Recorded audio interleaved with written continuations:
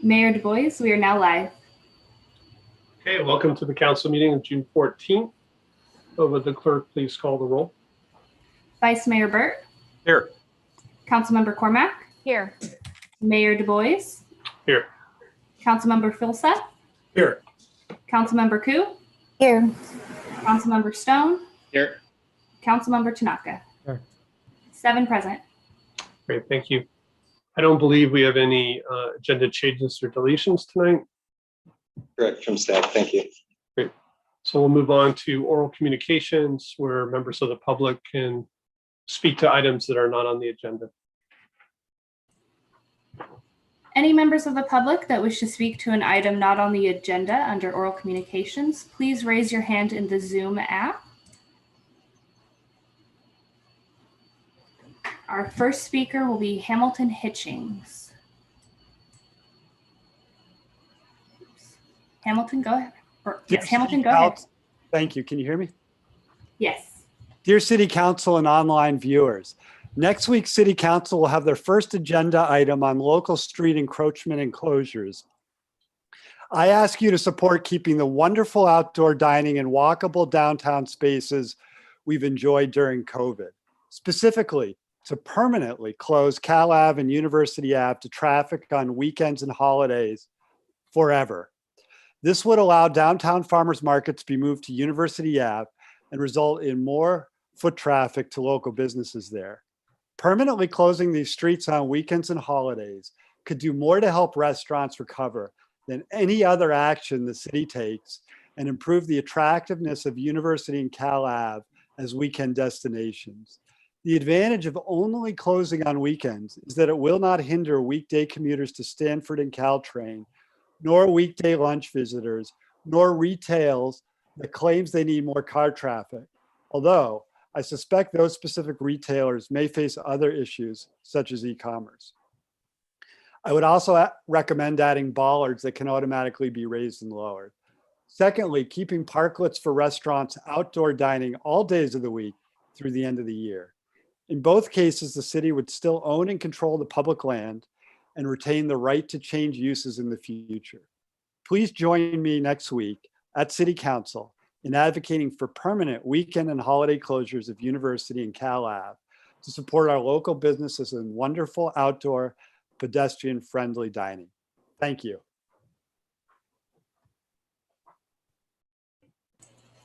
Thank you, Hamilton. Our next speaker will be Hillary Gland, to be followed by Jennifer DiBrienza and Rebecca Sanders. Hillary, go ahead. You'll have 2 minutes.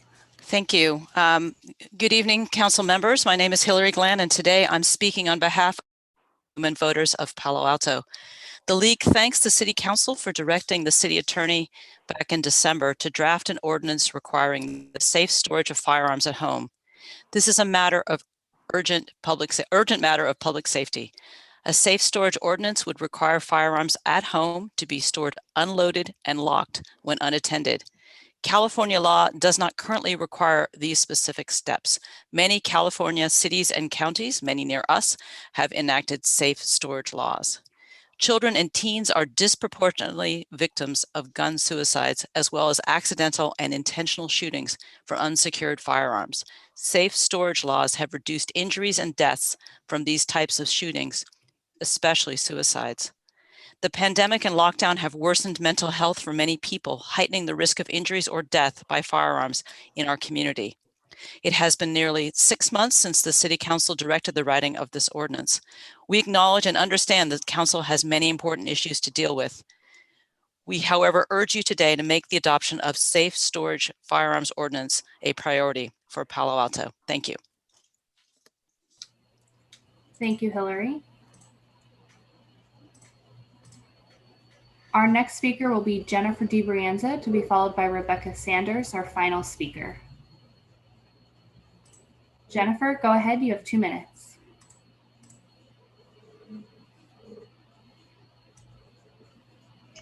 Okay, can you hear me? Yes, we can. Okay, thanks. Good evening. I hope everyone's staying well and healthy. Last year, council voted in favor of writing an ordinance requiring the safe storage of firearms, requiring any guns at home to be stored, unloaded, and locked when unattended. As was mentioned by the previous speaker, the pandemic and lockdown have greatly not only increased mental health issues amongst our community, but gun sales have gone up dramatically. It's estimated that 22 million guns were purchased in 2020. Guns exist here just like they do everywhere. It's estimated that approximately 30% of homes in San Mateo County and Santa Clara County have at least one gun in the home.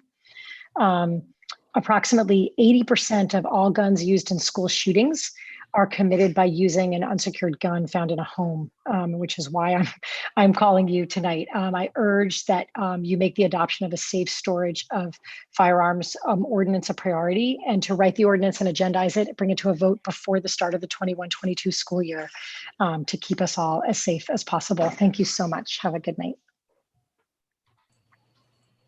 Thank you, Jennifer.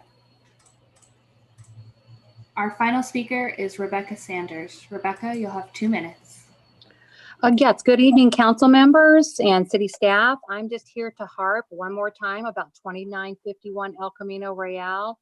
As you'll see at the planning department, more and more developments are coming being proposed under PHZ. They are penciling out without retail, without incursion on neighborhood convenience and amenities, and the standards that we have all enjoyed in Palo Alto for so long. So I'm here to ask you one more time to please make sure that 2951, the owners there, get the message that our zoning is not for sale. We don't need to have retail, an office to build the housing that we need. I just think it's really important to give Ventura a break. With all the stuff coming down the pipeline, we really want some attention paid and parity down at City Hall. Thank you so much. Thank you, Rebecca. Mayor Du Bois, that was our final speaker. Okay, thank you to all the public speakers. We're on to item number 1, which is minutes approval and entertaining motions.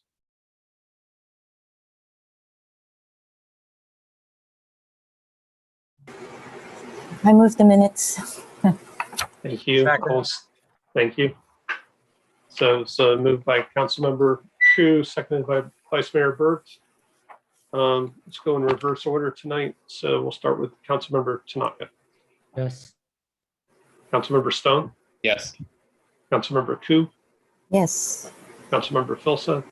Yes. I vote yes. Councilmember Cormack Yes. and Vice Mayor Burt. Yes. Thank you. Okay, we are now on to the consent calendar.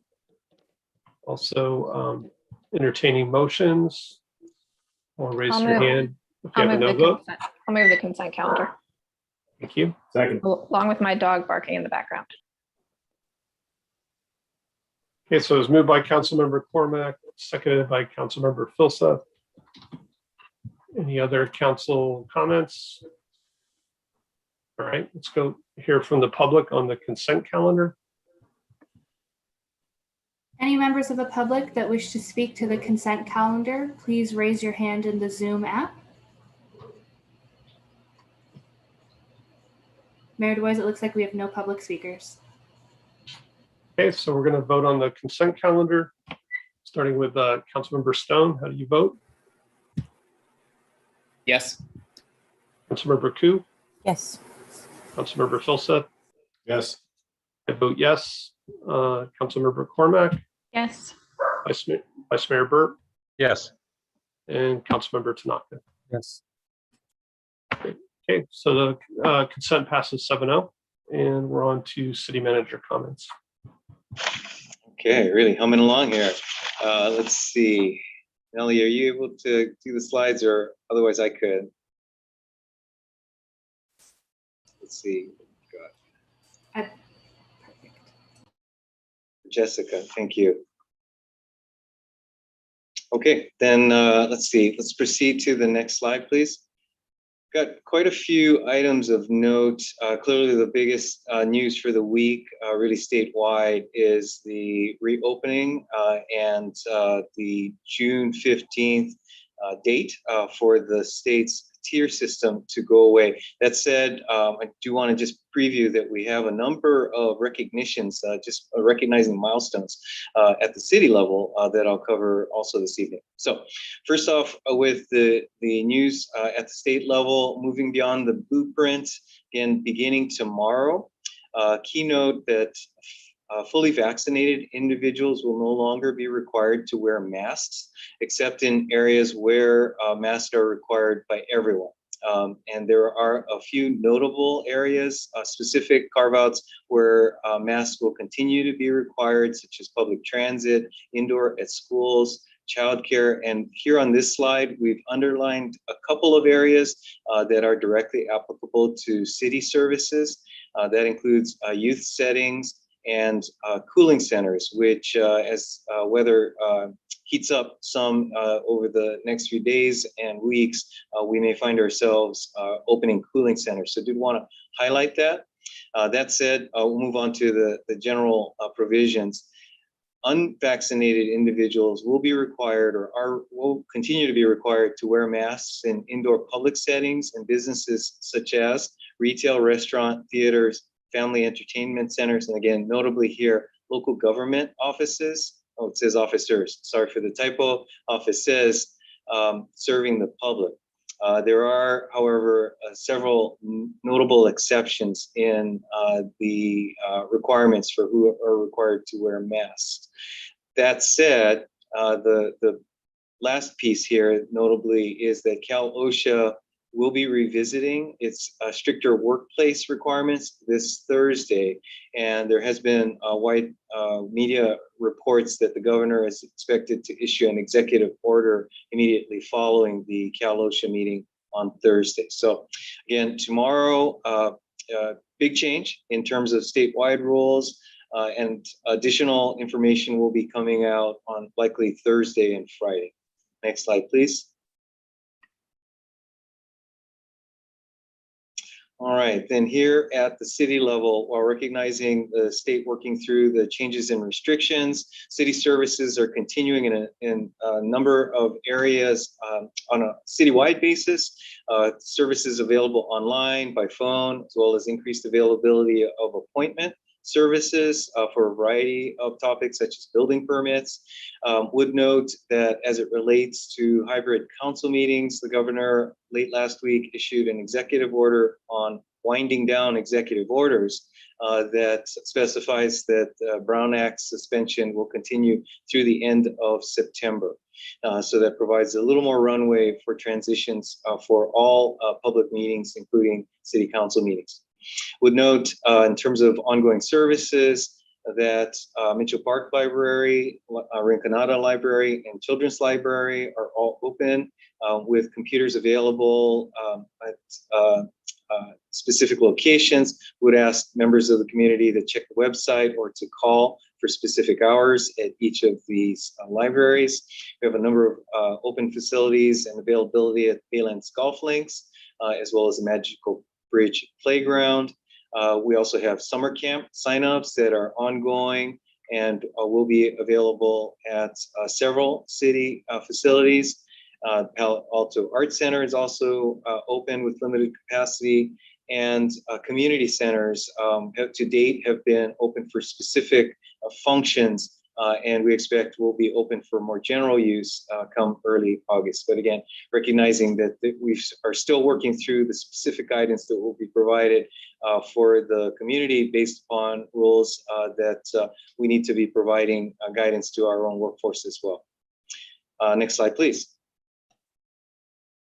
Now, I've noted a few key milestones that we do want to recognize, notably and highly visible for the community throughout the South Bay area and Peninsula, that the major section of our bike bridge over Highway 101 was installed Saturday evening into Sunday morning.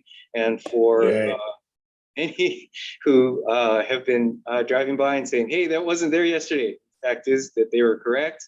And that the installation there really marks a significant milestone in this project's completion. We do expect completion and opening to the public to be late this summer. We are targeting late August with, once again, quite a bit of work yet to be done. But the major operation of the full freeway shutdown that occurred this past weekend really tribute to the work of our Public Works Department in coordination with Caltrans, CHP, and a number of partner agencies. Next slide, please. Also, as we're recognizing significant milestones, this past Saturday was our Palo Alto Summit on Women and Girls. Really want to thank Council Members Cormack and Koo for participating personally, and Mayor Du Bois also for participating in this event. Really an ongoing conversation, but nonetheless a significant one on Saturday morning with approximately 70 attendees attending a number of general session, keynote, as well as breakout sessions. So thank you to our Community Services Department, also Chantel Cotton-Gaines for moderating the event, and all community members for participating. Next slide, please. Okay, now let's move forward at a few upcoming items of note, and starts tomorrow that we'll have our monthly check-in for community members on the Uplift Local program on a variety of fronts. This will be tomorrow at 5:30 p.m. For those involved with the Finance Committee, we'll either finish right before that, or we'll have a little transition with the Finance Committee, but nonetheless want to make this available for members of the community, as well as will be recorded and available on demand. After tomorrow evening, the next meeting will be in August, as we will not have a July check-in on this program, but nonetheless be transitioning to the next phase of reopening and recovery events for the community to look forward to. Next slide, please. Also, following on Wednesday, we will have the next in our series of Wellness Wednesdays, and continuing beyond. Actually, I don't have, oh, let's see. This is Avanitas presenting wellness resources for seniors. So definitely a broad spectrum of programming opportunities there. And so certainly welcome members of the community to participate in that. Next slide, please. Then looking just a couple of weeks out, July 4th. So saving the date for July 4th, hopefully already on everyone's calendar. But nonetheless, here in Palo Alto will be a little different. We will not have the chili cook-off, but we'll be having a variety of community celebration activities at Mitchell Park in the midday through the afternoon of July 4th. Next slide, please. Then looking forward, we have a number of items scheduled for the council next week and into August. So next week we've got the budget actions, final budget actions coming on Monday. Then again, reminder for members of the community, there's a special city council meeting next Tuesday where the council will be discussing potential changes to the proclamation of local emergency, as well as an appeal on wireless facility approval. Then looking into August, we will have additional items tentatively scheduled in the month of August, including next steps on grade separation alternatives discussions, parking policies, and update from the Finance Committee to the full council on potential ballot measures for 2022. And then wanting to finish this section on a high note. Next slide, please. Finally, want to note that Foothills Nature Preserve is available to the public, and with photo credits to Councilmember Cormack here. Want to note that while we haven't spoken much about Foothills Nature Preserve recently, would like to note that, as noted here, that while visitations to Foothills remains above our three-year average, the large numbers that we had originally experienced immediately following opening to the general public have diminished, and the preserve has not reached capacity since Easter weekend. So definitely a good time to visit Foothills as folks are planning their summer activities. Great place to be. And also noting that beginning on the 24th of this month, there will be additional free entry options with, as directed by the council, up to 10 free vehicle entrance passes available for in-person pickup at Rinconada and Mitchell Park libraries. Also want to hat tip to our partners, including the environmental volunteers who have been sponsoring a docent nature table at Baranda Lake on Saturdays, midday, and also putting together particulars on Trail Ambassador Program with other community organization partners also involved with Foothills. And again, just really want to thank Councilmember Cormack specifically, who has been out there on weekends, every weekend for actually several months now. And really appreciate her participation, and again, photo credit there. I believe that's our last slide. So Jessica, if you could just confirm, thank you. And just ending with ways for members of the community to stay engaged. And also just for the council, my apologies for not sending these slides to you in advance. I'll send them to you in a moment. Thank you. Great, thank you. So we are ahead of schedule. I'm going to suggest we take our first break now. It's 5:20. It's called 5:25. Let's come back in 10 minutes, 5:35. May I ask a question? Sure. Mr. Shikata, so thank you for the cooling centers that you mentioned. And then I wanted to ask about the College Terrace Library. I know you mentioned some of the library's available hours. How about the College Terrace one? Right. We have not set a date for reopening at this point. I know that based on council's action on budget, we will have some clarity on resources available. I know there are staffing issues involved there, so we'll provide that information to council as far as dates as soon as that is available. Thank you. Okay, so let's come back at 5:35 and we'll start our action items 10 minutes early. Thanks.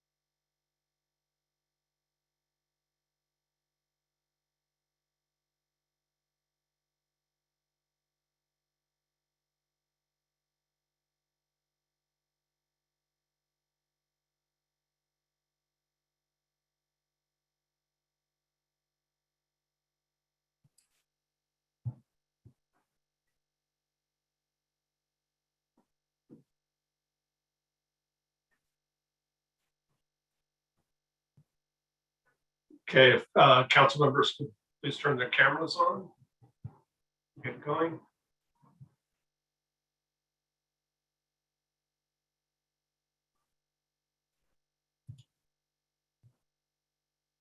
Okay, it looks like we have a quorum.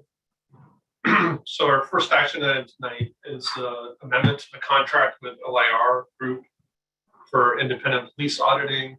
This is an expansion of scope of services and an increase in the contract by $32,500. Does staff have a report? Yes, Mr. Mayor, members of the council.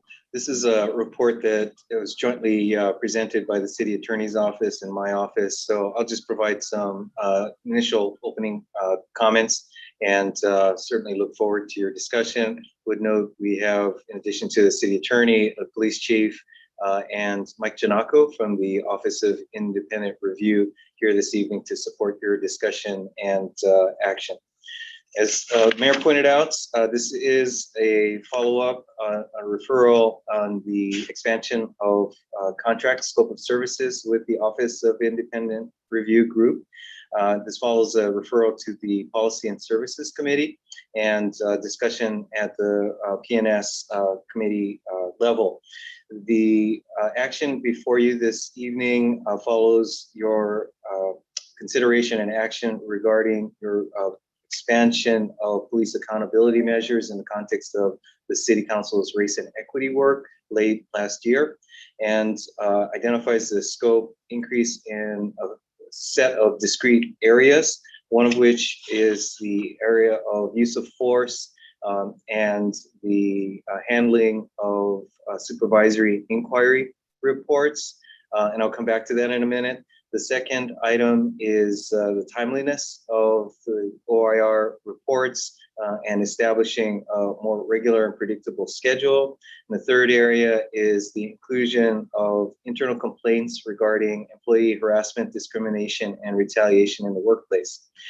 So those are the three primary areas, and the contract amendment before you this evening responds to those issues of interest.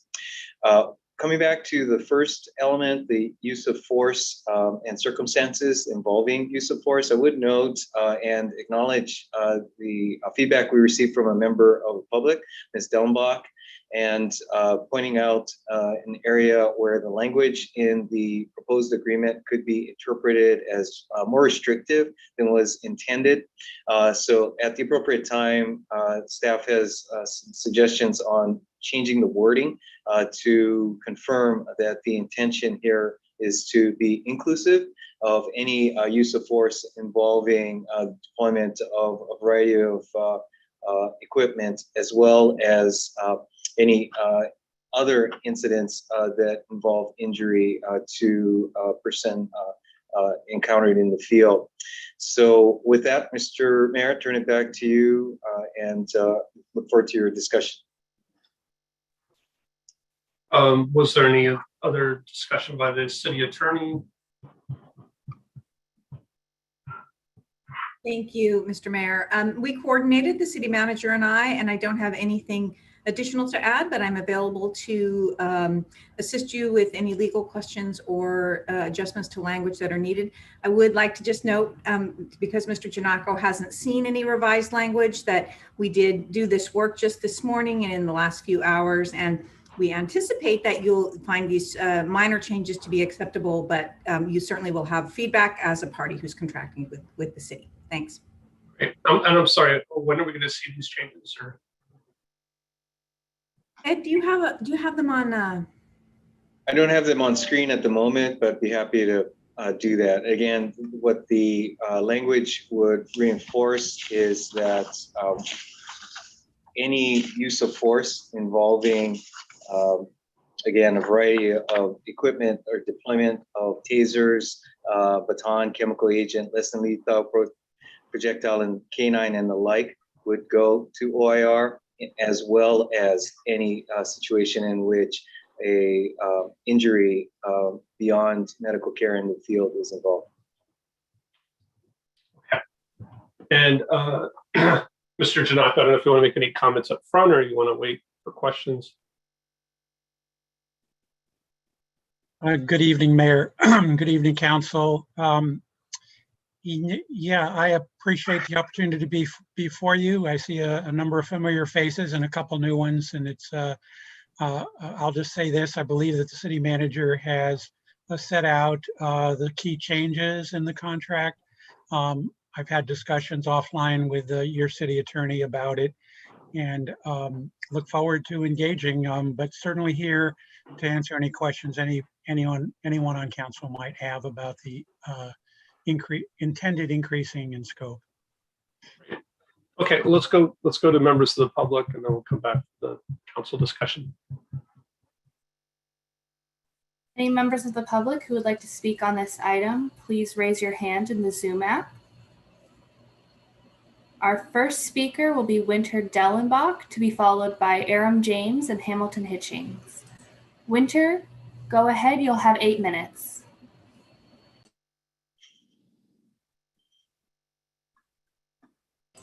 Winter, you may need to unmute from your end.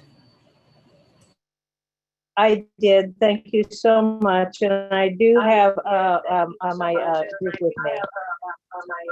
So I have just a few added comments, one of which is long. Winter, sorry to interrupt. It yes. Sounds like you have an echo going. If you could mute the item that you're watching the meeting on, that would help. The echo moved into the other room. Oh, perfect. Thank you so much. How's that? All right. Good, I appreciate having a longer time to speak. It's a relief to have the dignity of speaking more slowly instead of at my normal pace to gallop through a 2-minute time limit. So I just want to add a few things. And thank you so much for making the change, the critical change in that use of force section. I very much appreciate that on staff's part. The first thing I want to draw your attention to is another change in wording, which is in the very first section. If you look at your scope of services, Exhibit A, scope of services in the very first section. And it has to do with the supervisory inquiry investigations. And I just wanted to emphasize one more time that unlike what was said at the April Policy and Services Subcommittee meeting, the City Council, as far as I know, certainly not in last November 16th, has never considered supervisory inquiry investigations. And you didn't deal with that at your November 16th meeting. And it was attributed to you at Policy and Services, and that's just not simply the case. So I just wanted to make that crystal clear. And finally, on that same issue, supervisory inquiry investigations, which I'm very uncomfortable with, by the way, I hope that one of you will ask the questions I listed in my memo, starting on page 1 of my memo, to get some clarifications on this instrument.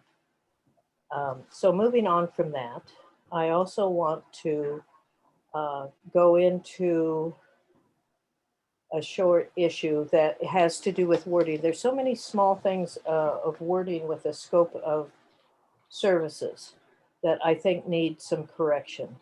And it has to do with also section 1 of the scope of services, just a wee bit further down under IPA oversight. There's a sentence in there that says IPA oversight shall include employees' complaints of discrimination, harassment, or retaliation against uniform officers. And it goes on from there if you find that. And I'm so happy to see this. IPA oversight shall include employees' complaints of discrimination, harassment, or retaliation against uniform officers, and continues. There needs to be a word change. It needs to be changed from uniform officers to sworn officers. Uniform officers to sworn officers in order to capture undercover and plainclothes officers. Wouldn't want to leave anyone out. So it's not just the man or woman wearing a uniform, it's everyone, all officers in the department. Then I want to make a longer comment. And perhaps I don't need to make this comment. I just don't know. So here I go, and bear with me. It has to do with, I just want to make sure our independent auditor, his independence is preserved when it comes to the all-important issue of accountability, which is, after all, as I see, the overriding consideration in your very good work, council's very good work on November 16th of 2020. And it has to do with review and his ability to review and report on his review of investigations and complaints and such. And that includes recommendations for improvement within the PAPD, which we appreciate. I wish that those were, the recommendations had some sort of requirement for being taken. Why is IPA's oversight so important? Because his police complaint and investigation reviews and reports with recommendations result in transparency, and transparency allows hard to come by accountability for law enforcement. As I and others have repeatedly said, we can reform police policies until we're blue in the face, but if we have no way to hold officers accountable to those policies, policy reform doesn't matter. Thanks to you council members, we will have more ways to hold officers accountable. So as long as you make sure tonight the wording in the scope of services truly reflects your November 16th intentions, and you don't require the independent police auditor to suppress his reporting, we're going to be in much better shape than we've ever been. Staff in the union perhaps may suggest that because we supposedly have an unusually small police department, which there's no evidence of, not really, that the IPA's reports will automatically produce a chilling effect on officer complaints, intimidate witnesses, and allow puzzle pieces to fit together. There's been plenty of time for staff to run this theory past Mr. Giannacco, but have they? I doubt it. It doesn't hold water. So I say this, council, if there's any question about this in your minds at all, just ask the IPA. He has a lot of cities that he has purview of. Ask him about this. What's his experience? By fully reporting out his review of investigations, his review of cases, does he ever have a problem in a negative side of reporting out, releasing those reports to council, to the press, and to public? Keep in mind that for years, the IPA has provided oversight and full reporting and recommendations about investigations of individual officers. This has been going on for years. Vehicular hit and run, DUIs, stolen weapons when not secured properly in an officer's car, sexual harassment by an officer of administrative staff. And still, the PAPD stands. No personal identifiers were ever used in IPA reports. Confidentiality has never been breached by the IPA, not in 15 years. Note that the much mentioned Zach Perone issue was never under the IPA's oversight. Review and transparent reporting are twin pillars of IPA oversight. Remove one and meaningful oversight for transparency and accountability collapse. Mr. Giannacco is called independent for a reason. He can't be effective if staff or council try to interfere with him doing his job. That was done in 2019, and now we need him to nail this court. We need you to nail the course correction tonight. And finally, use of force reports. In section 2, we talk about use of force. Those are reports that are called for in police policy. And those are reports that have to be done by officers whenever force in that list that is there are uses of force. So when a baton is used on a person, when tear gas or pepper balls were fired, a canine bites a person, a use of force report is done. And that's what the IPA is going to report on. I just wanted to clear that up if there was any question. Thank you so much for letting me speak to you tonight. And I just want, give me one more second. I just want to say I so support good policing, and I so support the police in our department that strive to provide, to protect and to serve us all. Thank you so much. Thank you, Winter. Our next speaker is Aram James, and after Aram is finished speaking, we will stop collecting public speakers. Aram, go ahead. You have 2 minutes. So this is a question for Mike Giannocco.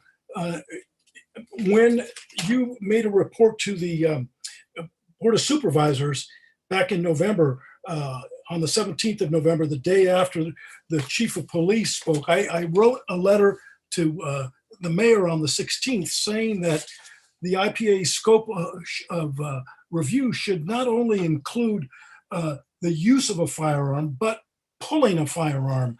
And in your recommendation to the sheriff's office, you said the following: the sheriff's office should consider adding to its force report policies a requirement that deputies report as a use of force anytime they point a firearm at an individual. That doesn't seem to be included in the expanded scope here of services and reviews by the IPA. It says, in our initial report, we noted another key piece of the 8 can't wait recommendation on comprehensive use of force reporting is a requirement that officers report as a use of force anytime they point a firearm at any individual. We further noted the sheriff's office general orders do not include such a provision. We further observe, and this is the important part here, that there is some evidence to suggest that that agencies that have this requirement tend to have a significantly lower rate of officer-involved shootings, and that tracking this information also allows agencies to more deeply assess any disparities in police activities in relation to different racial and ethnic groups. So the chief said you didn't need it back in November. I wrote to Tom saying that's an oversight on their part. And the very next night, Mr. Giannocco said it needed to be included. A very important thing. When a weapon is pulled, it's a traumatic incident. And we need to know if there's a racial disparity in our city and the way that the police use that. I have lots of other comments I'd like to make, but of course we're limited to 2 minutes. So I'm finished for this evening. Thank you. I hope someone addresses that issue. Thank you, Aram. Our next speaker will be Hamilton Hitchings, to be followed by our final speaker, Jason M. Hamilton, go ahead. You have 2 minutes. Great. I want to really thank Winter and just express my appreciation for her detailed and very constructive input. I actually want to agree with Aram James. For those familiar with firearm safety, pointing a loaded gun at somebody is a violation of multiple of the most basic gun safety rules. And I think those should be reported. And I think we want to discourage doing that whenever possible. Expanding the OIG group for independent police auditing services to fully cover potential excessive force and racial and other discriminatory and harassment incidents is key to implementing transparency and accountability within the PAPD. In addition, it makes reports more timely, which has been an issue to date. These additional areas must be moved out of the city's human resources to shine sunlight and enable public accountability. This will give an in-depth, independent oversight and help boost community confidence in the PAPD when they perform to community expectations. Lastly, I want to reiterate that despite criticism, the PAPD is significantly above average police department. Its leadership is committed to continual improvement, and it plays a vital role in the community's public safety. Thank you. Thank you, Hamilton. Our final speaker is Jason M. Jason, go ahead. You have 2 minutes. You may need to unmute from your end. Okay, thank you very much.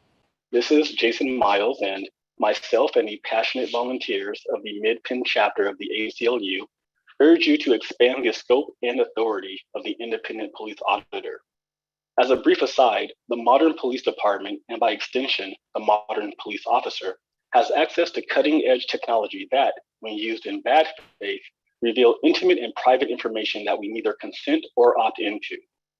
Technology like ALPRs can capture numerous individuals' license plates en masse and on a continual basis. Originally cultivated for military and intelligence applications, Stingray technology is employed by police departments across the country and, according to the ACLU, mimics cell phone towers and sends out signals to trick cell phones in the area into transmitting their locations and identifying information, while also gathering information about the phones of bystanders. On an increasing basis, police departments are growing more competent at cracking secure devices, and disappointingly, officers are often found to have provided alternative facts that counter leaked video evidence. Police departments have powerful tools above and beyond what I briefly mentioned, and it would be irresponsible to disarm the IPA of the tools to help ensure accountability. Of course, there are a great plenty of decent cops who consider themselves to be good people, and I believe that they too support a strong IPA, as fairness and integrity empowers the force and raises trust and morale. Who does it protect when the clauses are added to limit the scope of investigation, like what happened in 2019, or when auditor oversight is limited to citizen complaints and taser deployments? Any city and police department that is serious about serving and protecting their citizens would be endowed with an IPA that was truly independent and reflected the will of the people.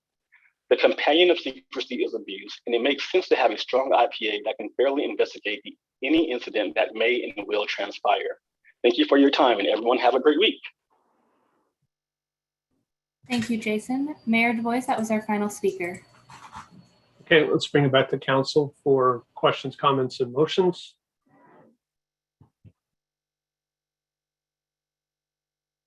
Councilmember Ku. Thank you. I'm a little bit confused. So did Mr. Giannaco actually see the scope of services if it came out today? What we have in our staff report, is that something that was vetted with Mr. Giannaco? Absolutely. So he has seen what's in your staff report and he signed it.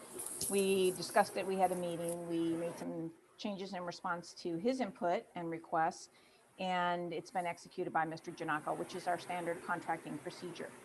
This morning, we became aware of comment from a member of the public, which bore some further thought, and we do recommend a minor change, which we have not had a chance to share with him. And I believe the clerk might have it now and could put it up on the board. Let's see, Nellie, did you receive that text with the proposed modified language? While they're looking for it, so there was a question about whether the contract that is attached to the staff report completely captures the council's direction on the expansion of items to go to the IPA, the uses of force involving various tools and equipment that the police department has at its disposal, and then an additional category of any time injury results in a need for medical care. So along the lines that Ms. Dellenbach asked the city to consider, then we recommend that the language be changed to reflect what's in the quote here. This is the only few sentences that Mr. Giannaco has not specifically seen, but it's consistent with what we had intended. We just had not fully captured the language. And this paragraph would fall under number 2 in the scope of services under taser deployment and other reviews? That is correct. Thank you for the clarification. Any other questions? Okay, Councilmember Stone. Thank you, Mr. Mayor. Sorry, pull up my notes here. First, I just wanted to thank all the members of the public who spoke. I thought all the comments were really helpful and also kind of helped develop some of my thinking as well. And I want to start off with a comment that Aram James made. I thought he made an excellent recommendation regarding including within the use of force provision of the scope of services whenever an officer pulls a firearm on an individual. Mr. James quoted you, Mr. Giannaco. I was wondering if you could respond and maybe provide your thoughts on including that within our scope of services here. Yes, council member. I believe that Mr. James, who I've known for quite a while, conflated two different concepts. So the report that he was talking about was a report suggesting that the sheriff's office in Santa Clara County report as a use of force every time that a firearm is drawn or unholstered. That's consistent with the 8 can't wait recommendations and consistent with progressive policing practices. But I did not indicate in that report that I thought it was critical that the auditor for Santa Clara County needed to look at every one of those times in which a firearm comes out of the holster. Certainly that could happen, but that is compared to a baton strike, compared to a taser use, compared to the use of a canine in which a dog bites an individual. The withdrawal of a firearm, I think, is down the ranks of importance with regard to things that the IPA should be seeing. But a relevant thing for the IPA to see. It is something that IPA could look at if council was so interested. It would increase the amount of information that we would have to look through, because I expect that the withdrawal of a firearm is something that happens, not every day, but certainly more frequently than the deployment of a canine, for example. Councilmember Stone, if I might ask Chief Johnson also to add, put the context of current policy on that. Yeah, I was about to do the same, so thank you. Thank you for the opportunity. Just for clarification, that is in our use of force policy, and it is required to be documented under section 300.6.2. So if it's within the policy, but would that then, Chief Johnson, automatically be sent to Mr. Giannaco? No, not necessarily, because Mr. Giannaco would be getting all uses of force that we actually turn into a force review package. And just pointing the firearm in and by itself, even with the requirement that is documented, does not rise to the level of a force review package. Okay, and how frequently would you estimate that happens?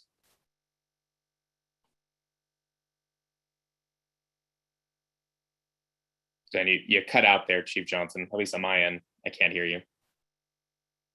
Chief, think you're on mute. I apologize, it went off on me for some reason. I would say a few times a year.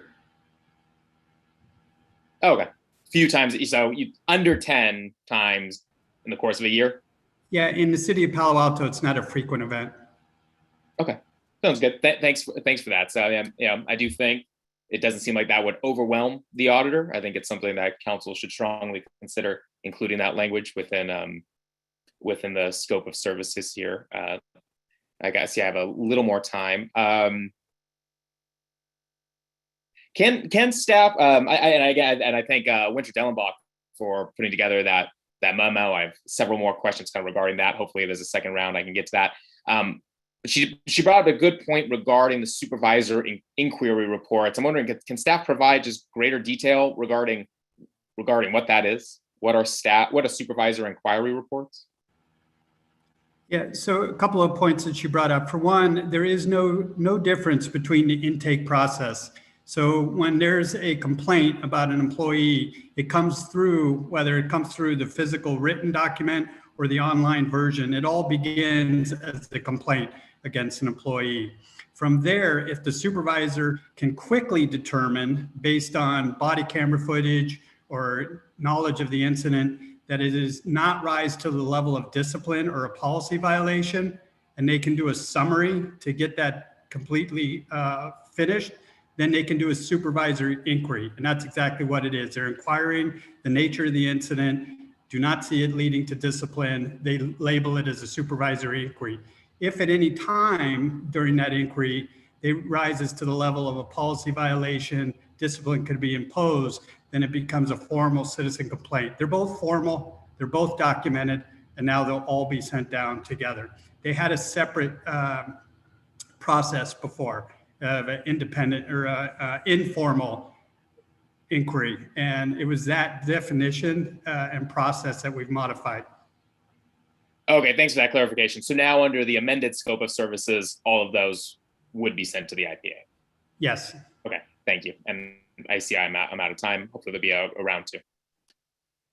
Vice Mayor Burke. Yes, thank you. And thanks for this update. I think it's a real strong step in the right direction. One is a follow-up question to an issue that Ms. Dellenbach raised, which is the distinction in the contract between uniformed officers, as it's stated, versus sworn officers. Is that a modification to the contract that we should be making? I don't think there's a difference between the terms. The chief may have more information. The word uniformed isn't about what you wear. It's about certification under post. So I think the words are equivalent, and I don't think it matters which one you use. Chief, I need to correct me on that, or am I right on that?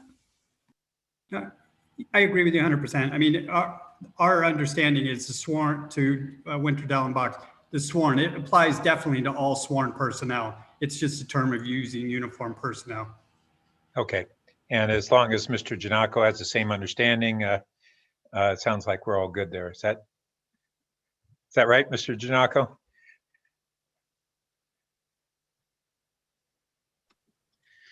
That would be my understanding, and that's what I would expect to receive from the department.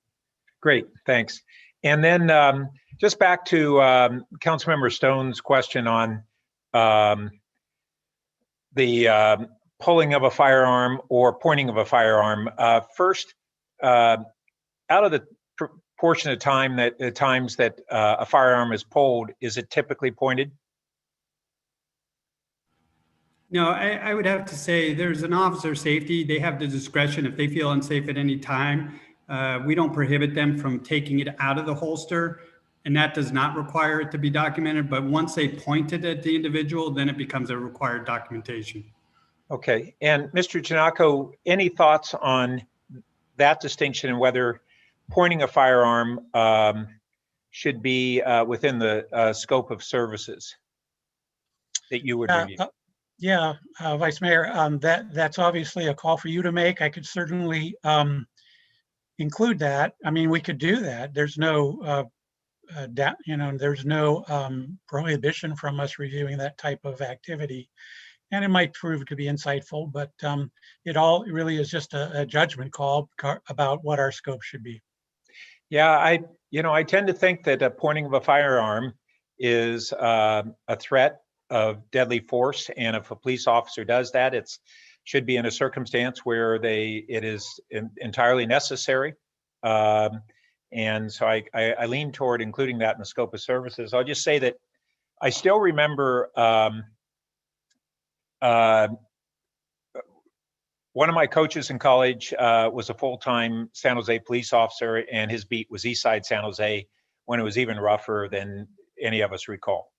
And he took great pride in that he had never actually pulled a firearm in 5 years of service in East Side San Jose.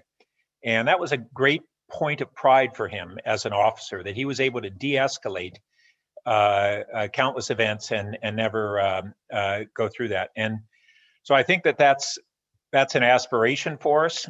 But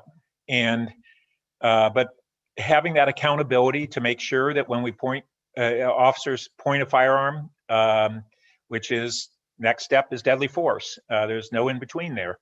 That we make sure that that's done appropriately. So when time comes, that's one modification I would support. Thank you. And I'd be glad to hear from Councilmember Stone on any of his follow-ups too after. Okay, thank you, Councilmember Cormack. Thank you, Mayor Du Bois. Welcome, Mr. Giannakko. Thank you for being here also. I'm viewing this this new contract as an understandable and natural evolution in the work that was started more than a decade ago by a prior council. So I know there's some narratives that some people have been hiding things. I view this as the natural evolution, and so that's the spirit in which I'm looking at this. I am pleased to see that we're adding injuries requiring treatment. I think that's important, and I'm very pleased about that. I want to thank the IPA for its commitment to maintain the confidentiality of employees' identities. I know that has been a concern for us. It's very important that that be done, and I appreciate that that was in the staff report. And then just for us, and certainly for the public, I want to note on packet page 100 that in the future, when we have these meetings with the IPA, we'll be discussing, and let me quote, trends in criminal justice and policing, policy and training matters, recommendations made by consultant, and other council concerns. So this is an area that I'm particularly interested in, as we see recommendations occasionally repeated. So I'll be looking forward to discussing that. And then it does say also that the conferences with council are not for the purposes of elaborating on published reviews of specific incidents. I can foresee a situation in which the public might think that we'll be discussing those. So I just wanted to highlight that fact for us and for those listening at home. Thanks so much. Councilmember Filsa. Yeah, thanks very much. Just briefly,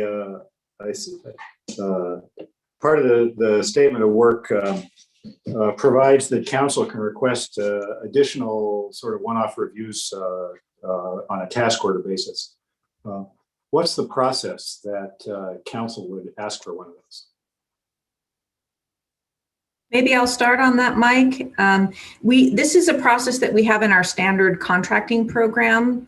And how we would see it apply here is that council might raise potential ideas when Mr. Giannakko makes a visit to council and have a discussion with him about what he recommends, what's feasible, et cetera. And if council was interested in then assigning or requesting one of these particular one-off inquiries, we would then follow up with paperwork through our standard contracting process, where we describe the miniature scope of work, and the contract provides that it would get signed off by the mayor and the city manager. The chief of police, of course, reports to the city manager. So we felt that that was an appropriate approval process, and that would include then a timeline and a budget. And then the work would be done and returned to council. Okay. Giannakko, do you have anything additional to add? That process makes sense to me, and that's how other jurisdictions have done it, Councilmember Filseth.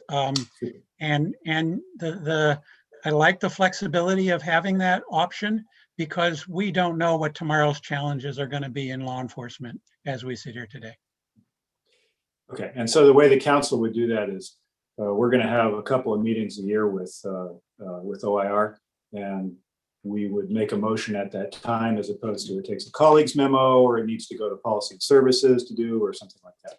That was the thinking, that was the most straightforward way. And you'll have the Mr. Giannakko right there at the meeting, and he'll be able to give you some feedback and perhaps shape your thinking or assist you in defining what you're interested in. Okay, thanks very much.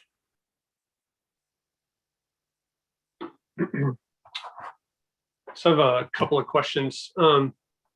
So this number 4, meetings with council.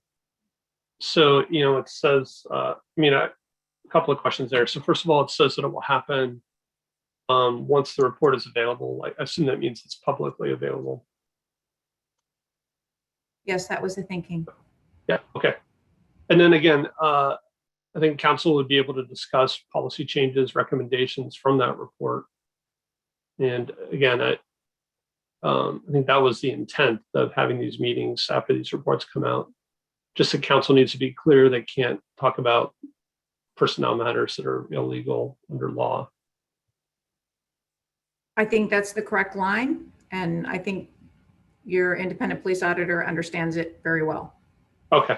I mean, the implication was almost that we can't talk about the report, but yeah, we should expect to talk about, I think, the findings of those reports.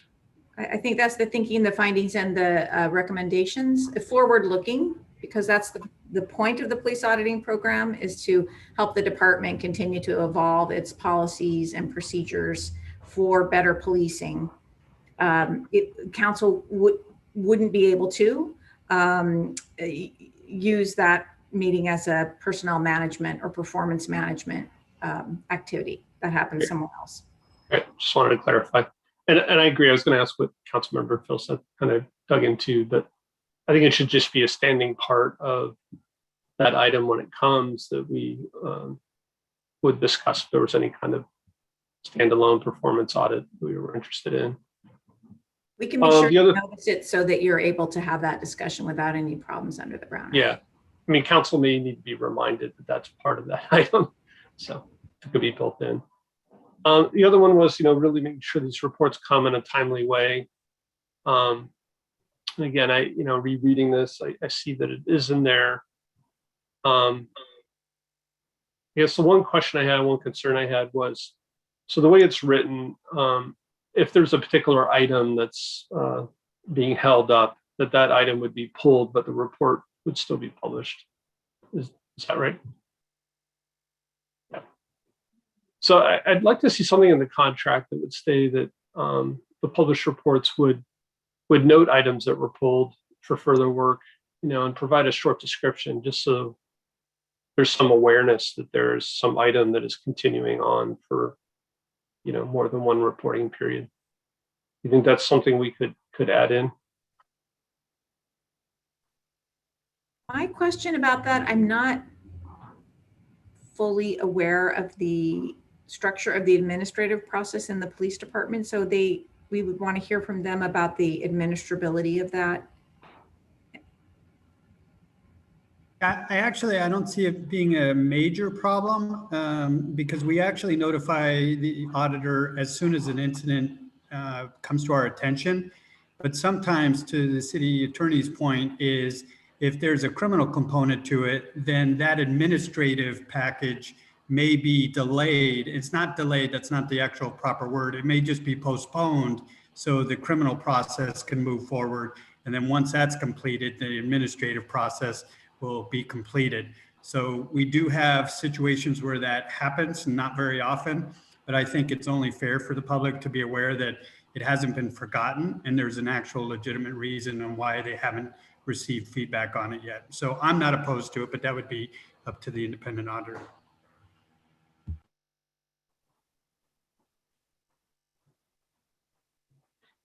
And that works for me. Okay, so when it comes time for a motion, again, a lot of leeway in how you would describe it, but I think noting that, there's an item outstanding, and if you could say, what it was pertaining to, you'll have to decide on the particulars how much of a description you could give. But I think that would be really useful. And then my last question is really around the definition of use. So, I mean, we've talked about pointing a gun. Do we have a definition for use of a baton or use of a canine? Like, is pulling a canine from a car considered use? I think the key definition is use of force with one of those tools. That's what the language says, and that's what correlates to well-established policies in the police department. So intimidation itself is not use. It would have to be letting the dog off leash or swinging the baton. Is that? Chief Johnson? Yeah, I do think we'll speak to the canine. Taking the dog out of the car is not necessarily a use of intimidation. It's a preparation. And so it's not until the dog is actually deployed, meaning taken off that leash, sent out on a search, given a command, and then it becomes a use of force. So, and the same with the baton. If somebody takes their baton out in preparation, whether it's a demonstration or something, that's not a use of force. It's when they apply that baton, it becomes a use of force. So you feel like use is well defined? Yes. Okay. I think I'm out of time. Or just to get towards the motion. See, Councilmember Tanaka, I don't know if you have any comments, or he may have disconnected. Out there he is. All right, Councilmember Stone, sounded like you didn't finish. Yeah, thank you, Mr. Mayor. I'm curious to hear Mr. Janako's thoughts on the concerns of preventing a chilling effect on internal complaints. and the limitations then in the scope of services regarding reports that may provide personal identifying information. Ms. Dellenbach brought it up in her public comment. And I know this is something that Policy and Services Committee, that we kind of was one of our concerns within that meeting, making sure that we're not creating this chilling effect on these different types of complaints. So can you speak to whether the language within the scope of services, is that going too far? Is that consistent with what you've seen and done in other jurisdictions? If you can talk about that, please. Sure. Councilmember Stone, the language that is currently before you is comparable to the language we have in other cities for which we are the independent police auditors. And while I can understand the theoretical possibility that somebody might be concerned that eventually the complaint would become public, first of all, the identifiers would all be removed. And while that theory, I assume exists, I've been doing this work for 20 years, and I've never come across a complainant who has complained to say, oh, you wrote about this case, even though you didn't identify me as a complainant. It's never happened in 20 years. I suppose theoretically it could happen, but it just hasn't. I can say that on the other hand, our limits in transparency and our inability to report on things has often been echoed throughout the 20 years I've been doing this work. So the push is always on the other side, in my experience, for more transparency. And people are motivated, in my view. If people are going to complain, the possibility that a year and a half later, there'll be some one paragraph narrative about that complaint in an auditor report isn't going to stand in the way of making that complaint. Fair enough. Thank you. So just to confirm, you think the language and the scope of services here, we're striking that right balance? I believe it does. Great. Thank you. The question,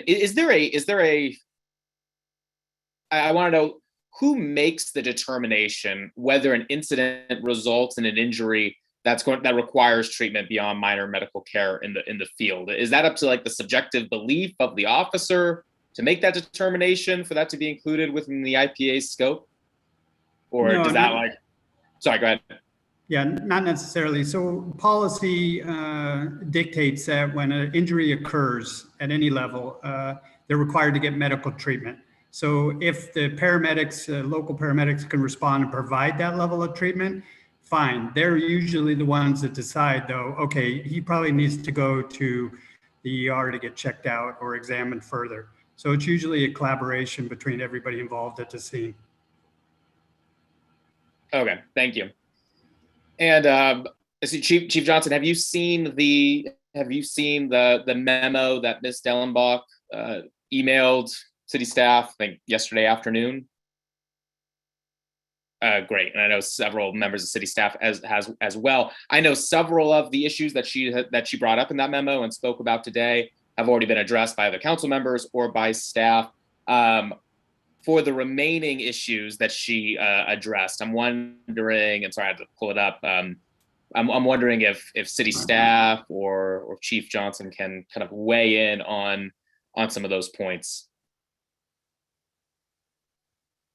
Did you have any in particular that you wanted me to, or for us to address?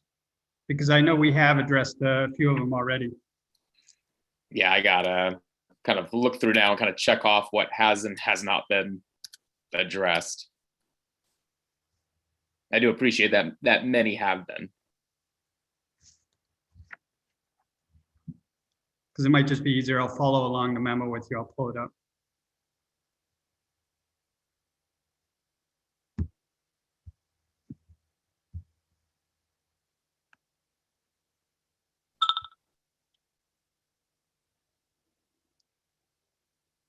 And the nice thing is, looking through this, many of these have been addressed. I know we are missing a few. And if any of my kind of colleagues have some thoughts on what we've missed, feel free to weigh in. Mayor, if I may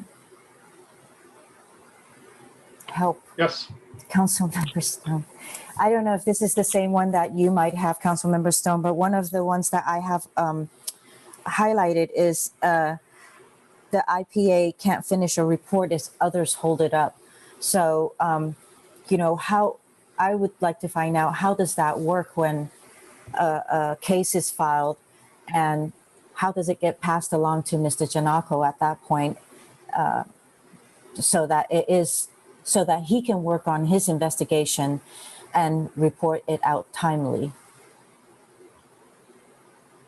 I guess I can take that question unless somebody else wanted to, but from inside the police department, as soon as we become aware of a use of force, especially when that requires a supervisor's use of force report to be completed, that particular report, the supervisor's use of force report, is required to be done by the end of shift. And then that way the package begins, and the direction within the organization is to try to have the overall review of that use of force, which is at the management level, completed within about 30 days. Now, sometimes it takes longer due to the complexity of the incident and the collection of all the material, because it's a very comprehensive package that we send down to Mr. Janako. But we're usually pretty darn good about getting it down there within 30 to 90 days at max. We definitely want to try not to be beyond that so he can have plenty of time to review it. The only holdup generally would be as if there's a criminal component or an administrative investigation attached to it. And Chief Johnson, so when you receive that complaint, that case, does Mr. Janako gets a copy of that? Is he apprised of that case and that case number and so forth? So he's expecting it, and then if he doesn't receive it, say 30 days or 31 days, he'll follow up. Does he get that? So the day that usually within a day or two that we become aware of it, or a complaint has been received or a use of force package is being completed, we notify Mr. Janako's office. Usually it's Chief Bender or Captain Reifschneider notifies them so they can log it. It also gets entered into our system of a start date so we can track when the incident began. And each week we have a meeting regarding every incident, every complaint, to see the status. And once it has been completely finished, administratively, use of force package completed and signed off by either Chief Bender or myself, that gets sent down in totality to Mr. Janako's office. Thank you. Mr. Janako, do you have anything to add?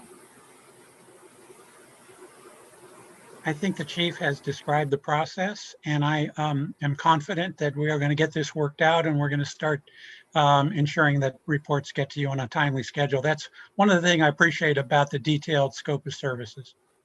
Thank you. And I return the time back to Councilmember Stone. Thank you. Thank you, Councilmember Koo, for tagging in there. And I see I'm out of time. So thank you. So I'll go ahead and attempt to make the motion here. So I'll make the staff motion with the following changes. That we would change section 2, defining an action requiring reporting to the auditor to be either use of force or injury. I think that's the language that was already discussed and shown. 2, to add pointing a gun in addition to using a gun to an action that would be reported to the auditor. And 3, add to section 3 that published reports will note items that are pulled from the report for further work and provide a short description of that item. Second. I did email that to the clerk.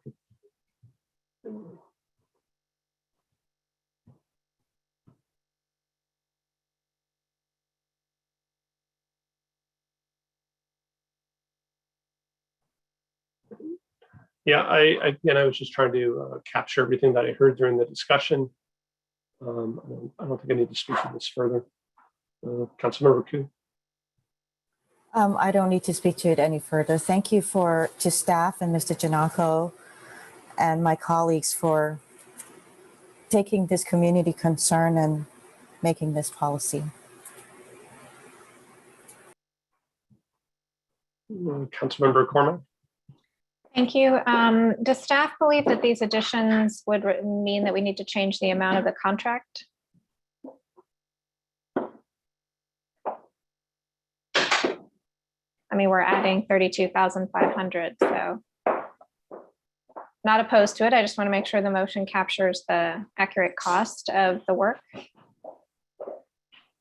I think we would, that's primarily a question for Mr. Giannaco, but it appears to me that these are very minor additions and would hope that there's enough, an adequate cushion in the contract to add this additional small amount. Mr. Giannaco? Councilmember Cormac, Molly, I think that's right. I think that this would not alter the contract. I do say that with regarding to the quantity of work, I may want to add a sub-consultant that's part of our core team to help us work on some of this. But I don't think it would require a change in the scope, in the amount. Thank you. That's very helpful. And then if I could just ask the maker and the seconder, when you say point a gun, do you mean point a gun at an individual? I mean, that could be a little unclear, right? You could be pointing it at something else, a car, something. Yeah, I thought about that. I was trying to capture what Councilmember Stone, Vice Mayor Burt were discussing. You mean aim? I was going to leave it up to them to define it better. Yeah, any word is somewhat subjective. Take aim. I mean, just makes me a little. I understand the intent. Again, not opposed to it, but in my view, a gun should never be out of its holster unless it's about their life. So when it's out of its holster and it starts pointing at anything, it should be something that should be reported. And please, help me understand, Mr. Giannaco or Vice Mayor Byrd and Councilmember Stone. Well, I think we heard from the police chief that if they do feel it's a dangerous situation, they may unholster it, which I took, maybe I'm reading too much into it, but to be holding it at their side. Yeah. Chief Johnson, do you want to weigh in? Yeah, perhaps could Chief Johnson help with the language here to see if he can. But I think that just for understanding of, and the mayor is correct in my use of words, if they're approaching a vehicle or a situation and everything is adding up, just not good, they may take their gun, unholster it so they're ready, and they'll put their gun down by their side. They're not pointing it at anybody. They may have it behind their back a little bit, just in the event if somebody comes out with a gun. So they're tactically ready to respond. To Councilmember Ku's point, yes, if they're actually a threat, we do not train or do we ever advise pointing a firearm at someone unless they have the intention of potentially using it. So it's not used just to intimidate somebody, but if you point it, it is aiming to fire. It doesn't mean they're going to pull the trigger, and a lot of times that'll de-escalate a situation. But my understanding is you want, anytime it gets to that point where they're pointing, giving commands, drop the weapon, because the reality is that's when it's going to be used, is when somebody has a gun, somebody has a knife, somebody has they're threatening somebody with violence. That's when an officer is going to go to that level in order to protect themselves or to protect someone else. So it could be used, and the result very much of the time is a de-escalation. The person drops a gun, person drops a knife, whatever it may be, and they comply with the orders, and they're taken into custody without any force being used. So I just wanted to also be clear that by doing this, an officer would have to document that as long as there was no other force in his report. But if you're directing us to now send these packages to the independent auditor, it's going to be a lot of administrative work, because now they're going to have to do a whole force review package in preparation of sending it down to the independent auditor for every time they do that to de-escalate a situation.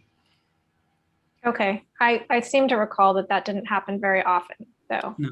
Okay, and is there any point? Sorry, that's a very bad pun. Should we expand the language to point or aim, or do you feel that this is inclusive? Pointing at the firearm, if they're pointing it, that they're actually taking aim. So it's one and the same in my opinion. Okay, all right. I just wanted to clarify that. Thank you.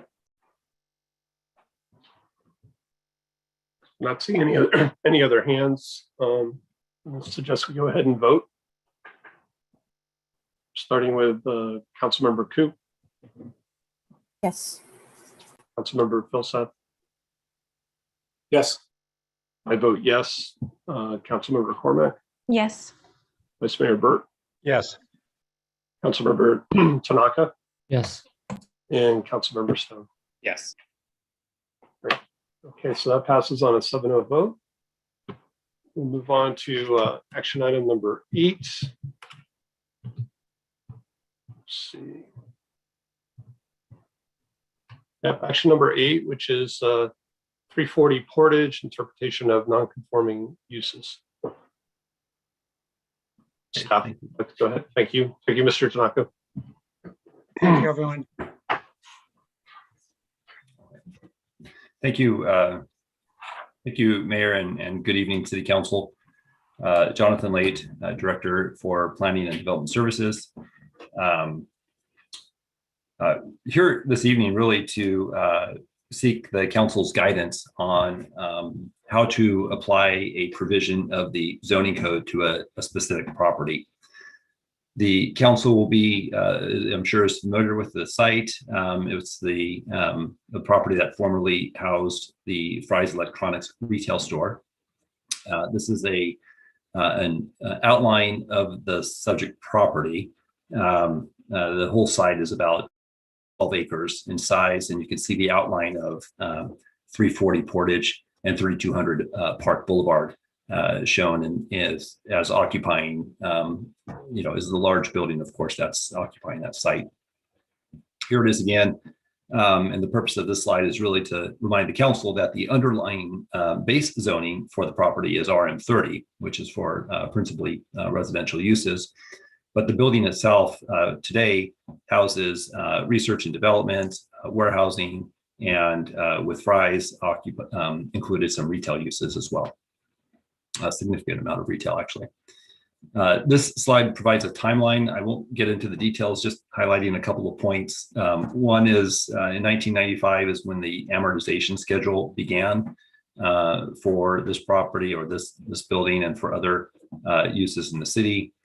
In 2006, the then City Council removed this from an amortization timeline and instead allowed the mix of uses to continue in perpetuity, provided the approximate ratio that existed in 2006 was maintained. And I'll have the precise language of that code section in the next slide, but I wanted to highlight in the table in the lower part of your screen, lower left part, is what we have on record as being the mix of uses and the approximate size of those uses in the building.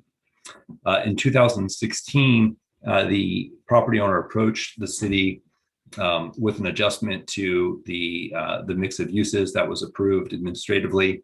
And then in 2019, the Fry's building, the Fry's use was ended and no longer occupied the site. And that's relevant to this conversation because our code provides that when a conforming use it ends or is terminated for a year or longer, it can only be replaced by a conforming use. And so in this case, residential or one of our other conditionally permitted uses for 30 zone. This is the paragraph is the code section, but in general, for context, our zoning code does provide that there are a certain number of uses or you have non-conforming uses they need to abandon within a certain period of time. And then again, the specific carve out for 3200 Park 340 Portage, which is the building that we've been talking about. And it's this language in the middle of this paragraph that is really the reason why we're before you this evening, is trying to understand or apply this approximately the same ratio of uses when we have a situation where a good portion of the building is now required to be a conforming use. And staff has looked at it. We've come up with a couple of ideas, and of course the council may have another perspective on this altogether. But the first idea is that you have the roughly 230,000 square foot building. About 84,000 square feet of that building now needs to be a conforming use, and then the balance of that square footage needs to be recalibrated in essence to align with the 2006 ratio that existed. So what that might mean is some of the uses that are enjoying the larger space today might need to be reduced, and it would require retail to be reestablished, or the provision for retail to be reestablished, and sort of recalibrate all of these different uses to align with the 2016 ratio. I highlighted in the staff report how this is problematic in a couple of ways, administratively, enforcement, and possibly some legal considerations as well. The second alternative is basically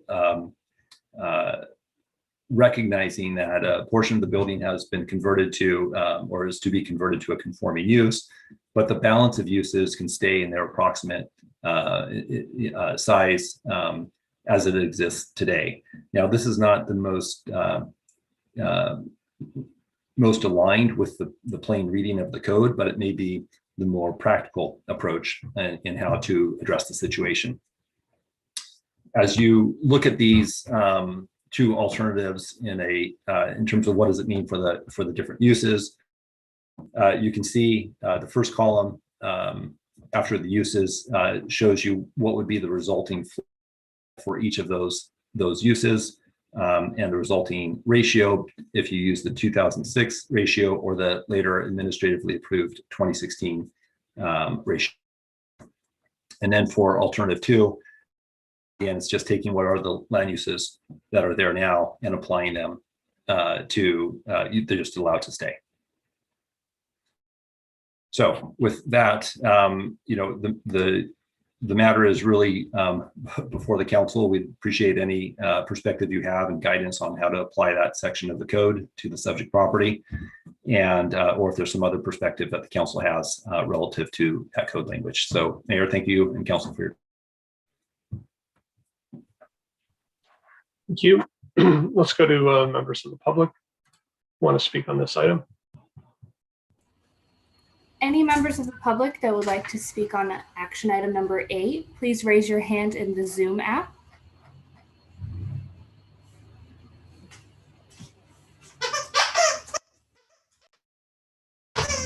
Tim Steele, you'll be our first public speaker, to be followed by Scott O'Neill.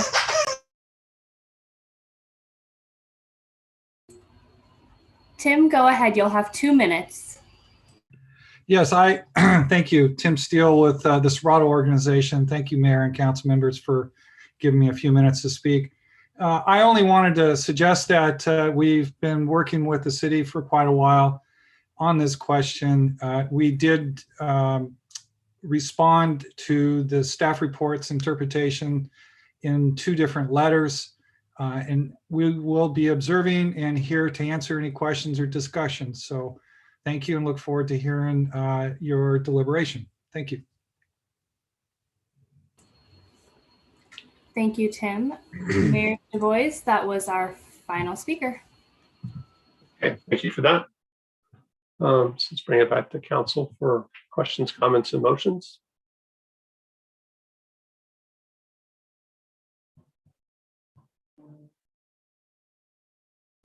No, Vice Mayor Burt. Yeah, so I'd like to ask the city attorney for, or Director Late for a little more discussion about what happens. We have a formula right now that says there has to be a certain amount of retail, and if there's 0 retail, what happens to the rights to retain those other uses that they have of office and R&D, because there's both there.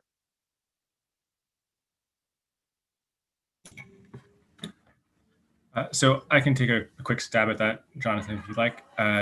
Albert Yang, Assistant City Attorney. So if the council, I guess, interprets this code to require some proportion of retail at all times, and the site is no longer in compliance with that requirement, then we would, planning staff would issue most likely a notice of violation and we would work through the code enforcement process. In terms of how that code then gets enforced, that's really kind of a case-by-case determination. It may include a period of time to allow the site to come back into conformance and try to establish that retail. If it seems like that's not possible for some reason, then potentially the rest of the site would need to come into a conforming use. And how would that be enacted? You've got tenants in the rest of the site that have their contractual leases. So how would that all be administered in any way? Yeah, so that's something that we would have to consider as staff and as part of that enforcement process. And I don't think it's something that we can provide a specific answer to right now. Okay. Well, I'll go ahead and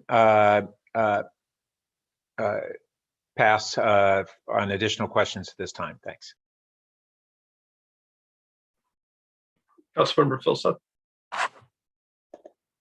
Yeah, thanks. A couple questions.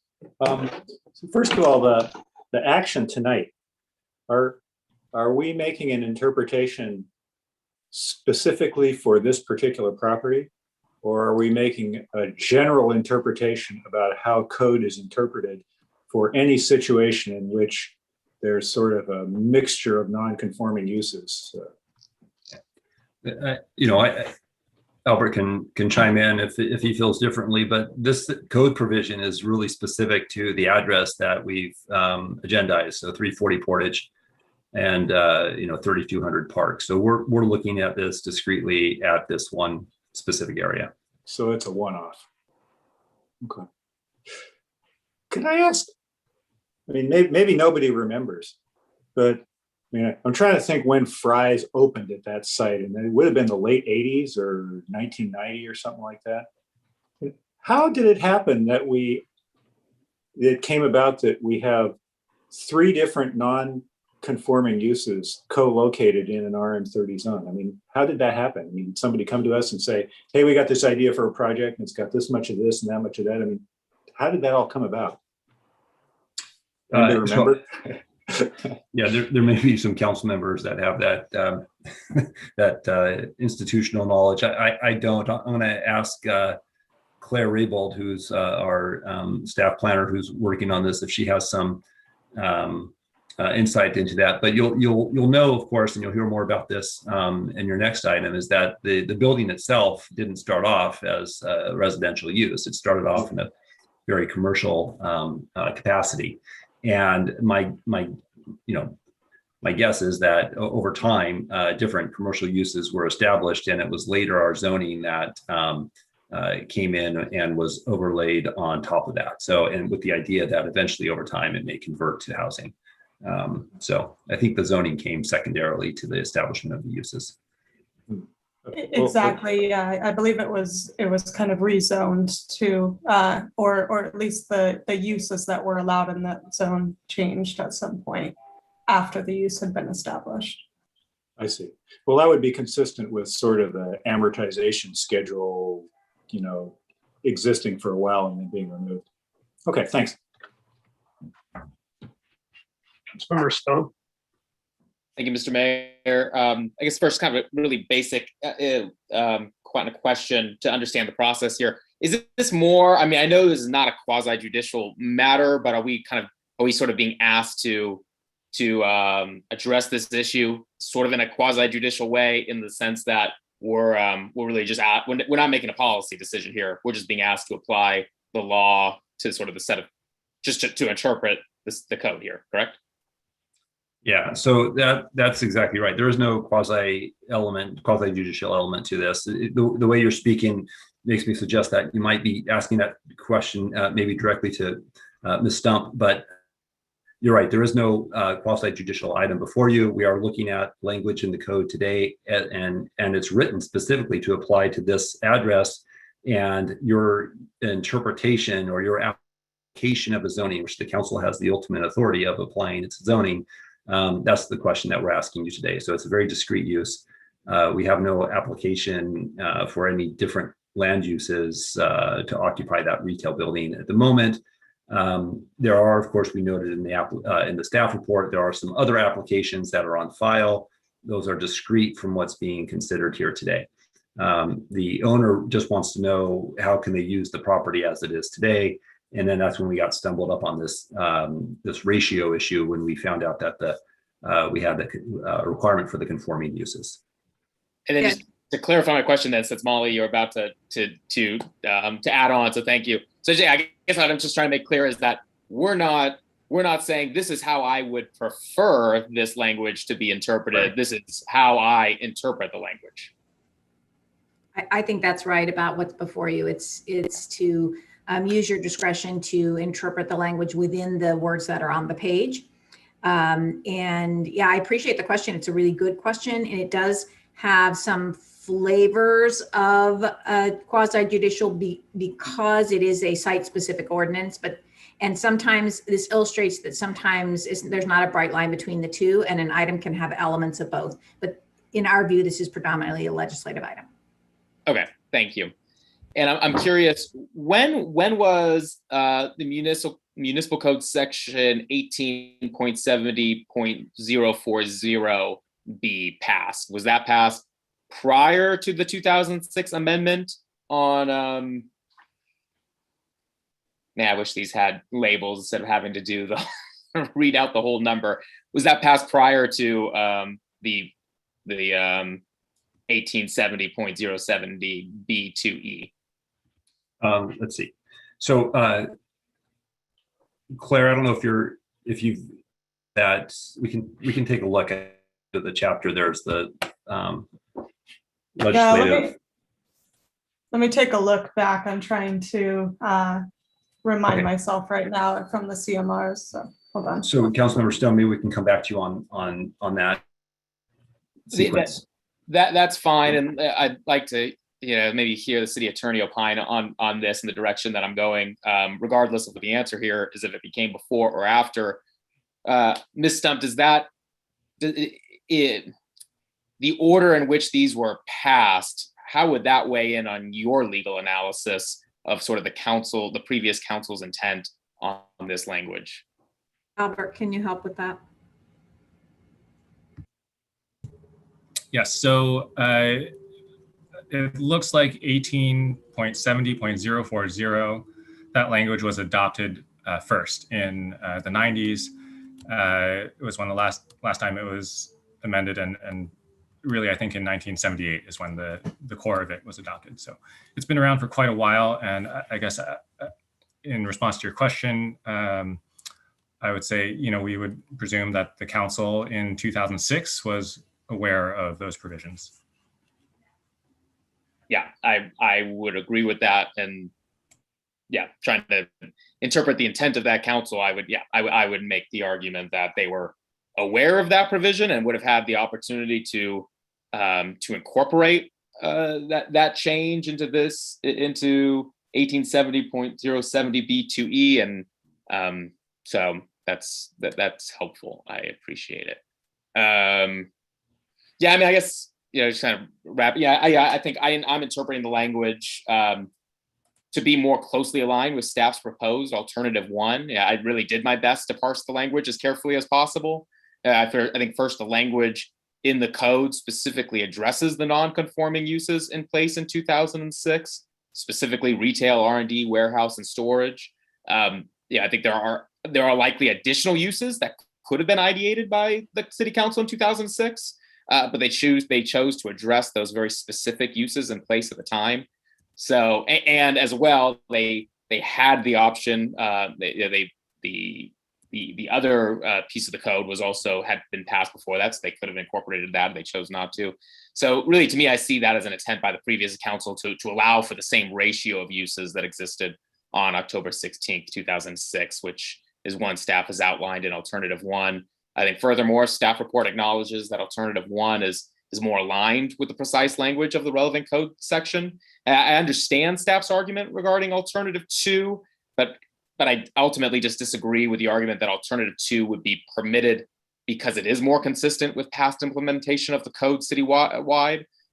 For me, the reason why I disagree with that assertion is because this code section explicitly addresses the use of the property at 3200 Park and 340 Portage. I think that just makes it a clear intent by the 2006 council to not apply the more general citywide principles or other portions of the municipal code to the subject site. I think it was very clear there was a specific intention by that council to apply this to that particular to this particular site. Thank you. Let me go ahead and jump in. So I kind of building on what Councilmember Stone was just saying, if it seems like if we wanted residential and retail uses to continue here, is there any alternative other than alternative 1 that would enable that? I'm sorry, Mayor, to enable more retail at the site? I think the council's policies have been to look for both retail and residential zoning. So we have underlying zoning of residential here. If I understand, there's only two alternatives. We're not envisioning any third alternative, which would somehow accomplish keeping both retail and some residential.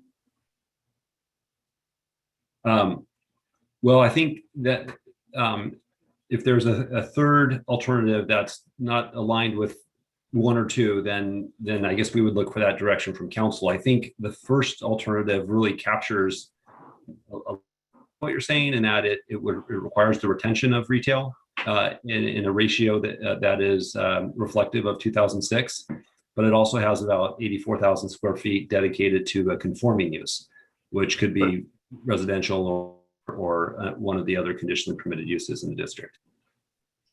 And then if we're looking at these tables of the square footages between 2006 and 2016, so the retail space got smaller by about 14,000 square feet. I think that was like the back of Fry's, if I remember. And then the warehouse got cut in half, I guess. And then both of those were added onto the office R&D space, I guess. Was that all approved by the city at the time? Yeah, the 2016 ratios shown in the staff report and in the slide deck this evening was administratively approved. And I think under that same context of approximate ratio, there was some, I think, latitude exercised, right or wrong, in 2016 for that change. And then, so this item is referred to as 3200 Park, 340 Portage, but you showed a slide that really had a range of addresses for the building, right? Yeah. And does 200 Portage currently exist, or is that's a potential future subdivision?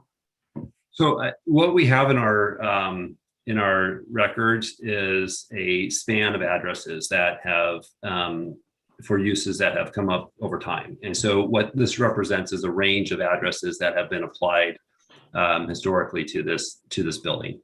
I don't know if there's a 200 Portage today. Historically, there may have been one, which is why it shows up on our records.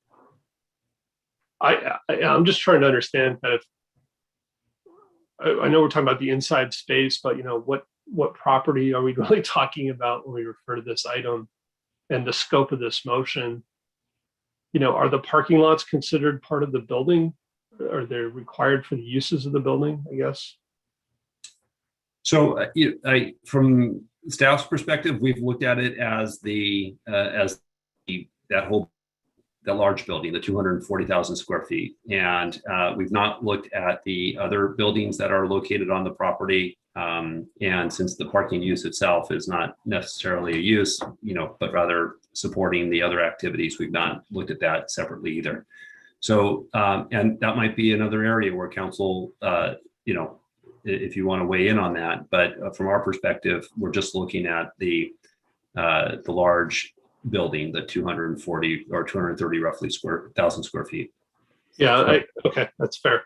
Like the report referred to some other I guess applications aren't coming our way. And so I'm just trying to figure out if we make a decision on this and then we do a subdivision of the property, this is percentage of uses applied to that subdivision, or we would have to decide, I guess, at that point in time, what happens to the two pieces of what was one property. So, going through the historic record, I think actions were taken to help both the owner of the building and the tenant. There was a desire to keep Fry's, even though we were amortizing out that use to get to the underlying residential zoning. So the intent, I think council's intent has been to have retail and also an interest in the underlying residential zoning. And so I don't think an alternative which replaces all the retail with residential was ever really an intent or desired. And also I think given our record on the council of trying to reduce office growth, trying to increase residential, and protecting retail, I find alternative one accomplishes that better, under the question we're being asked tonight. I do want to say, though, I think under our new RENA assessment, we should also consider whether this pause in the amortization schedule is something we should reconsider, and we should really resume. It was paused for Fry's, which is no longer there. And, we have this large RENA allocation. Okay, Councilmember Cormack. Thank you, Mayor Du Bois. Director Late, I'm intrigued that you could have issued a formal interpretation and yet you are asking us to do so. And at the risk of putting you in an uncomfortable position, if you had issued a formal interpretation, what would your thinking be and why? Yeah, I think, thank you for the question. I tend to lean toward alternative two, only because it's one that provides a more practical solution to the challenge of how we're actually going to address the uses that are there today. And there is an enforcement component to this that I'll need to figure out with alternative one, which is not a problem. I mean, that's what we do. We'll figure these things out. But it complicates matters. But again, that's my, talking with staff and coming to my own conclusion is where I was leaning. But again, the matter is council. So fully expect and would appreciate that there's different perspectives on that. Okay, so it sounds like you think alternative two is more practical and more, and I also read that it's more consistent with how we've treated this type of change at other times. Allowing, yeah. Okay. Yeah. Okay. So I've also taken a look at the record. I don't think it's quite as unanimous or clear as my colleagues indicated. I'm looking here. Councilmember Druckmeyer recommended after 2018 the site would be used for commercial or mixed use and not just housing. So I think there was a lot of discussion. In general, I feel reading this that the lesson, this whole item should be that we should be really careful with our motions. That's my takeaway from this entire endeavor. Okay, my next question is about this amortization thing. Is that gone? We can't restart the clock. Help me understand what that process is like and if that train has left the station, as it were. Sure. I think it has there was a policy decision that was made. It was changed. And I think if the council were interested in exploring amortization again for the site, that would be a new effort that we would need to embark upon. Getting some studies and really understanding the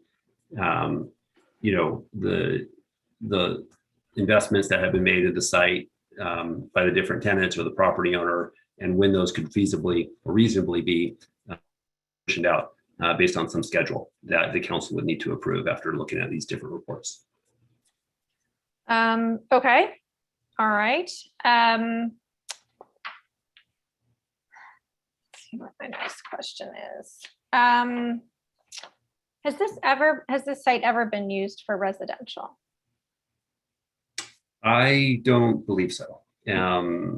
Not in a significant way. There may have been a residence back in the cannery. I'm trying to remember back in the reports for the historic resources report for the cannery building. There may have been, a dwelling or two to support the property owner or the person in charge. Clerk, I see your camera on. Did you have some information? Okay, great.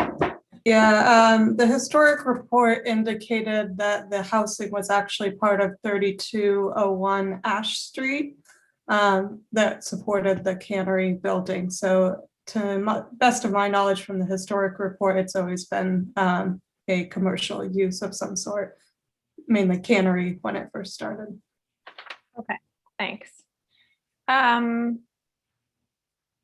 All right, those are the questions and comments I have at this point.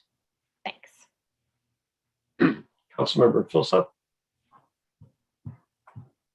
I think Councilmember Burt might have been in front of me, or Vice Mayor Burt might have been in front of me this round. Vice Mayor Burt. Okay, thank you. First, my best recollection on the site is that it was what was a Maxi Mart from maybe the late 60s until sometime around 1980. That was kind of an early Costco, and then Fry's moved in, and then I think sometime in the 80s is when the council pretty consistently wanted to move this toward a long-term residential use. Nevertheless, I think there's a couple things we want to be looking at. One is on some of these other uses, we have a mixture of uses on the other commercial areas right now. I think the largest is a true R&D. It's a hardware incubator that is a low density occupancy and not an office use per se. And I think we're going to want to be looking at distinctions between, in the future, in our zoning, between software R&D, which encompasses almost any software company with high density of employees, and med tech sort of R&D, or other hardware which is low density. So I think those are things we're going to want to consider in the future. I do think we should be looking at, as the mayor had talked about, of reinstituting the amortization. I think that was a mistake that the council made in 2006 to go from extending that on a deliberate basis to dropping it. We wouldn't be in the position we've been over the last couple of years if that had been the case, and the whole ability to have all parties come up with a consensus plan on the NV cap would have been facilitated by that. I want to emphasize what the staff report actually says on the third page of it, packet page 112, was that it appears the purpose of eliminating the amortization date was primarily to allow Fry's Electronics to continue operating at this location. And really the deal was that those other uses, commercial uses, were allowed to continue in exchange for what the city valued as Fry's continuing. It was at one time one of our largest retail generators. It has slid for 15, 20 years to the point where it just wasn't viable any longer because of changes in retail electronics. And so there's a real linkage ultimately between the loss of that Fry's and how long the city should continue to or allow those other uses. Which goes to kind of my final point, which is that we have a dilemma here. The alternative one really has a lot of positive elements to it, but implementing that in an abrupt way really does run up against issues of their existing tenants and the contracts that they have there, and also what we're trying to do to come up with a collaborative solution for the NV cap area, our next item on the agenda. And so how do we not indefinitely extend a use that we really don't think is intended long-term here, and not have an unfair and really negative disruption. And I want to hear what staff thinks about and my colleagues think about a temporary extension, moving forward essentially with alternative one, but not implementing the requirements of alternative one for a certain abeyance period, whether it's 1 or 2 years, to allow us to really complete decisions on the NVCAP area and then incorporate those changes to these properties in that broader legislative action, and try to come up with a collaboration with Sobrato and on achieving the objectives of the NVCAP, which we aren't probably quite there yet. So I'm interested in first, Director Late, any thoughts on moving forward on option or alternative one, but with a time extension? Yeah, I guess the rather than add new language to the code, which is not really before us in terms of a time extension, I'll just note that the city has the ability to enforce its regulations as it, as it's able to and deems appropriate. And to the extent that Ms. Stump or Mr. Yang have some clarification to that, I think if you gave us that direction to interpret this as alternative one, all that direction, and we would hear the comments about sort of staying enforcement, it seems, until resolution of the NVCAP. And so that seems like something that we could administratively address.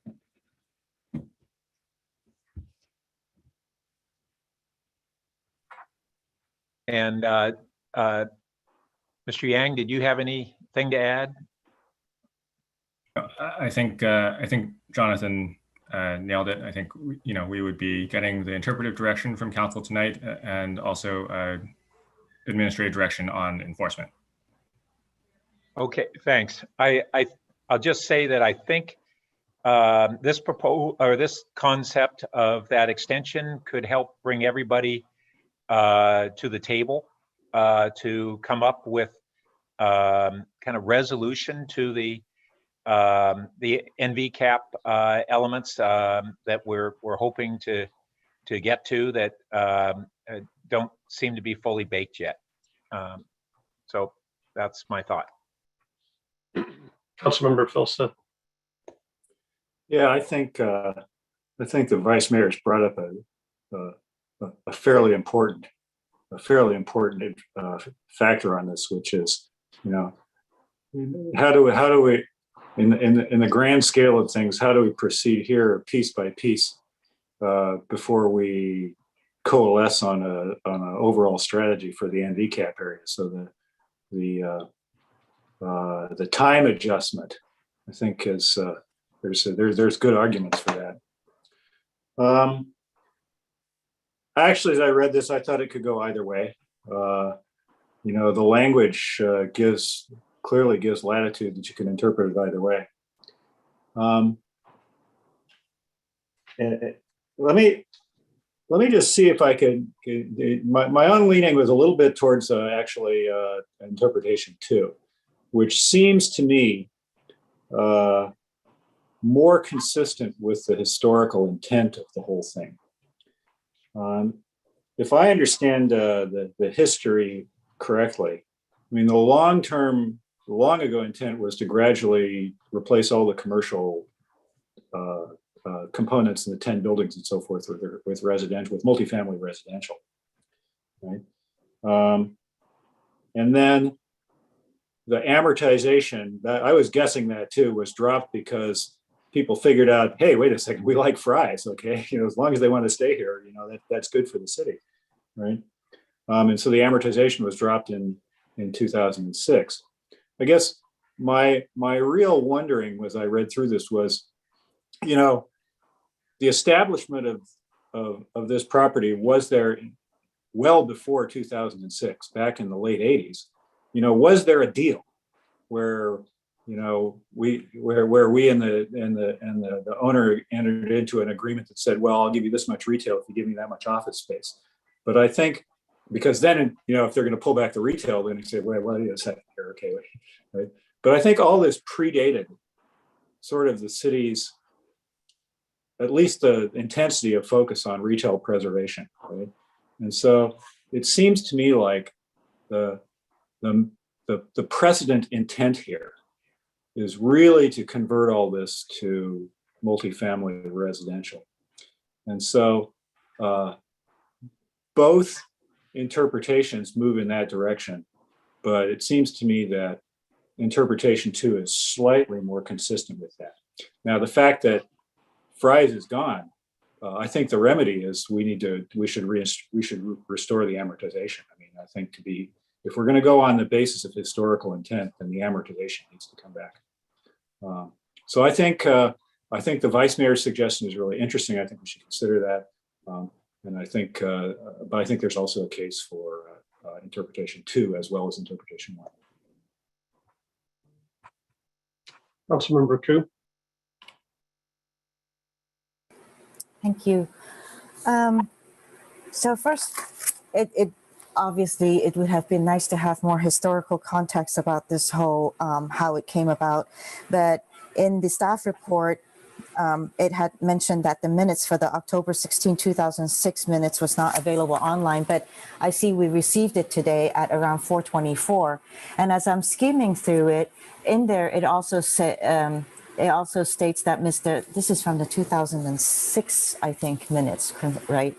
Mr. Emsley said that he was requested to prepare a recommendation with strategies for retaining Fry's and the retail components. So I look at, and then it goes on to say that the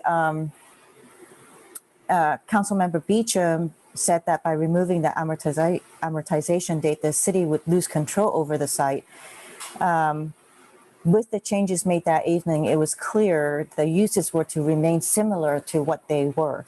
So with that said, you know, I mean, the notion, so because this was not available to us when the report first came out, I went out to the community to gather information. And from what I understand is, the 1995 notion is that the whole site should revert to housing by 2019, which is what the amortization was for.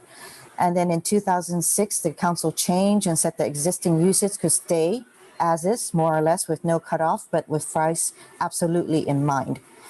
So based on that 2006 vote, the policy should remain that true. Community serving retail operations, totally the same as Fry's, need to be there to justify the current office and warehouse uses.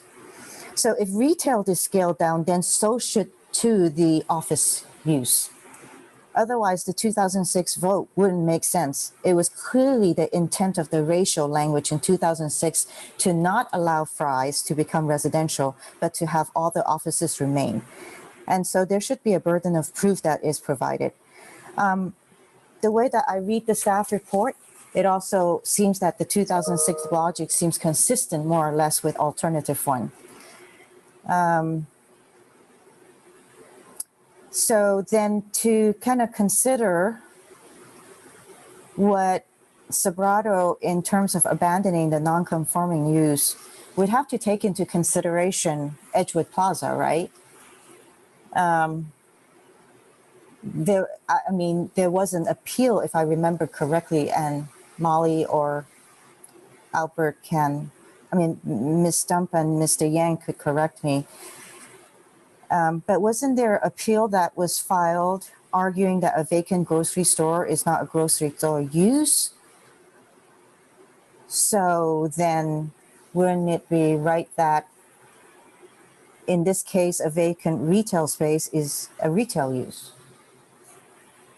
It would be odd for the city to then agree with Sobrato that a vacant space is a retail use. Is there a So, difference? hmm.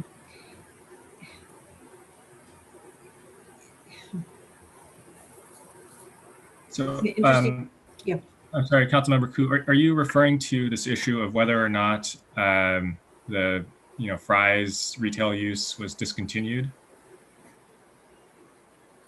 No, I mean, the retail component. So we've reached that 1 year. So I want to correct myself. So we've reached that 1 year where they say that they haven't found a space, right? I mean, a tenant for a retail tenant for that space. But also, I think, where they are correct to say that, I think that also that, we have to kind of take into consideration the pandemic, right? They have a vacant space during the pandemic. And, that's a unique circumstances, very unique. I mean, not just here in Palo Alto, but throughout the world, right? Of course, it's going to be hard to find a tenant during that time to take that space. But then also, I don't think anywhere here is acknowledged the historic nature of this property. And so, and then also that in the 2006 decision that the retail space, the community serving retail justifies the offices remaining there. So with that, I would think that if the retail square footage is reduced, then all the others have to be reduced as well. Am I correct in gathering that from everything that I'm reading and listening from the community? I think that is interpretation alternative 1 that's presented in the staff report. So that is exactly because as I'm reading the alternative 1 in the staff report, I was getting a little bit confused because the boxes with the square footage, the tables is kind of confusing to me, but maybe only to me. So I would say that, for the most part, everything that has happened in the past coming from what they had decided is mostly to retain the retail that is there. And with that, the commercial space. So alternative 1 is still going to be the one that is more consistent with how I would interpret it and what history has interpreted. And I wanted to also ask, the square footage at Park, I think it's 3200 Park, that part of the building, is that included into the calculations here? Jonathan Yes. or Claire, are you able to address that? Yes. Yeah. Yes. Looking at the. So, Ms. Rabin, is it 3200 Park and then the 340 Portage, and then there's a third site, right? There's a third address. Well, they reference Olive Avenue. I think that the site maybe at one point extended out to Olive Avenue or something way back in the day. But the two addresses that are referencing that Fry's building. And so we've interpreted it to reference that building. I think at various points, different tenant spaces were created and therefore different addresses were added in. But, I think at one point it was referencing that whole building for That those whole two building. addresses. Okay, thank you. That helps. Okay, thank you. Councilmember Tanaka. So I've been listening to the conversation and looking at the staff report. I think that it seems like Sobrato's been trying to partner with us on the site. They've been attending the NVCAP meeting for quite some time. I think at one point they were trying to get Target in there, but there's a lot of situations with COVID and just the nature of retail itself. So it seems like in terms of intentions, they have been trying to work with us on this. So I guess I'm more inclined to think that this should not be considered to be abandoned. The retail should not be considered to be abandoned. And in terms of exactly what should be done here, we're going through the NVCAP process. I think we should do what's going to be best for the community. And there's a lot of things that we're trying to figure out. So I think it's hard to be very prescriptive right now until we finish the NVCAP process. So I think once we figure that out, then we can figure out what the how this stuff should be interpreted. But to me, it's a little bit. I guess I'm more in favor of just an extension, or considering that the site, the retail is not abandoned, and that we just go forth until we figure out how we handle the NVCAP. And also, as far as I understand, they've tried very hard to actually get retailers in there, but it's just a very difficult situation right now.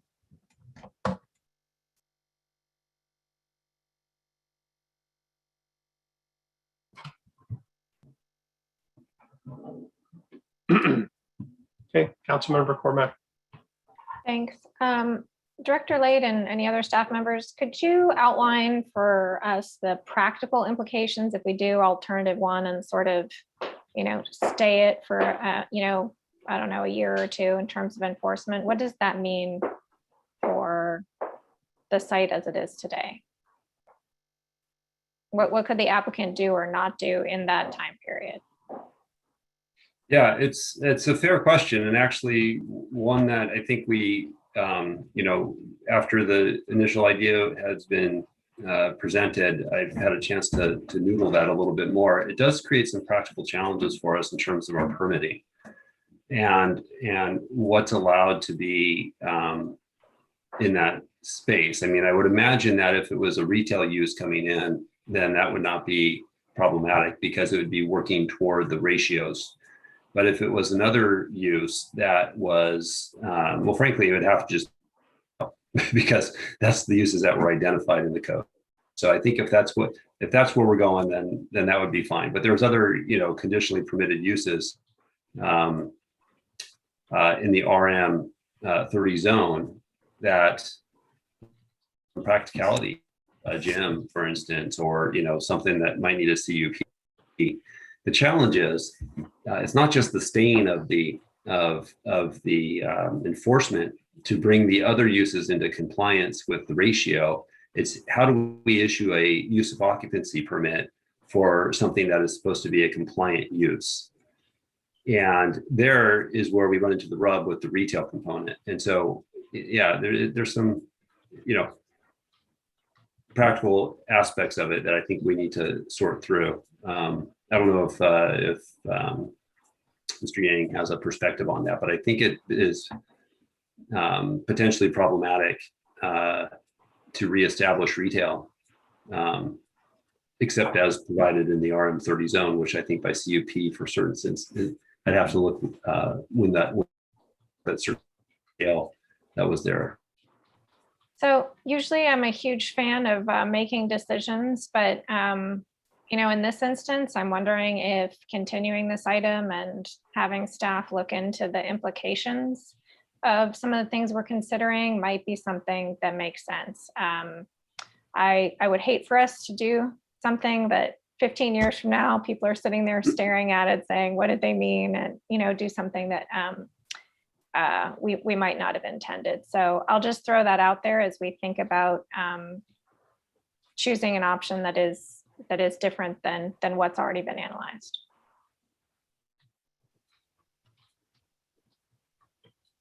I think, I'm sorry, just to respond to that, I think there's still a practical issue though for the property owner. I mean, they need to be able to lease out the site. And so continuing the matter, I think is so problematic. Okay, so far we have problems continuing, problems with alternative one. Is that what I'm hearing? I think, as we've looked at this from the staff level, and we spent some time on this, we came up with what we thought were the two alternatives: that one, adhere to the plan code, and two, solution to remedy the situation. And that's why you have the two alternatives. Okay, thanks. Vice Mayor Burt.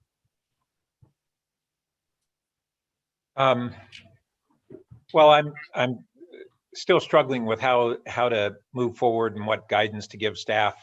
I think the intent that I would have is that to give Sobrato additional time to either remedy the retail situation, and as is currently required in the code, I believe, or for us to ideally come to a mutual agreement on this area of the NV cap, and to give enough time for one of those two alternatives to occur.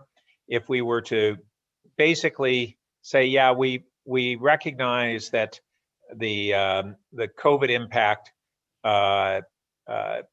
made an unusual and understandable interruption in their ability to come up with a replacement tenant, then maybe we add a year on, and that would be a reasonable period of time for us to attempt to come to agreement on the NV cap portion, or the portion of the NV cap that is in Sobrato's jurisdiction or property ownership.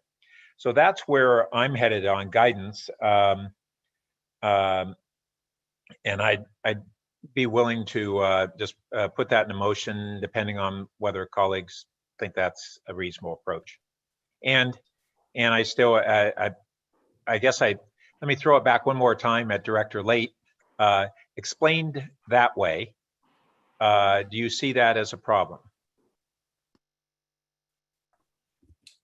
So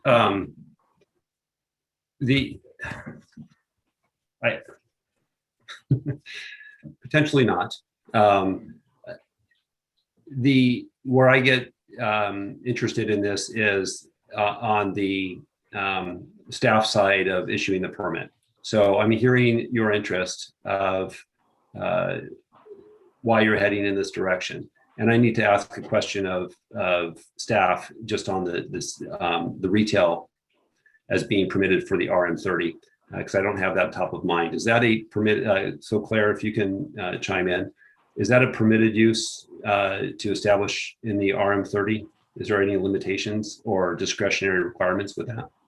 Yeah, it's not outlined as a permitted use, land use under RM30, but because of the site-specific code under 1870-170, it would be allowed to be permitted. It's essentially permitted as a site-specific.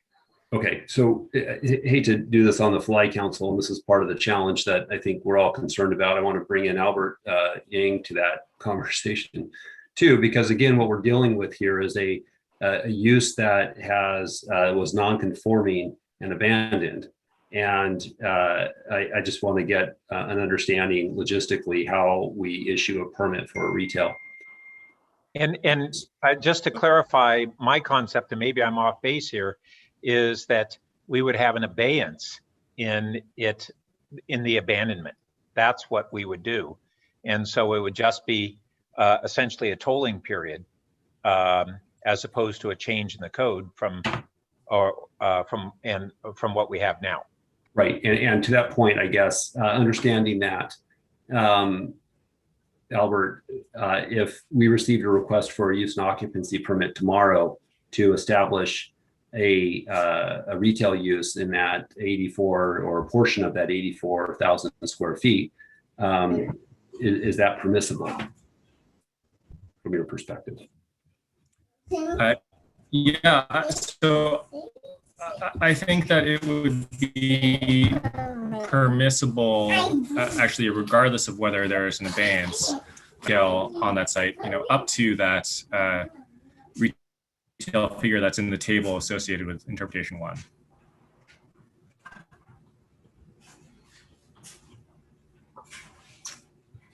Okay, thanks. Just looking forward to hearing whether others think this is a good direction. Yeah, we do need to start moving to a motion here. Councilmember Ku.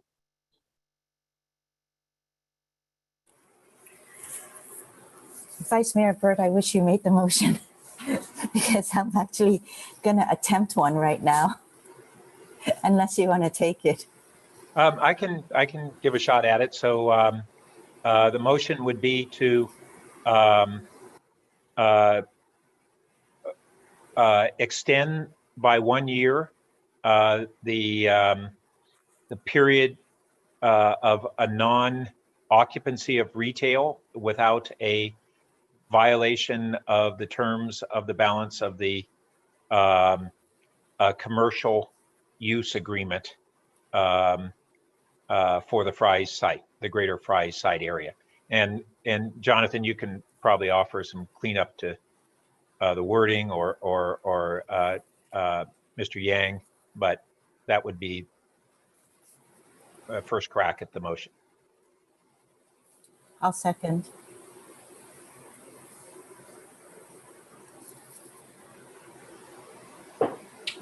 So I've spoken to it. I don't need to speak anymore, but I do welcome any refinement to the language. Councilmember Koo. Yes, I really think that we have to give Sobrato the opportunity to come up with the retail use and to find a tenant for that space, given that we were in the pandemic. So, and that's why I support this motion, and thanks to Vice Mayor Burt for bringing it forward. And if I may add something for consideration by Vice Mayor Burt. There's always the, Mayor, is it okay? Of course, you have the floor. Okay, I wanted to say, you know, to extend the period, but with the condition that the retail space use is occupied and provides substantial sales tax revenue. Well, I think the retail itself would, by definition, generate for the size of that occupancy, some significant sales tax revenue. I don't know how much, but I think that's built into that it can only be retail. We're not changing that requirement in the current use. I think we covered already by just stating it's retail. Okay, I just have past concerns from the past where there has been businesses that have just kept their property vacant, such as the grocery store, and they were still receiving a rent, but it was kept, there was no grocery store in there. So these guys have no tenant and no tenant that's paying a rent.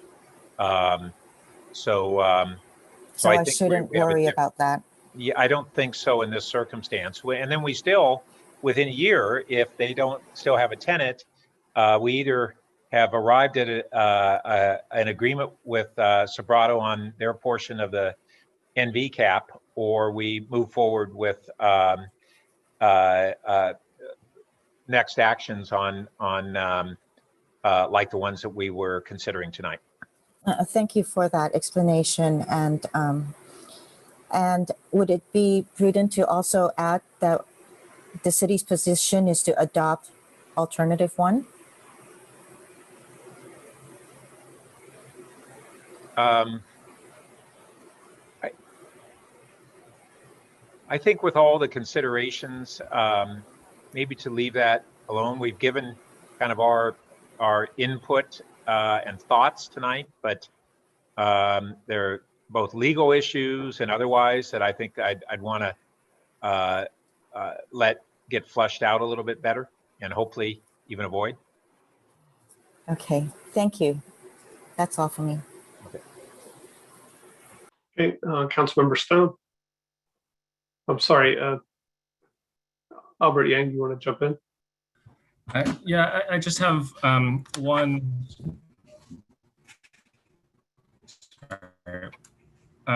thing I wanted to draw the council's attention to. The existing language says approximately the same amount of uses. Then it also says retail not to exceed 60,000 square feet.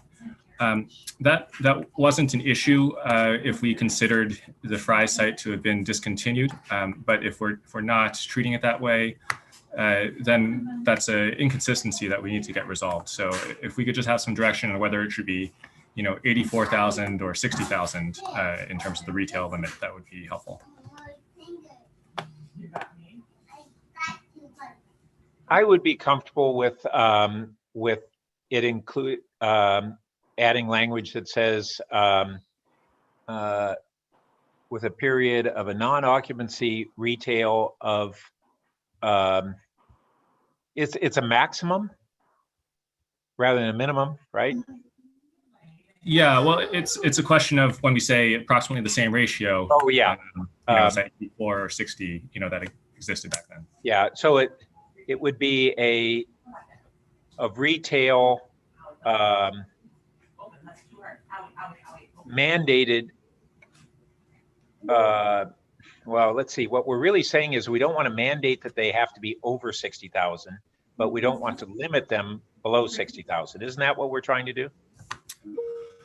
Well, so the code says, the same ratio as 2006. And at that time, there was, 90,000 or so square feet. But the code also says, no more than 60,000 square feet of retail. So, we really don't know what to do with those two conflicting statements. Yeah. And I think we just, be helpful for the council just to pick one. Yeah, but I want to start with what we're trying to achieve. And then we figure out the language to do that. So aren't we trying to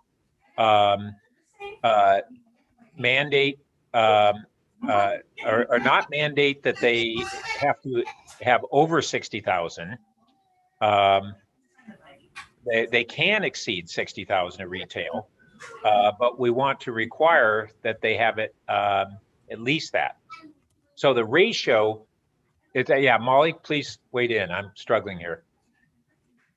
I'm not sure I'm going to help you further articulate your thoughts. I am going to say that this is moved in a direction that we hadn't completely anticipated. And behind the scenes, we're a little bit trying to understand the Brown Act issues and the noticing issues and the practical implications of what's being suggested. So I would like to ask at a convenient time, but soon, if we could please have a break so that staff could talk. Okay. And is it so more Vice Mayor problematic? I'm sorry. Let me just ask, is it more problematic if we add language to this or keeping it this general? It seems like that's not outside of the Brown Act noticing. Is that correct? Or you want to stew on that? I think we need to talk about it. Mr. Late, is it helpful to have more detail about the maker's intentions before we meet? Well, if there's more to share, then sure. But I think we understand what's trying to be accomplished is the question of how to do that. There's a couple suggestions here. I mean, we've got a lot of hands up. It's best maybe we see if other council members are even supportive of this. And then again, I think to clarify for Vice Mayor Burt, the question with the allocation ratio is what do you do with excess square footage? If you're going to say there could be less retail space, then where does the extra square footage go? It doesn't maintain a ratio if you just add it to another use. Yeah, less than what? 84,000. Gotcha. Okay. Yeah, that's I'm not resolved on what we'd want to do there. So welcome to hear from others. Okay, Councilmember Stone. Thank you, Mr. Mayor. Yeah, I guess my question is just for Director Late, as far as does this I guess just your thoughts on the motion. And I mean, is this achieving kind of the goal of this item, which I understand is to be able to provide that direction and a little more certainty to Sobrato? I'm just kind of curious. Is this helpful? Just thoughts from you. Well, so I don't think it specifically answers the direct question of how to interpret this code section. What I'm hearing from the council is that there's an interest to respect the spirit of the language of the code in terms of the ratios, while also providing some time for a reasonable reintroduction of retail, or to establish, give us some time to sort out what's going to happen here. And I guess what I keep coming to in my mind is tomorrow, when somebody approaches Sobrado and they want to get a use and occupancy permit for that building, I need to think that through with my staff to understand how does that happen in the context of the code the way it's written today. And that's where I think we need that break to understand that a little bit more. Okay, thank you. Then I guess my next question. So is the inconsistent language that we're struggling with here from kind of we talked about it there, is the issue with, I'm just trying to clarify this, is the issue with the approximately in the same ratio of the uses existing in 2006, the inconsistency of that being the ratio for retail being higher than 60,000, which is expressly stated in then E1, correct? That is one of the facets of this issue that we think is partially resolved when we treat retail as an abandoned use and its future reestablishment being less than 60,000. But there was in 2006, at the moment the motion was endorsed, an inherent conflict in what was existing in the field and what the motion stated. Yeah, this is pretty incredible that this passed and wasn't caught at the time. And so I'm really just struggling here. Maybe the city attorney's office can kind of just weigh in. Are there, I don't know what the process is here when you have, they're just so, they are just such, you can't have both. So I'm really, one part of me is thinking that it's very clear of the intent of the 2006 council to not exceed the 60,000 square feet limit on retail, but then that you just can't, right? You can't ignore the provision before that. So has the city attorney's office really kind of done an in-depth analysis of this? Any thoughts to weigh in on that? I think there's not really very much to say. It is, kind of directly conflicting language. It was language that was added, on the fly in that motion. And so, yeah, there isn't a good way to go about resolving that conflict. Okay. Other than, I would add, any future retail use would be capped at 60,000. Councilmember Filsa.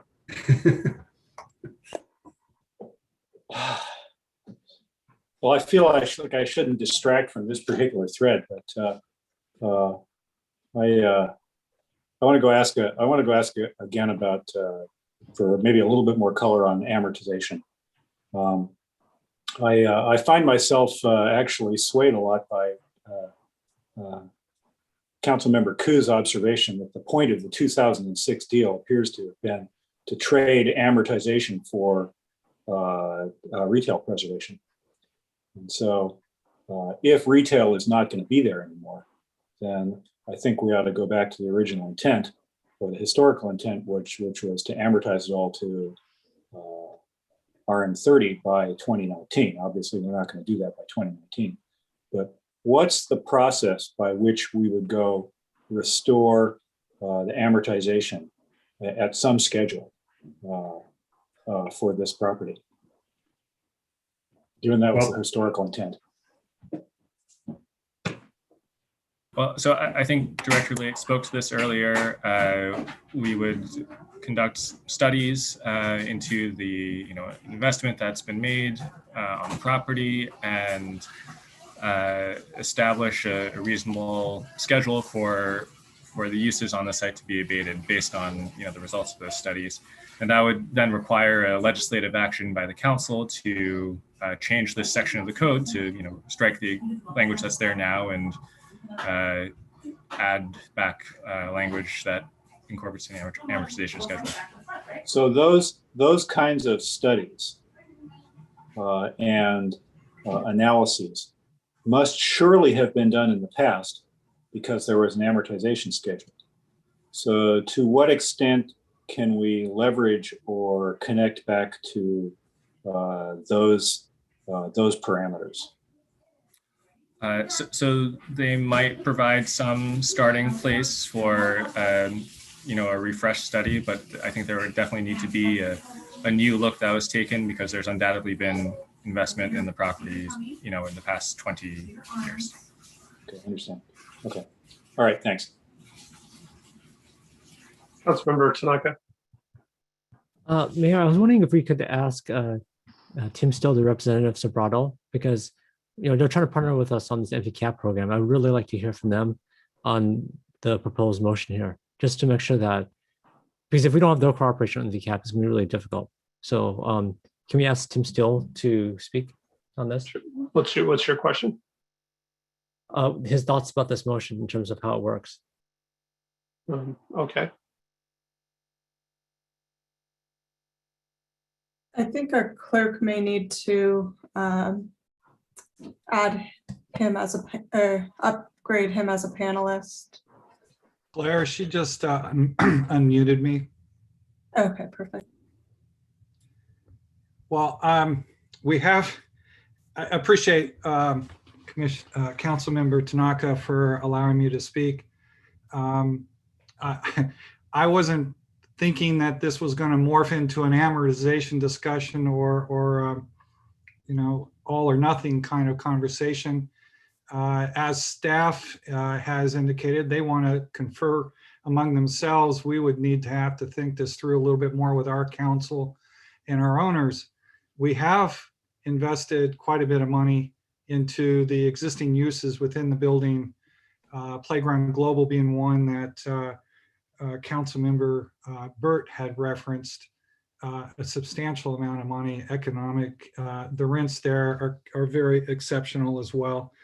But giving us time to think through this a little bit further, giving us time to look at the NVCAP and with staff, I think is better than trying to enforce a 2006 or even a prior zoning and try to interpret what was done back in the day, if you will, and what the interpretations were. So I think giving us a year to look also is a year to talk and think this through with staff and council members. So based on the alternatives that have been discussed tonight, it would be the most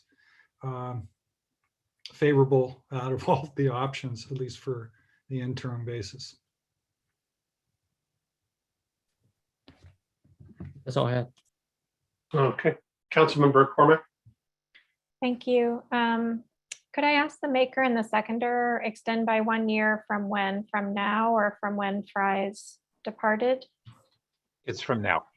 From now, okay. We And can add that to the, add it to the motion to clarify. okay, thank you. And then trying to follow the various square footages of retail. I was thinking up to 84,000, but Director Late, I heard you say up to 60,000 would be the clearest. Can you help us sort that out? Well, the existing language in the code provides that no more than 60,000 square feet of retail be established. Right, but it was wrong when they did it. Yep. Okay. And so 84,000 is the maximum amount of retail that's been there in this time period? Yeah, I believe thereabouts. Yeah, 84,000. Okay, so I'll just leave that to the maker and seconder to think about their intention when we take our break. I do think it's important that we get that sorted out. Thanks. Yeah, I just wanted to pick up on that. So if I understand what's being suggested, this motion simply extending a year, and then we're going to come back potentially and have the same discussion all over again. And so I guess what I was thinking was it would be great to say what the outcome would be in a year unless some different arrangement is agreed to or made in the meantime.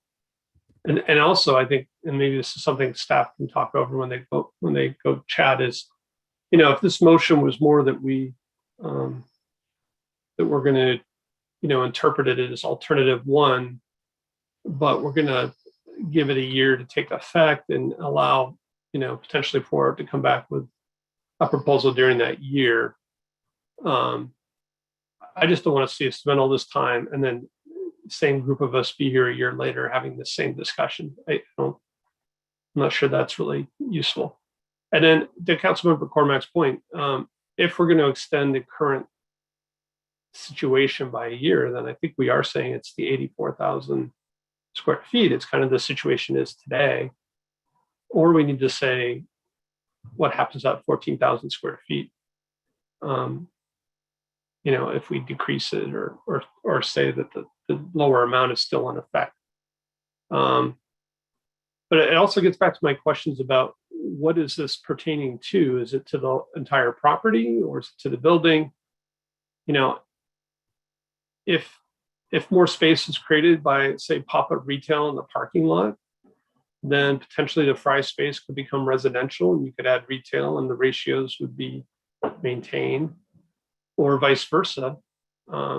Retail in the cannery and you built residential in one of the parking lots. Not to add more complexity to this discussion, but I mean, there is a way that you could potentially maintain the ratio. There's a lot of space here and we're, focused on the building. So I think we've all had a chance to talk here on this kind of second round. Let's let staff have some time to talk it over. And then we'll come back. And how much time do you need? Maybe 10 minutes or? Yeah, I don't think we would need more than that. Okay. All right, so we'll come back about at 8:10. Thank you.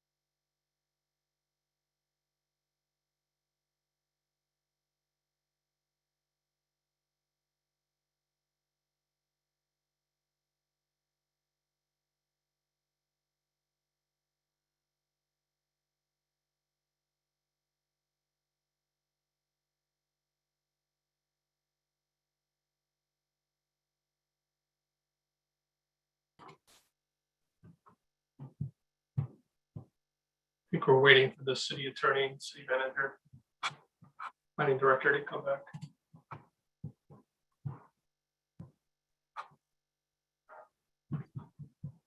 Should we head for 8:15 or do you want us to just stay?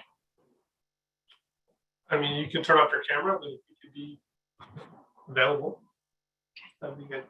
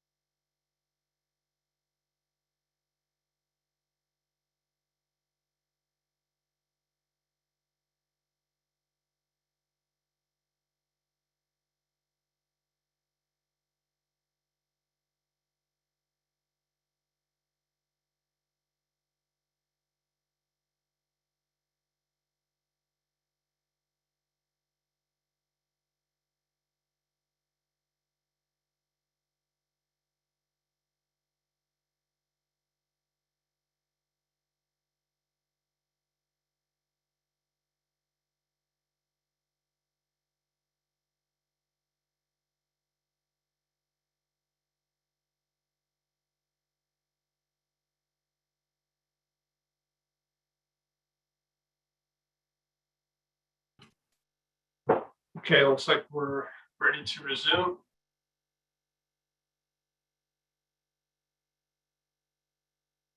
Is there any feedback from the staff consultation? Yeah, thank you, Mayor. So what we found is that this really does trip John, a few. before you go on, oh, Molly's back. Okay, thank you. We were going to proceed without our city attorney, so thanks. Right. So there's a number of policy implications that touch this motion, and frankly, there's just we need more time to analyze it. So, Mayor, we would like to continue this item to August, your first meeting in August, and before doing so, we would like to extend an opportunity to the property owner, who we've engaged a couple times during this discussion, to see if they are amenable to allowing that, from their perspective, if that's not going to be problematic, to getting a new tenant in that location while we further analyze this issue. Okay, so is Mr. Steele still on? So I think the proposal is to continue. We only have a couple more meetings. Our agendas are very full, so we continue this to August. I'm happy to, as John offered, to have conversation with staff between now and reconvening in August. I would appreciate the opportunity. Okay, and it's not going to hold you up in terms of renting the space during the summer. So no, I mean, the retail is the market as it is, but this is more detailed than just the retail tenant. Try to understand how this might be implemented and under what conditions and so forth. So I think there's a lot of discussion we would like to have with staff before council takes a position. okay. I do see another couple of council hands. The suggestion is we continue this item. Councilmember Coop.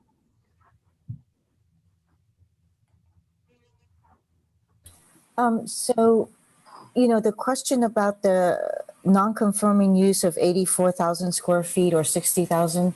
So we can't talk about that right now. I mean, it still doesn't give enough information to Sobrato, does it, on their tenant recruitment? I mean, if you have an opinion, you can give it, but we're likely going to continue this and finish it in August. Okay. So, Vice Mayor Burt. Yeah, so I'm game to withdraw the motion and replace it with a motion to complete this public hearing, and that in August we would initiate a new public hearing. So it's not an open hearing in the meantime. Okay, so instead of seconding this item, we are just going to end this item and we'll have a new item in August, right? Okay. Yes. And do you want to speak to your motion? Nope, I'm good. Well, let me just add something that on this 84 versus 60,000, one of the things I was trying to get at earlier is returning, not to get absorbed in the language, but to talk about or re-examine what were the intents of those actions at the time, and then construct what we want to do based upon understanding at least what those intents were. I think we're confused on the intents. I think basically we need to revisit that, and we'll let maybe staff look at that over the next couple of months. Councilmember Cormack. I think we need to amend the motion a bit. What I heard is not exactly what's here. So what I heard was end this public hearing and take no action on this item, and direct staff to bring back a new item in August. Does that capture it, staff? Yes, okay. Vice Mayor? Yeah, that's fine. Okay. I do think it's an important distinction to end this public hearing. I think that does give us more flexibility to participate in any discussions, should that be helpful. Yes. Anybody want to speak to this new motion? All right, let's go ahead and vote on it. Councilmember Filsa? Yes. I vote yes. Councilmember Cormack? Yes. Vice Mayor Burt? Yes. Councilmember Tanaka? Yes. Councilmember Stone? Yeah. Yes. And Councilmember Cook? No.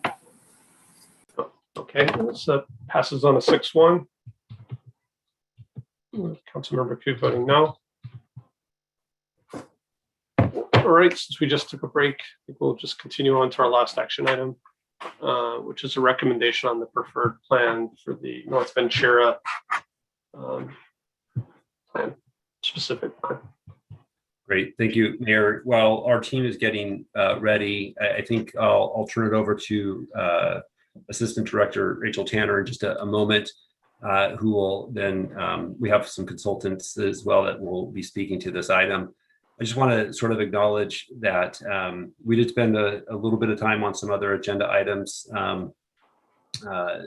earlier this evening, and it's already 8:30, and so it may be, Mayor, I'll look to you and the council as to whether this is sort of the first part of the discussion, and with the sort of expectation that we would come back all in August for maybe a part 2.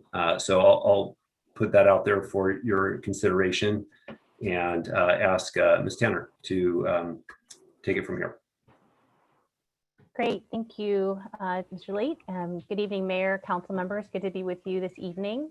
My name is Rachel Tanner, Assistant Director of Planning and Development Services. For a while, I was project lead on this project before I was able to hand it over to Claire Campbell. She is our Manager of Long Range Planning. She's been supported by Chitra Moitra, who is a planner in our long range planning team, and Chitra's been with this project since its inception and perhaps its conception as it came out of the comp plan, which Chitra had the privilege of being staff for. We're also joined by Giselle Rupavar, who is the Vice Chair for the Planning and Transportation Commission, who can answer any questions the council may have regarding the PTC's recommendation. We also have Sujata Srivastava, who is from Strategic Economics, Jean Eisberg from Lexington Planning, and then we also have consultants from WRA who helped perform our Creek study that the council had asked to be performed, I think, 1.5 years ago. So we have Virginia Mahachek from WRA to be here with us. So we will jump into the presentation. If we can go to the next slide. So the purpose of the meeting today is to provide an overview of the project, to present the plan alternatives. There are 3 that we'll be presenting, to take public comment, and I see a number of folks who have called in and joined in. I want to take this opportunity to thank the members of the working group that was selected and appointed by the council, who worked for quite a long time, longer than advertised when they signed up for the working group on the NVCAP, and many of whom have called in, as well as members of the public who maybe weren't appointed but continued to participate faithfully in the discussion. So look forward to hearing from them during public comment, and some of them have written letters as well. We want to make sure the council has time to ask questions and engage in a thoughtful discussion, and ultimately to identify the preferred alternative from the City Council. Planning and Transportation Commission recommended, and staff support the recommendation of alternative 3B, but as we'll hear in some of the other slides, there are options to mix and match portions of other alternatives together, or to modify alternatives that might make them more feasible. Next slide, please. So today we'll first start off with the NVCAP overview and process. We'll go through the alternatives, looking at the constraints of each of them, the potential development sites that were considered, and the 3 concepts overall. We'll review our analysis, talking about the impacts of the strategies, policy strategies that could accompany any of the alternatives, and the financial feasibility of these 3 alternatives, and then talk about next steps. Next slide, please. So I'm going to hand it over to Claire Campbell, who will do our project overview. Claire? Great, thank you very much. So the development of the North Ventura Coordinated Area Plan was identified in Program L4.10.1 in the 2030 Comprehensive Plan that was adopted in 2017. The NVCAP will be a long-range planning document for an area of approximately 60 acres southeast of the CalAV, Caltrain Station, and Business District. The plan area is also located within a designated priority development area, which is an area intended for focused commercial residential development due to its proximity to high quality transit. In 2017, the city secured grant funding from Caltrans for the area plan, and work began in late 2018 after selection of the consultants and the formation of the council-appointed working group. Next slide. To guide the plan development, in March 2018, Council adopted these goals and objectives. The draft alternatives comply with the majority of these goals, but to varying degrees. Alternative 3B appears to be the plan that meets most or all of the council goals, while the other two plans miss one or more goals. Please refer to Table 4 in the staff report for a summary of each of the plan's consistency with each of these goals. Next slide. This graphic reflects the substantial amount of public engagement that has taken place so far in the development of the plan alternatives, beginning in late 2018. We have had over 26 public hearings that includes the working group, community workshops, Parks and Rec Commission, the Historic Resources Board, Planning Commission, and City Council. In addition to those public meetings, staff conducted stakeholder interviews, property owner meetings, online surveys, and maintained the project website. The three plan alternatives were crafted primarily from the working group feedback, incorporating as many key points as feasible to develop three similar but increasingly distinct plan alternatives. Next slide. In October of 2020, the working group reviewed the three draft plan alternatives. The feedback from the 13 remaining active working group members was mixed, but Alternative 2 garnered the most support with 5 votes. Alternative 1 came in second with 3 votes, and there was 1 supporter for Alternative 3. The remaining 4 working group members expressed no plan preference. So in addition, the working group wanted to see more parkland developed in the area, equivalent to 4 acres per 1,000 residents. They supported height and density increases on El Camino Real where there were no adjacent R1 parcels. They wanted to see a height transition in the development standards between higher and lower density development. And they supported transportation improvements, including bike and ped facilities and traffic calming measures. And of course, they also supported the development of below market rate housing. For the community online survey, the results showed a strong preference for Alternative 3 with higher residential densities and heights. Next slide. After completing their review of the three plan alternatives, the Planning Commission made the following motion to support Alternative 3 with the following modifications. Increase BMR requirements to 20% for for sale projects and add a 15% on-site BMR requirement for rental projects. Find funds or other means to make it feasible to increase the BMR requirements, the 15% BMR requirement to 20% for rental housing, and consider opportunities for additional open space using the 5.5 acres as a starting base. And the modified alternative incorporating the Planning Commission's motion is referred to as Alternative 3B that you see in the reports. The Planning Commission and staff recommend Alternative 3B as the preferred alternative. Next slide. So lastly, in the project review, here's just a current snapshot of where we are in the development process. Last year, we were working on drafting the plan alternatives with input from the working group, community, and Planning Commission. And this year, we've taken the draft plans to the Planning Commission for review, which resulted in a recommendation for Alternative 3B. Tonight, we're looking to get Council's direction on the preferred plan alternative. And once staff receives this direction, we will engage with our consultants to refine the plan and complete additional studies. And based on this work, the plan will be further revised and then brought back to the council for final endorsement. And then we can begin our CEQA work at that time. The intent is for staff to return to council in the fall of 2022 for the final review and adoption of the NVCAP plan. So now I'll turn it over to Jeannie. Thank you. Okay, thank you, Claire. So I'm going to dive into the alternatives, starting with some of the constants across each of the alternatives. And this includes locating the tallest heights and the greatest densities along El Camino Real, where we have the widest street, the most mixed uses today, and the least impacts on the interior of the plan area. Likewise, height transitions between higher density new development and existing lower density residential are included in all alternatives, as is below market rate housing through the use of density bonuses in exchange for additional affordable housing and the inclusionary housing requirement. I'll talk a little bit more about the proposed transportation improvements. At a preliminary level, we'll be continuing to expand on those once the preferred alternative is selected. Each alternative proposes to retain the office building on Ash Street that's identified as a potential historic resource. And each alternative includes a variety of ways to generate open space and parks. And they do that at different levels, but you can see some of the strategies here, including land dedications, private open spaces at the ground level, improvements to Matadero Creek, linear parks along the public right-of-ways, and then the biggest open spaces generated by the opportunity sites that are largest within the planning area. And then lastly, each of the alternatives proposes this idea to increase the height by 5 feet for mixed-use projects that have retail on the ground floor. And this is a way both to increase the sort of taller ceiling heights that can often be important for retail development, while allowing for 4 stories of residential to be built above that ground floor retail. And we'll talk a little bit about that later in terms of feasibility.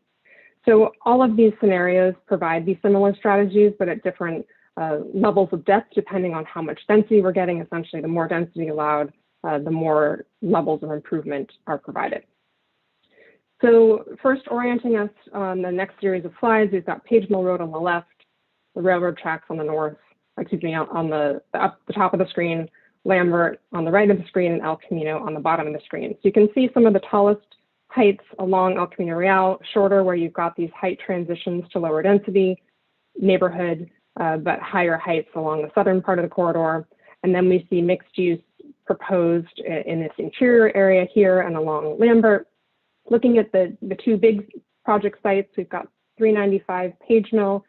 In alternative 1, generally the office uses are allowed to continue, but once demolished, they cannot be rebuilt. So here we're seeing the retention of the existing building here and building out townhomes, lower density housing on the remainder of the parking lot. Likewise, at the 340 Portage site, retaining that building and either retaining those office uses to the extent that they remain in use. The potential for adaptive reuse of these buildings is feasible for residential development. And then again, additional townhome construction potentially on the surface parking lot. This alternative 1 proposal aims to maintain the existing residential parking requirement, and we'll talk about the differences in the next series of alternatives in terms of parking. So the alternative 2 scenario allows for existing office floor area to be rebuilt, but no new office floor area beyond small format professional office, like an architect or a dentist office. And so here we're seeing the office footprint consolidated, but into a taller height building. So again, replacing that amount of floor area at 395 Page Mill and at the 340 Portage site into that smaller footprint, which allows for more moderate to high density housing up to 50 feet on the remainder of those sites. This scenario proposes to reduce the residential parking requirement to a minimum of 1 space per bedroom and a maximum of 2 spaces per unit. And this becomes more relevant when we talk about the financial feasibility later. Slightly taller heights proposed along Lambert, up to 40 feet and 50 feet in this section of the plan area compared to what we show in alternative 1. And then you can also see in this scenario some increase in the amount of open space that's provided on some of these larger sites generated by the additional redevelopment allowed. Also on this slide, alternative 2 and 3 propose to rezone the general manufacturing zoning between Park Boulevard and the railroad tracks along these sites to allow for opportunities for multifamily residential or mixed use. So lastly, alternative 3, this scenario allows for the existing office floor area to be rebuilt, but it also allows for new office floor areas. So you see a larger footprint, hypothetically, in the 2 big project areas, and again, with taller heights, and again, this higher density housing within the parking lot areas. Again, the additional open space that's generated in this scenario, including the opportunity for improvements to that channelized creek. This scenario proposes the lowest residential parking requirement at 1 space per unit, which allows for that higher density housing. So just honing in a bit on the open space concepts, here we're seeing an example of a concept for alternative 3. The working group and community talked extensively about the importance of parks and open space in the project area, and so we've really sought to maximize that here. And so you see that reflected in a number of ways. One, these larger park sites and some of our bigger opportunity sites, or pocket parks and some of the moderately sized project sites. Ground floor open area that's shown sort of theoretically along the edges, landscape buffers, breaking up some of these super blocks with green connections, and then the idea of a linear park or WUNRF along some of the public right-of-ways. And so all of the alternatives propose open space at some level. It's just that full realization of these types of open space concepts may only be achievable in alternative 3. In terms of preliminary transportation improvements, each alternative proposes traffic calming measures. These little red breaks are showing ideas for speed humps, improvements to the ped, bike, and vehicle conditions at these intersections, looking at locations where we may have ped and bike access only in order to reduce through traffic. And again, this will be further expanded upon once the preferred plan selected, the complete traffic analysis is done. So then we get into the numbers. So this chart, which is also in the packet, first I should mention, this assumes that the SB 330 project of townhomes on the 340 Portage site does not move forward, assuming that it's just a proposed project. So this is the absence of that proposal. And so what you see across the alternatives as we progress through alternatives 1, 2, and 3, we're generating potentially higher amounts of housing and additional office development. And so we result in a net loss of commercial development in alternatives 1 and 2, a net small increase in commercial development in alternative 3. One other thing to highlight, we're showing realistic versus maximum potential. The maximum is assuming that all of the opportunity sites in the project area redevelop, and we have included our methodology for how those potential development sites could build out in the packet. Happy to go through that in more detail if desired in the Q&A. The realistic potential is really the assumption that only the sort of best opportunity sites would redevelop, and those are sites that have been identified where the property owner is motivated to redevelop, and sites that are over 10,000 square feet. And you can see across the alternatives, we have a greater number of sites being potentially redeveloped in alternative 3 compared to alternative 1, just based on what we believe is higher incentives for redevelopment under alternative 3. So in terms of how those play out in terms of population and job metrics, we see, again, an increase in the amount of below market rate housing progressing across all 3 alternatives, increase in population, and an increase, net increase in jobs. Again, because of that change in commercial, we're seeing a net loss of jobs in alternative 1 and 2, and a net gain in alternative 3. And then we've evaluated the jobs housing ratio to make sure that we're housing those theoretical jobs. And then lastly, this is a reflection parks and open space, of the amount of parks and open spaces generated compared to the city's goal of 4 acres per 1,000 residents.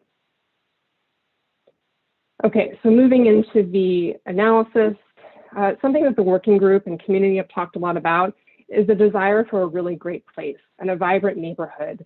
And so what that means is a place that has retail and services and parks and facilities that support getting to this place by bike or on foot. And so something that the working group and the community has talked about is that this requires a certain amount of density of residents or people to go to these places and to support these businesses, that we need that kind of concentration to both create a place and generate support for the retail. And so if we think about how this is reflected in the council's goals and objectives and reflected in what each of these development concepts can generate, you know, if we look at alternative 3, it includes more people, more housing, which can generate traffic and noise and construction and things that people can be concerned about from a livability or a temporary construction standpoint. But it also has the greatest opportunity to generate the types of amenities that we're looking for when we talk about a complete community. So the retail businesses, the affordable housing and diversity, the improvements to the transportation network, parks, open space, creek improvements, all of those amenities. Alternative 3, on the other hand, it has fewer of those impacts that may be concerning around noise or construction or traffic, but also generates fewer amenities. No one wants to be in this quadrant where we've got fewer amenities and more development. So that's something in all seriousness that we want to, certainly the plan's going to avoid. And then the other option is more of a public funding strategy where you have less development, but through public funding, we're generating the amenities the community is really desiring. I'm not going to go into detail here, but the staff report talks about a number of strategies and policy issues that the plan is going to pursue and that we've already been thinking about, and this includes affordable housing. I mentioned transportation and the next steps there once the preferred alternative selected. The parks and open space strategy, and something that the Planning Commission, at least some commissioners talked about, was that the parks and open space goal, acres per residence goal, really may not be feasible in this location since it is a transit-oriented development location, more appropriate for that high-density development that doesn't need to rely on vehicle travel.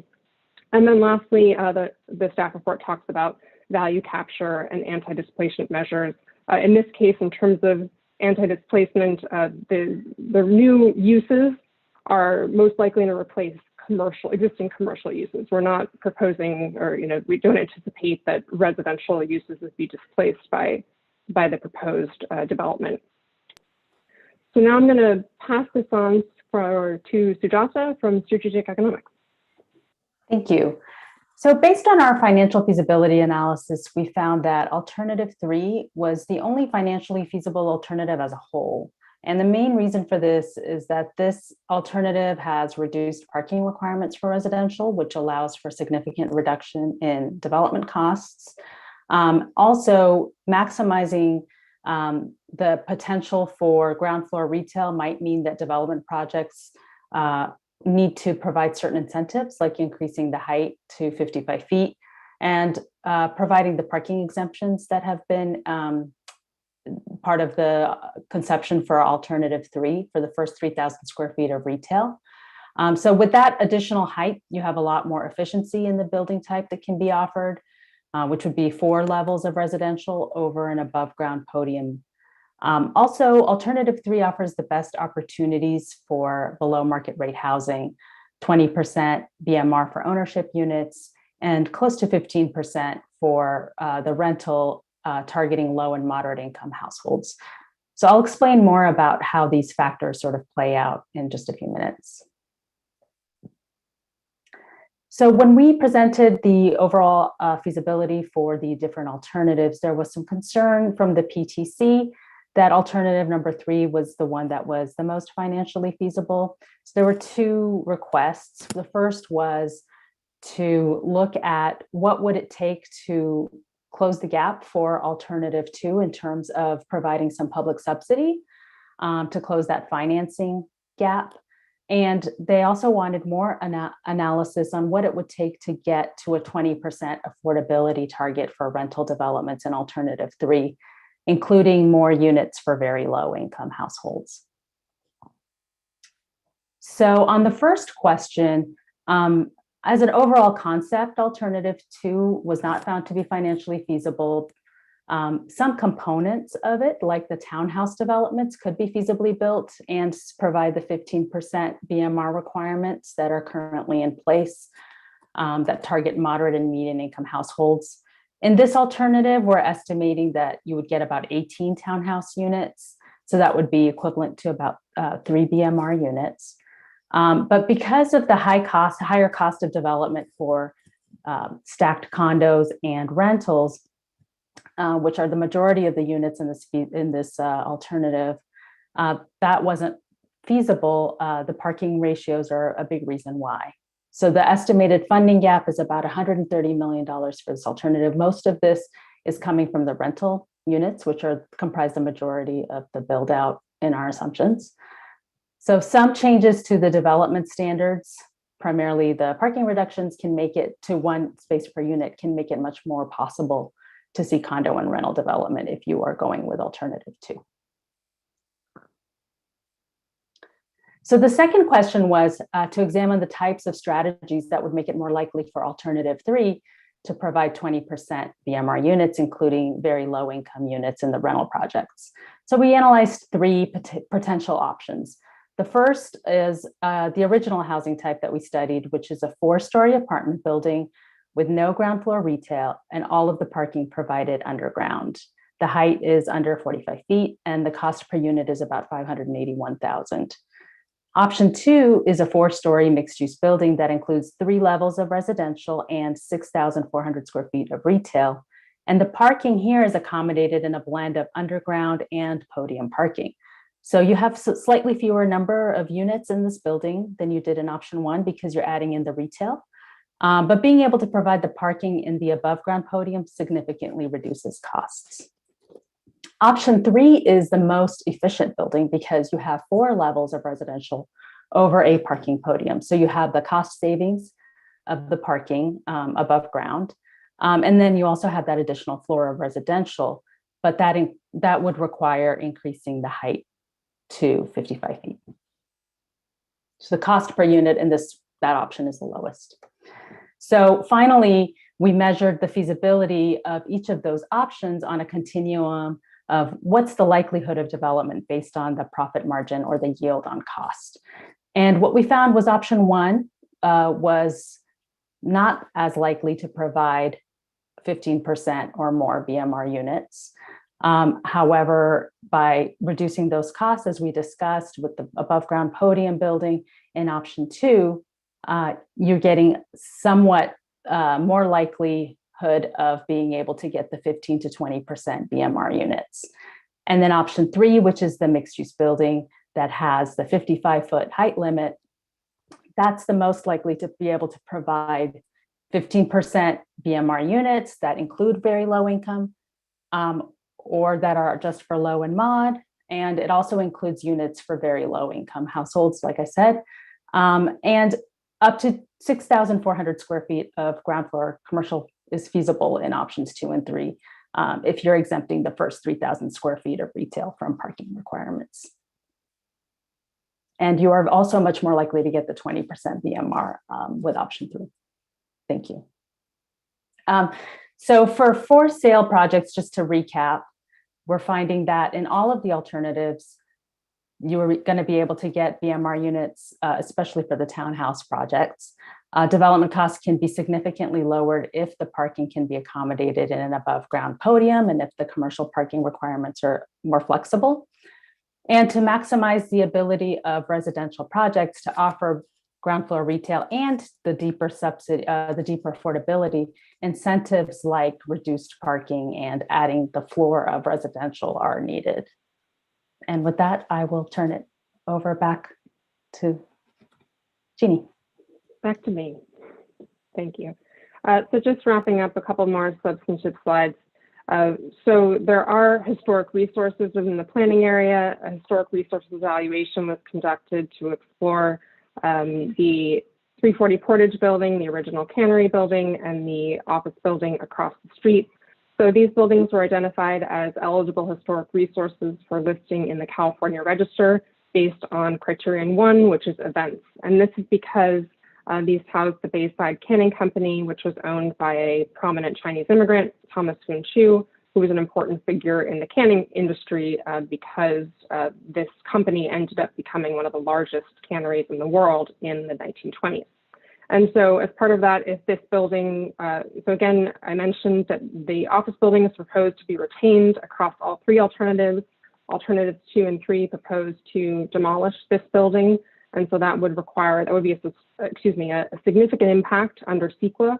And so an EIR would need to be developed and a statement of overriding considerations would need to be adopted. Rachel mentioned we do have WRA here tonight who prepared the report on the Matadero Creek improvements. And so if you have questions about this, I would encourage you to ask them of WRA tonight. But essentially their report explored 5 designs for creek naturalization of the channelized creek. 3 concepts were feasible based on their technical modeling. Concept number 3, which is the maximum renaturalization and expansion into Bulwer Park, was the preferred option by the working group. It is the most expensive option at $16 million. Concept 1A is the staff preferred option because it's seen as most feasible and allows for the retention of land for housing along with the restoration and open space amenity. And this is an enhancement of the existing easement corridor as well as the integration into Bulwer Park. And this concept is included as part of the alternative 3B alternative on the assumption that it can be accommodated in exchange for the allowance of additional office floor area. So the next steps for the project, as Claire indicated, we're looking for the council to select a preferred alternative. Then the consultant will refine that alternative and work on the traffic analysis, the expansion of transportation improvements, and initiate the CEQA analysis. And then we'll be looking for direction to prepare the draft plan and the environmental document.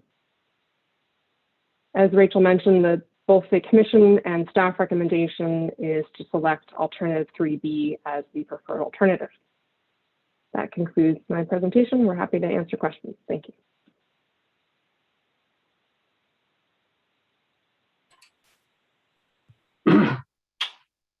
Okay, thank you for that staff presentation. Let's go to members of the public. We're going to go 2 minutes a speaker. And if you could please put up your hands now, we will stop taking speakers after the first couple of speakers conclude. Any speakers who would like to speak on action item number 9, please raise your hand. Our first speaker will be Cedric de la Bouchard-Dury, who is speaking for William Robinson, Annette Puskarich, Lynn Sobchak, Karen Harwell, and Susan Stansbury. Cedric, you'll have 8 minutes. Hello, good evening. And I believe I was going to be promoted so that I could share my screen. Yes, you should be a panelist now.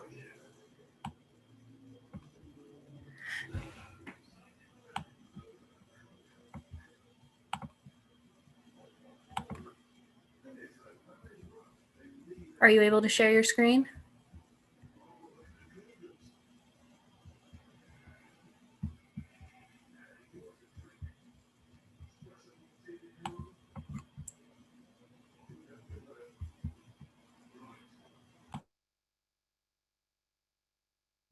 I believe you are muted, though. Okay, great.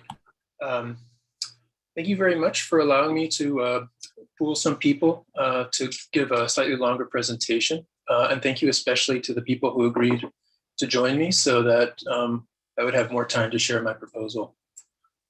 Throughout the North Ventura Coordinated Area Plan process, I've advocated for a particular land use design pattern, which I think would satisfy many of the criteria for a successful plan.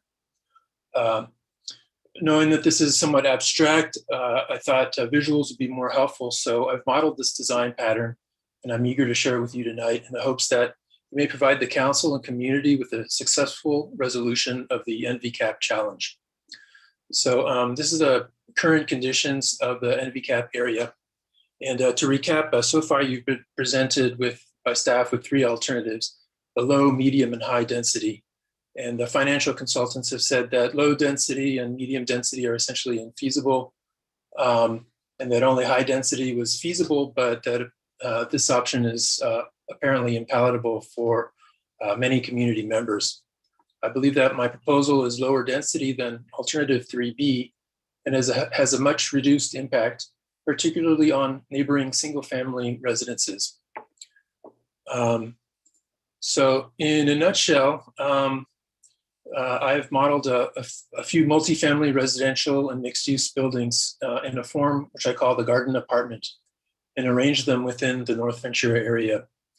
The design is pedestrian-oriented, humanist, and ecologically beneficial.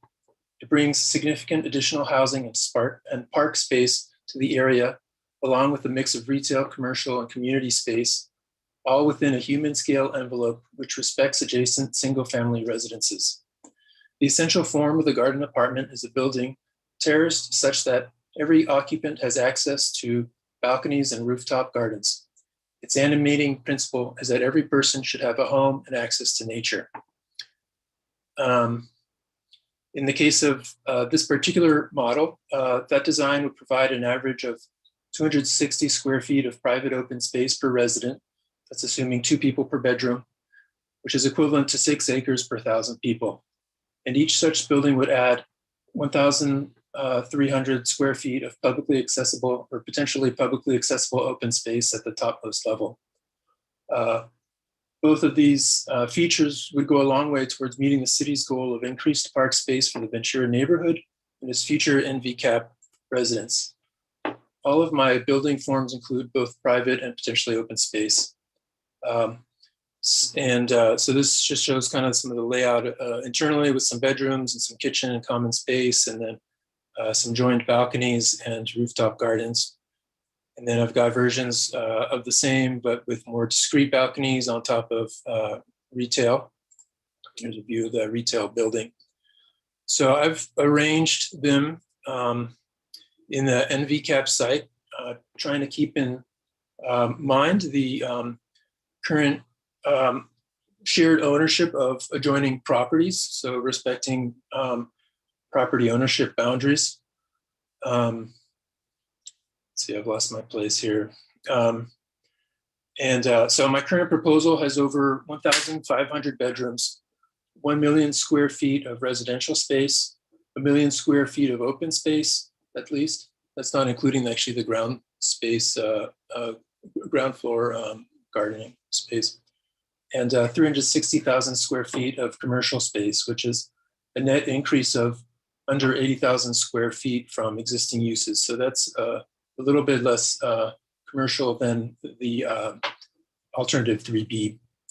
It preserves 2 key portions of historic structures: the section of the cannery building with the monitor roof and the house on Ash and Portage. I believe these are the 2 most interesting, visually interesting aspects of the historic building. From a bird's eye view, most surfaces are naturalized open space. This is a view from above Lambert and Ash, facing towards the Fry's building with the monitor roofs and the historic kind of ranch house. It includes here the assumption of the alternative 3, the widest restoration of Matadero Creek. I strongly support the maximum restoration of the creek, and I have planned around it in this proposal. We are in a crisis of disconnection from each other and from nature, experiencing the 6th mass extinction event. Studies have shown that connecting people, especially children, with nature is crucial for creating an ethos of love of nature and protection of our plant and animal kin. The full restoration of the creek would provide the most recreational access and help foster that connection to nature. I note as well that the estimated cost of the full restoration of the creek was less expensive per acre than the estimated cost of creating new recreational parkland. So here's a view from above El Camino and Portage Avenue, looking towards the former Fry's area. And then street level at just near Ash and Portage. And street level as well across the street from the Cloudera site. What's not shown is that I've kept the beautiful natural border between the street and the parking lot, so there would be lots of trees here as well. While the city is not typically in the business of choosing the design of all buildings in a neighborhood, I believe the city can significantly influence what gets built through zoning, design guidelines, height and density bonuses for setback massing, requirements for environmentally friendly building and roofing, requirements for rain capture on site, subsidies and rebates, etc. I believe we as a city should zone for what we want and need, and that a well-crafted coordinated area plan for the NVCAP area can help bring about a more comprehensively beneficial vision for Palo Alto. And the view you see before you actually is a radically different form. It's a coil with ground floor retail and commercial. And there's space in the center for office or community spaces such as daycare or senior center, maker spaces, etc. On the top of the commercial and on the outside of the building, residential apartments spiral upwards to a community garden on the top floor. It'd be hard to see here, but there's also a central courtyard that's big enough for a tree, and the staircase spirals upwards around it. Cedric, just to interrupt real quick to let you know you have 1 minute left. Great, thank you. So by embracing a bold and beautiful built environment, we can be an example to our neighbors and cities around the world, inspiring and furthering a much needed transformation towards a more humanist and holistic land use design.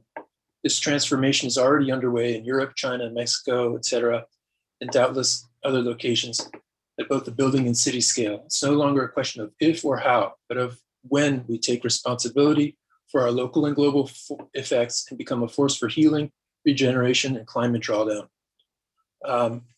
In other places, I have observed that when one development includes large balconies and rooftop gardens, the neighboring developments tend to follow suit, as these features add appeal and financial value to the residences.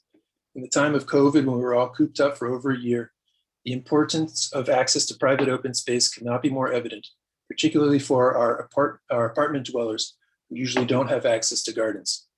Finally, as a social justice plug, I would suggest that current residential renters on Olive should be given first priority to multifamily units that are built on the houses they live. So in closing, I hope you will consider this form and the zoning and regulations and incentives that can be put in place to encourage them. Thank you very much for your time.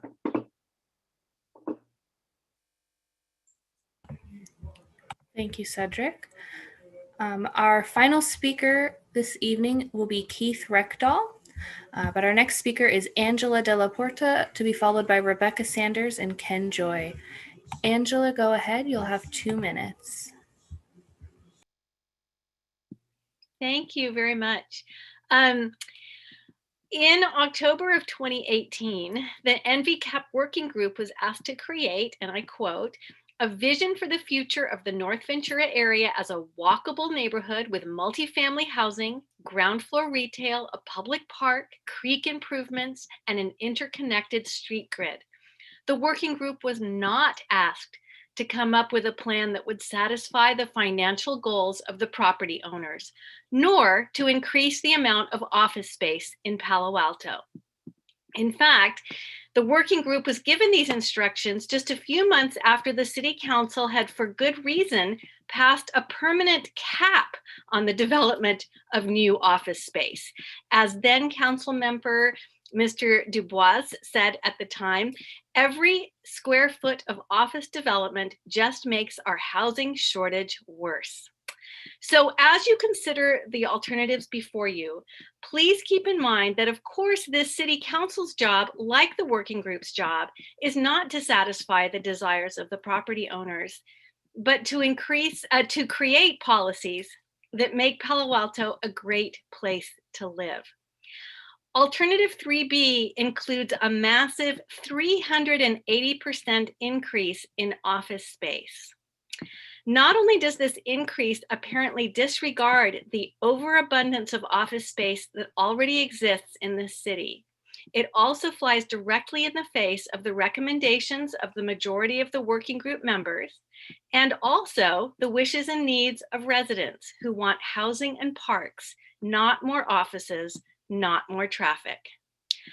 While alternative 2 is not as financially attractive to developers, according to the staff report, it could easily, with just a few small changes, be made financially feasible. So the massive increase in office space in alternative 3B, with its concomitant increase in traffic, is simply not necessary. And after all, who wants the best for this city? And who can control whether or not to add more office space where it's not needed? The property owners or the city council? Thank you. Thank you, Angela. Our next speaker is Rebecca Sanders, to be followed by Ken Joy and Katie Weller. Rebecca, go ahead. You'll have 2 minutes. And just for clarification, there are 2 of you with your hand raised. Is it just multiple devices? Um, can you hear me? Hold on 1 second. Yeah, I've got you on multiple devices. Can you Okay. guys hear me?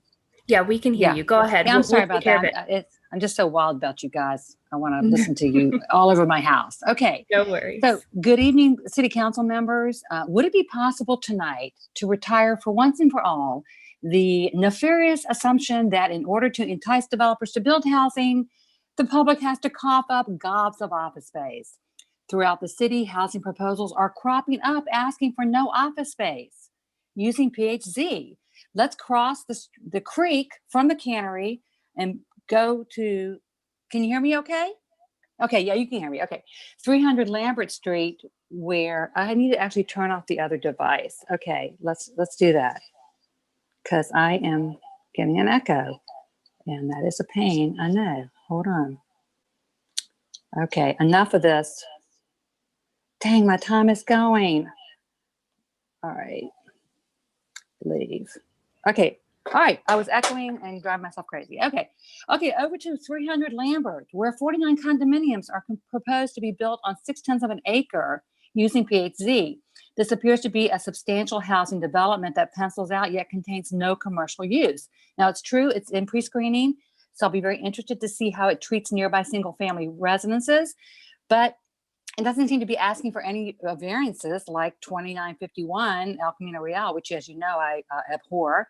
And so anyway, ta-da, let us stamp paid to the assumption that we can't have houses without gobs of office. So let's leap back across the creek over to Thomas Foon Chew's Cannery, opportunity of a lifetime. It's already zoned RM30. Let's honor the work of the hardworking NevCap working group and say no to stack and pack over there and enhance Ventura with a beautiful neighborhood addition with homes and amenities. The cannery is a historic treasure. The old cannery office on Ash would make a fine community center. Can you picture it? Welcome to the Cannery Addition Ventura neighborhood, where people have gathered to build something of lasting value.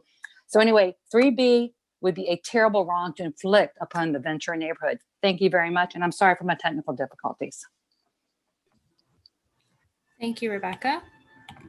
Our next speaker is Katie Weller, to be followed by Mary Sylvester and Jonathan Brown. Katie, go ahead. You'll have 2 minutes. Thank you. Am I unmuted? Yes, you're good to go. Great, thank you. So my name is Katie Weller. I'm a Palo Alto resident, married to a teacher, a renter, and a member of St. Mark's Episcopal Church in Midtown. And I'm here to support option 3B for the Fry's site. And the program. And when I tell my friends that I live in Palo Alto, sadly, they're surprised, as it's well known that Palo Alto is a difficult place for young professionals to live because of the cost and availability of housing. And I think this is a shame because Palo Alto is a beautiful place. We have beautiful parks, access to public transportation, and great schools. And I feel privileged to have lived here for more than 4 years. But as my husband and I began to think about starting a family, we know that our options for living in this community are limited. And instead, we face the reality of a long commute. We both are grateful and committed to our wonderful jobs in Palo Alto proper, but we face the reality that there's simply not enough housing here for middle-class families like ours. Peers who are in a similar stage of life must commute to Palo Alto from Fremont, San Jose, Morgan Hill, and farther, placing an unnecessary burden on our precious environment. And this project seems to me to be a golden opportunity. It addresses the majority of the issues that my peers and I face, increasing the number of residential units that are close to public transportation, and thus alleviating climate impact and shortening lengthy commutes. And so I encourage the City Council to choose option 3B, which includes the most new housing units and makes Palo Alto a more accessible and welcoming place for young professionals and families who are the future of our community. Thank you. Thank you, Katie. Our next speaker is Mary Sylvester, to be followed by Jonathan Brown and Corey Smith. Mary, go ahead. You'll have 2 minutes. Good evening, Mr. Mayor and Council. I'm speaking tonight to express my concern about the proposed rezoning of the northern part of Ventura neighborhood to allow for possibly 126,000 square feet of new office space to go in. Despite lack of support from residents of the Ventura neighborhood and many concerned Palo Alto residents from around town, My comments tonight are specifically directed at the lost opportunity cost of building more office space at this time when the critical need is for housing. It's quite clear at this point in time we don't need new office space. We seem to have quite an abundance of empty office space right now. And unfortunately, we don't have good data to work with about projected office occupancy, particularly in terms of what we're going to be looking at in the next couple of years with increased work from home options granted employees by their employers. Assume that the buildings are at full capacity. Who is going to provide housing for these employees? A very rosy picture was presented about housing being provided, but it's hard to imagine how that can adequately be done. Also, we need true below market housing for the low and very low income. We're looking at removing existing residences with this project, increasing traffic and densification. I don't believe people are not going to own cars. And so waiving garage requirements is a never, never land of beliefs. We can't let the historical cannery go for dense housing and offices. It needs to be appropriately recognized for its true historic merit and its benefit to the community. Thank you.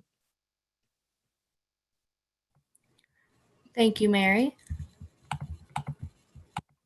Our next speaker is Jonathan Brown, to be followed by Corey Smith and David Meyer. Jonathan, go ahead. You'll have 2 minutes. Thank you, Council. My name is Jonathan Brown, longtime Ventura resident. I strenuously oppose Alternative 3B. We can do much better. First, please listen to the work of the hardworking volunteers like Angela, who served on the NVCAP working group. Their work deserves praise, not a brush off. My Ventura neighbors are a diverse bunch. They are remarkably community-minded. Second, and perhaps most important from my perspective, the report acknowledges falling short of the parkland per resident target ratio, but it blows past that, saying it should be addressed in the future. That's abhorrent and a slap in the face of both current residents and future BMR residents. Is the council saying BMR residents aren't as deserving of open space as more affluent Palo Alto citizens? And let's pause for a moment on what Jean told us earlier. Renaturalization of the creek is the most expensive open space option. That is undoing misguided development of the past just to get us back to a neutral starting point poses huge costs for our community. That's a cautionary tale if there ever was one. We must not repeat these mistakes of the past. Alternative 3B is the same sort of misguided development we're clamoring to undo today. Third, it's absolutely absurd to say that Alternative 3B is the only one to generate, quote, adequate revenue. If Sobrato would like to gift me the entirety of their Fry site holdings, I would gladly demonstrate for the City Council how adequate a stream of revenue I could generate through right-sized and attractive housing on that site. If Sobrato is unhappy with its profit margin potential, then I suggest that it sell the property to the city or someone else who is not in it to maximize private profits. Fourth, COVID has changed the way people work in Silicon Valley permanently. The report itself acknowledges there's insufficient data to confidently predict what the post-COVID circumstances will be and how it might impact the viability of the proposal. This proposal needs to go back to the drawing board for that reason alone. Fifth, it's not fair to shove all of Palo Alto's housing goals into one small area of the city, one of the most underserved in Palo Alto. Thank you. Thank you, Jonathan. Our next speaker is Corey Smith, to be followed by David Meyer and Jeff Levinsky. Corey, go ahead. You'll have 2 minutes. Thank you, and good evening. Corey Smith on behalf of the Housing Action Coalition. We are a regional nonprofit that advocates for more homes for everybody in our communities. I'm here to encourage considering the maximum amount of housing, and I want to say thank you and congratulations to community members, staff, volunteers, and city leaders who have participated in the process to this point. However, given the update to Palo Alto's RENA numbers and the proximity of this area plan to Caltrain and the size of the land, 60 acres, we think that something closer to 5,000 new homes would be more appropriate in our mind. Now, we realize these can be abstract numbers, but the difference is providing homes for thousands more people, more senior citizens, families, essential workers, and other people that make Palo Alto a great place to live. We also understand the conversation around the jobs housing balance, and things like affordable housing and open space are absolutely fantastic, and they cost money.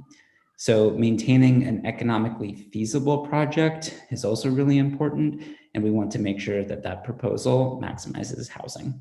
Thank you for your time and consideration. Thank you, Corey. Our next speaker is David Meyer, to be followed by Jeff Levinsky and Scott O'Neill. David, go ahead. You'll have 2 minutes.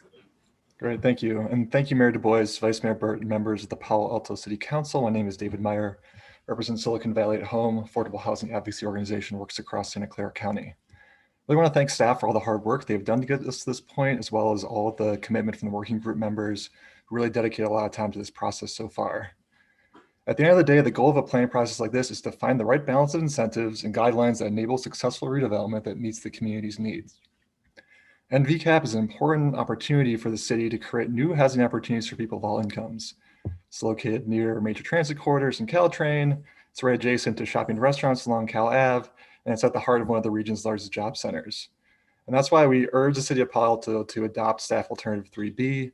As currently envisioned, alternative 3B creates the most new housing and deed-restricted affordable housing opportunities, as well as results in the largest amount of new open space and resources for other key community benefits. 3 points which we outline in our letter about the importance of a housing-rich plan. 1, more housing means more community benefits, as I already noted, and also as staff outlined, staff already included some preliminary ideas about how the city could create additional policy structures that could incentivize the development of even more deed-restricted affordable housing, which we think are all great ideas that I think would be important to pursue and study further. Also, number 2, more housing means greater feasibility. The staff report is clear the potential redevelopment incentives the city could command under alternative 3B would be the most likely to actually result in the improvements Palo Alto is pursuing. And finally, more housing means greater flexibility and ability to meet state housing requirements. Palo Alto's numbers have gone up, and being bold now in planning for housing in the NVCAP will help the city produce a compliant housing element. So thank you very much, and please support alternative 3B. Thank you, David. Our next speaker is Jeff Levinsky, to be followed by Scott O'Neill and Kathleen Wortham. Jeff, go ahead. You'll have 2 minutes. Okay. Good evening, council members and everyone. The economic analysis from staff claims you have to add lots of offices to achieve housing production and perhaps some other benefits. Yet actual projects all over town are proposing to add housing without new office space. Here's a partial list that add not 1 square foot of office. 850 West Bayshore, it's just 20 units per acres, 3 stories tall and fully parked. The proposal for College Terrace by Cato, wrong location, but again, a 3-story building. 955 Alma reduces offices, 300 Lambert reduces offices, and Sobrato's proposal itself for part of the Fry site. None of these projects are perfect, but they show developers in North Ventura and elsewhere believe housing in Palo Alto pencils out without adding office space. In fact, some of these projects will substantially reduce office space, and most offer 20% below market rate units. The analysis in the staff report totally fails to acknowledge that land prices are extremely elastic and adjust to reflect what you allow to be built, which means you determine what pencils out, not the analysts and not the speculators. This public has also been given no sense of the traffic impacts of alternative 3B's office growth right near one of the worst intersections in our city. A modest office growth proposal on Park collapsed a few years ago after a traffic study revealed negative impacts, including all along Oregon Expressway. Imagine then how the much vaster alternative 3B will worsen traffic in this part of town, far away from freeways, where we already have terrible congestion. And don't believe the myth that everyone will take Caltrain. Of course they won't. So please steer this project back on course by adopting some sensible guidelines, like no net new offices, housing densities and parkings consistent with currently proposed local projects, peak hour traffic reduction by phasing out offices, and a focus on livability and community. Thank you. Thank you, Jeff. Our next speaker is Scott O'Neill, to be followed by Kathleen Wortham and phone caller ending in 002. Scott, go ahead. You'll have 2 minutes. Hi, my name is Scott O'Neill. I live happily in a multifamily development in Palo Alto. In a recent council meeting, Mayor Du Bois opined that the council might be, quote, forced to consider development in open space. That's because the city is required by state law to produce policy changes that will lead to meeting quotas of housing at various affordability levels, totaling 6,000 plus units. That's roughly 4 times the amount provided for in option 3B. That really makes the stakes for projects like this clear, doesn't it? To whatever extent this council fails to take advantage of this uniquely great site for transit-oriented development, the council is endangering open space by backing itself into a corner. I therefore strongly urge the council to adopt option 3B, if not ask for even more housing than 3B provides. Votes for anything less are effectively votes for developing more open space. My only concern about housing here is train noise. I used to work on Park, maybe a few dozen feet from the tracks, and it wasn't an issue only because of very good soundproofing in the building. For residential consumers, there might be a need for the city to regulate and ensure similar care is taken to make sure this housing provides a high quality of life. That would be more feasible at higher densities, of course. Finally, I challenge anyone who wants to see less housing in North Ventura than option 3B provides to clearly state if they would rather see the housing built in open space or if they disagree with the mayor's assessment about the realities around our arena quotas. We have to be realistic about our priorities. Thank you. Thank you, Scott. Our next speaker is Kathleen Wortham, to be followed by phone caller ending in 002 and Justin Wang. Kathleen, go ahead. You'll have 2 minutes. Great. Can you hear me? Yes, we can. Thank you. So good evening, Mayor, Vice Mayor, and honorable council members. My name is Kat Wortham, and I am the Director of Housing and Health Policy at the Silicon Valley Leadership Group. I'm here tonight to express support for Alternative 3B as proposed for the North Ventura Coordinated Area Plan. The Silicon Valley Leadership Group represents nearly 350 member companies with a presence in Silicon Valley. Our mission is to proactively tackle issues to improve our communities and strengthen our economy, with the focus on housing and transportation, among other issues. One of the top concerns of the members we represent is a need for high quality and affordable housing here in the Bay Area. We know that the Bay Area is in a dire housing shortage, and lack of housing poses a threat to our economy, our diversity, and our quality of life. The solutions are clear. We need to produce more housing at multiple price points. So with that in mind, it is clear that Alternative 3B, which allows for the most housing, is what is most helpful. The leadership group is particularly interested in seeing as much housing as is possible in the North Ventura Plan area because the area is next to the business district on California Avenue and because it is right next to a Caltrain station. At a time when the Bay Area is in a dire housing shortage, high density housing near our public transportation infrastructure is an effective solution for helping to ease housing woes, increase transit ridership, and reduce greenhouse gas emissions. Building in this area of Palo Alto allows for smart growth that capitalizes on the infrastructure the city already has in place and allows for residents to be close to jobs, goods, and services. Finally, the leadership group maintains that creating housing is good for established businesses of all shapes and sizes, as it allows those businesses to remain competitive by having housing nearby as opposed to an hour or more drive away. With that in mind, I'll close and thank you for the consideration of my comments, and I'll yield the rest of my time. Thank you, Kathleen. Our next speaker is phone caller ending in 002, to be followed by Justin Wang and Gail Price. Phone caller, go ahead. You'll have 2 minutes.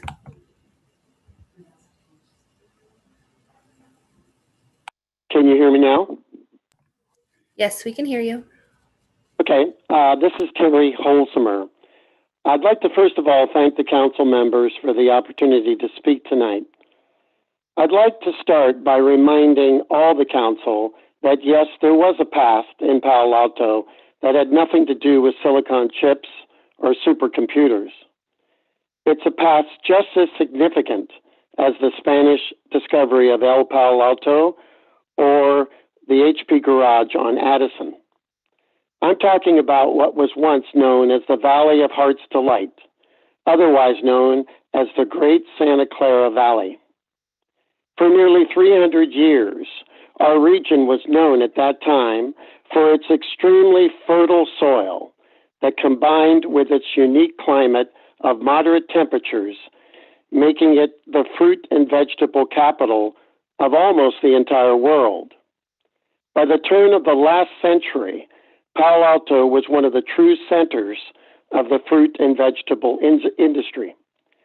In 1918, over 100 years ago, a young Chinese-American entrepreneur, Thomas Foon Chu, came to Palo Alto, then known as the city of Mayfield, to build a fruit cannery that eventually became the third largest cannery business in the entire world. This wasn't just a simple feat of innovation or financial wizardry, but one that overcame the huge disadvantages of racial discrimination and hatred of the Chinese people. Through impossible odds, Thomas Foon persisted and established a true legacy that exists today for all immigrants and believers in the American dream.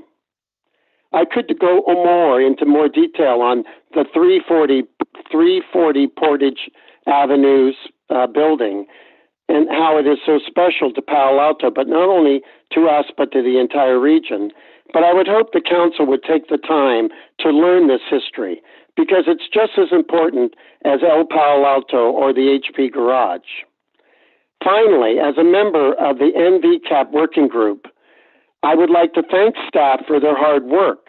However, I was extremely disappointed and frustrated by staff's final recommendation of 3B.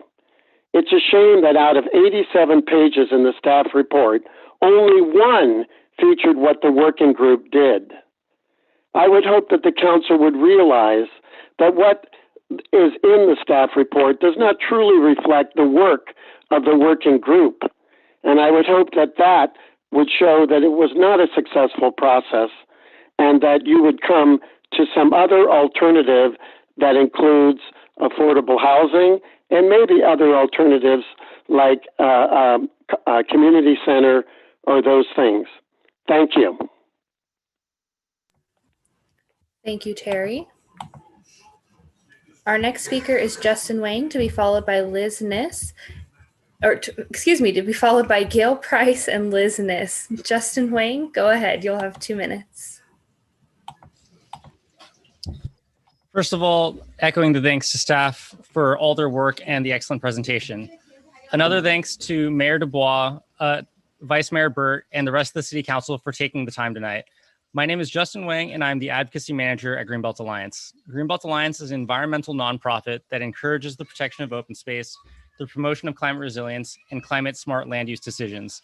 I'm thrilled to hear the diverse chorus of stakeholders and residents that have spoken in favor of the vision of a vibrant, transit-oriented neighborhood, particularly one with ample access to open space. To meet our statewide emissions goals, VMT, and housing goals, it is imperative that we build housing in the right places, and Alternative 3B proposes precisely that. Produced housing that is near jobs and transit, resulting in increased urban sprawl, long polluting commutes, and push communities into areas at great risk of climate hazards. Furthermore, there are countless benefits to open space, climate resilience, mental health benefits, recreation opportunities, and more. Alternative 3B represents the best opportunity to protect such a critical resource. Moreover, leveraging new development as an opportunity to implement community benefits, an example of which could be green infrastructure for stormwater management, which is particularly relevant given our worsening drought, planting trees for canopy cover, streetscape improvements that support ecology, and habitat restoration are all things that I'm excited to see and believe will be enabled as we grow this exciting area of Palo Alto. I hope that the City Council will be forward-thinking as we build housing in the right places while also preserving and creating critical open space. Your support for Alternative 3B will be key in moving us towards a better, more climate-resilient future. Thank you very much for your time. Thank you, Justin. Our next speaker will be Gail Price, to be followed by Liz Niss and Carol Scott. Gail, go ahead. You'll have 2 minutes. Thank you. I'm Gail Price, president of Palo Alto Forward. For 2.5 years, I've made significant recommendations supported by planning and academic research and case studies. We strongly support, at a minimum, staff and the PTC's recommendation, Alternative 3B. NVCAP is the best and largest area in Palo Alto for a walkable, multi-use neighborhood with new housing. It has both economic and financial feasibility and creates the greatest potential for addressing current and future housing, mobility, and climate change demands. It is a unique opportunity to build many homes close to services, shopping, transit, additional jobs, which would set new families and low and moderate income residents, would set them up for success. 3B supports our RHNA housing requirements and will provide the greatest variety of community benefits and economic vitality. The outcome will enhance diversity, equity, and inclusion. Be visionary, using smart growth principles to create a thriving, sustainable community that combines practical and innovative solutions. History shows us how cities adjust to changing conditions. That also applies to Palo Alto. The Palo Alto Council should be bold and anticipate the future. Thank you very much. I appreciate this opportunity. Thank you, Gail. Our next speaker is former Mayor Liz Niss, to be followed by Carol Scott and Keith Reckdahl. Liz, go ahead. You'll have 2 minutes. Thanks, Jessica. Greetings to the council, Mayor Dubois. I guess you're Mayor Dubois now. Vice Mayor Pat Burt and the remainder of the council, greetings. I'm speaking to you tonight as president of the League of Women Voters, who has long had a position on housing, especially affordable housing.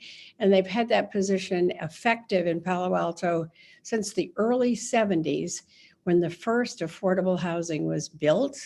Some of the first was Webster Wood, which many of you are familiar with. So as you look at the possibilities tonight, our League of Women Voters is supporting 3B. That is the one that delivers the most to get you to the goals that you have made in the comprehensive plan. Not only in the comp plan, but every one of you who is sitting there tonight made a promise to the community when you ran to work on housing. I think most of you mentioned affordable housing, as I recall. Affordable housing is difficult.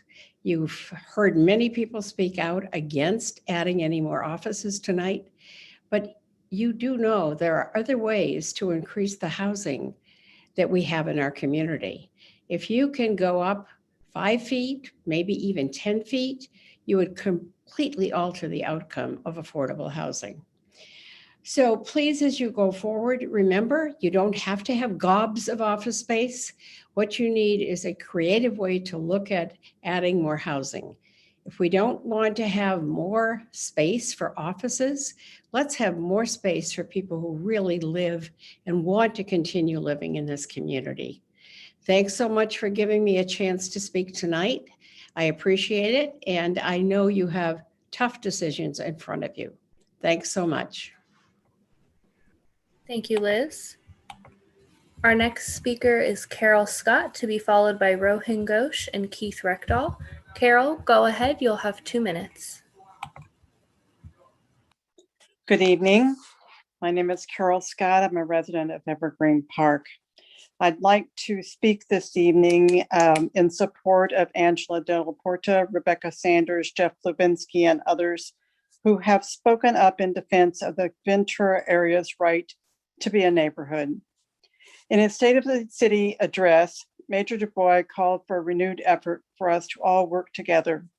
In that spirit, I asked the council to reject staff's proposed Alternative 3B, which ignores the hard work and desires expressed by the community working group. The Ventura area deserves more than Alternative 3B provides. It does not need thousands of square feet of office space that will draw employee commuters. It does not need delusional thinking about being transportation rich and thus no need for parking. And it does not need the extraordinary density that is being proposed. It does, even in California Avenue area, by the way, I would note that businesses there are demanding more and more parking, not less. This area does need below market and affordable housing. It needs public park space that's suitable for children to gather and to play, and not private terraces. It deserves to have a livable neighborhood. Do not turn a neighborhood into yet another mini downtown. Thank you. Thank you, Carol. Our next speaker is Rohin Ghosh, to be followed by Keith Reckdahl, and our final speaker, Ken Joy. Rohin, go ahead. You'll have 2 minutes. Good evening, Council and community of Palo Alto. Can you hear me? Yes, we can hear you.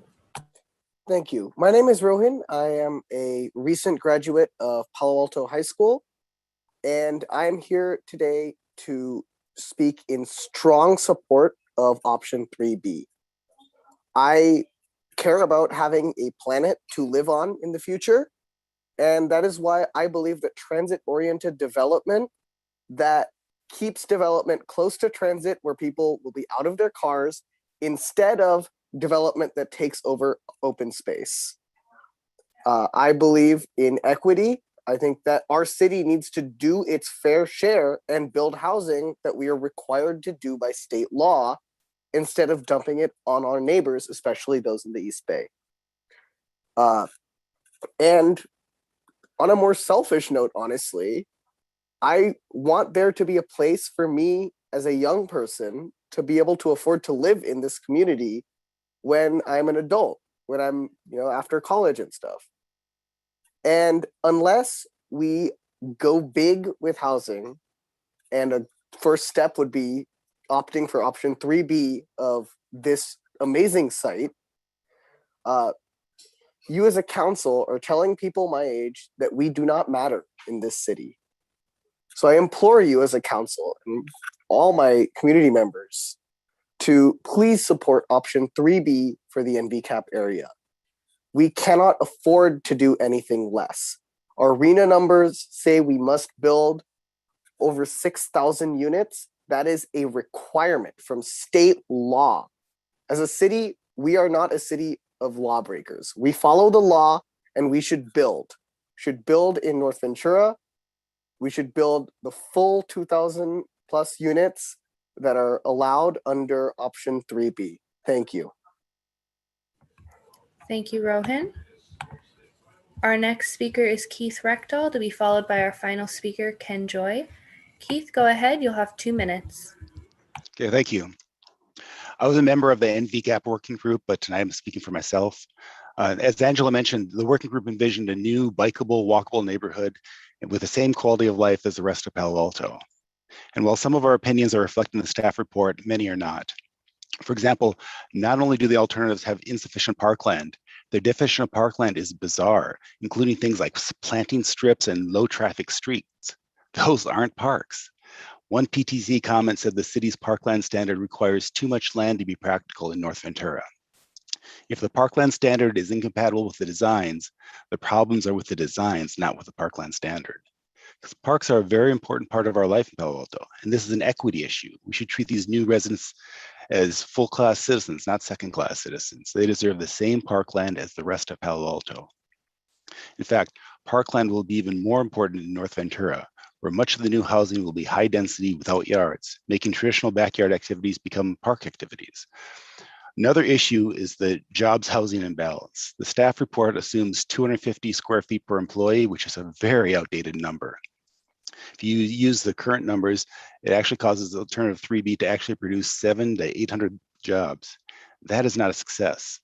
There's a huge difference between gross housing units and net housing units. And net housing is what affects the job housing imbalance. And while parks and affordable housing are expensive, paying for them with office space is a terrible idea. Office space may seem free, but it sticks the city with long-term costs and larger arena allocations. Office space doesn't provide free amenities any more than a payday loan provides free money. Unfortunately, NVCAP did not even discuss the most effective way of making housing feasible, and that's zoning changes. If we want a residential neighborhood, we should zone for what we want. That would prevent new office development and make the land more affordable for housing. So in summary, I encourage the council to embrace the working group's commitment to creating a North Ventura neighborhood with an emphasis on housing and a high quality of life. Thank you. Thank you, Keith. Our final speaker is Ken Joy. Ken, go ahead. You'll have 2 minutes. Thank you for the opportunity to speak tonight. You've heard the statement that only 3B is financially feasible according to the project's consulting economists. I ask that you question staff carefully about the economic analysis of this project. Please recall that an earlier staff report on NVCAP contained the statement that no BMR rental units were economically feasible. Of course, the report you're reviewing tonight suggests otherwise. Please ask what changed and why you should accept their recommendation. I live in the Ventura neighborhood, and around the corner from my home, a project called Wilton Court is being built. That's the sort of project which should be part of NVCAP, but I don't see that stressed in Alternative 3B. Thank you very much. Thank you, Ken. Mayor Du Bois, that was our final speaker. Okay, thank you. Let's bring it back to council. Let's do a round of questions and comments.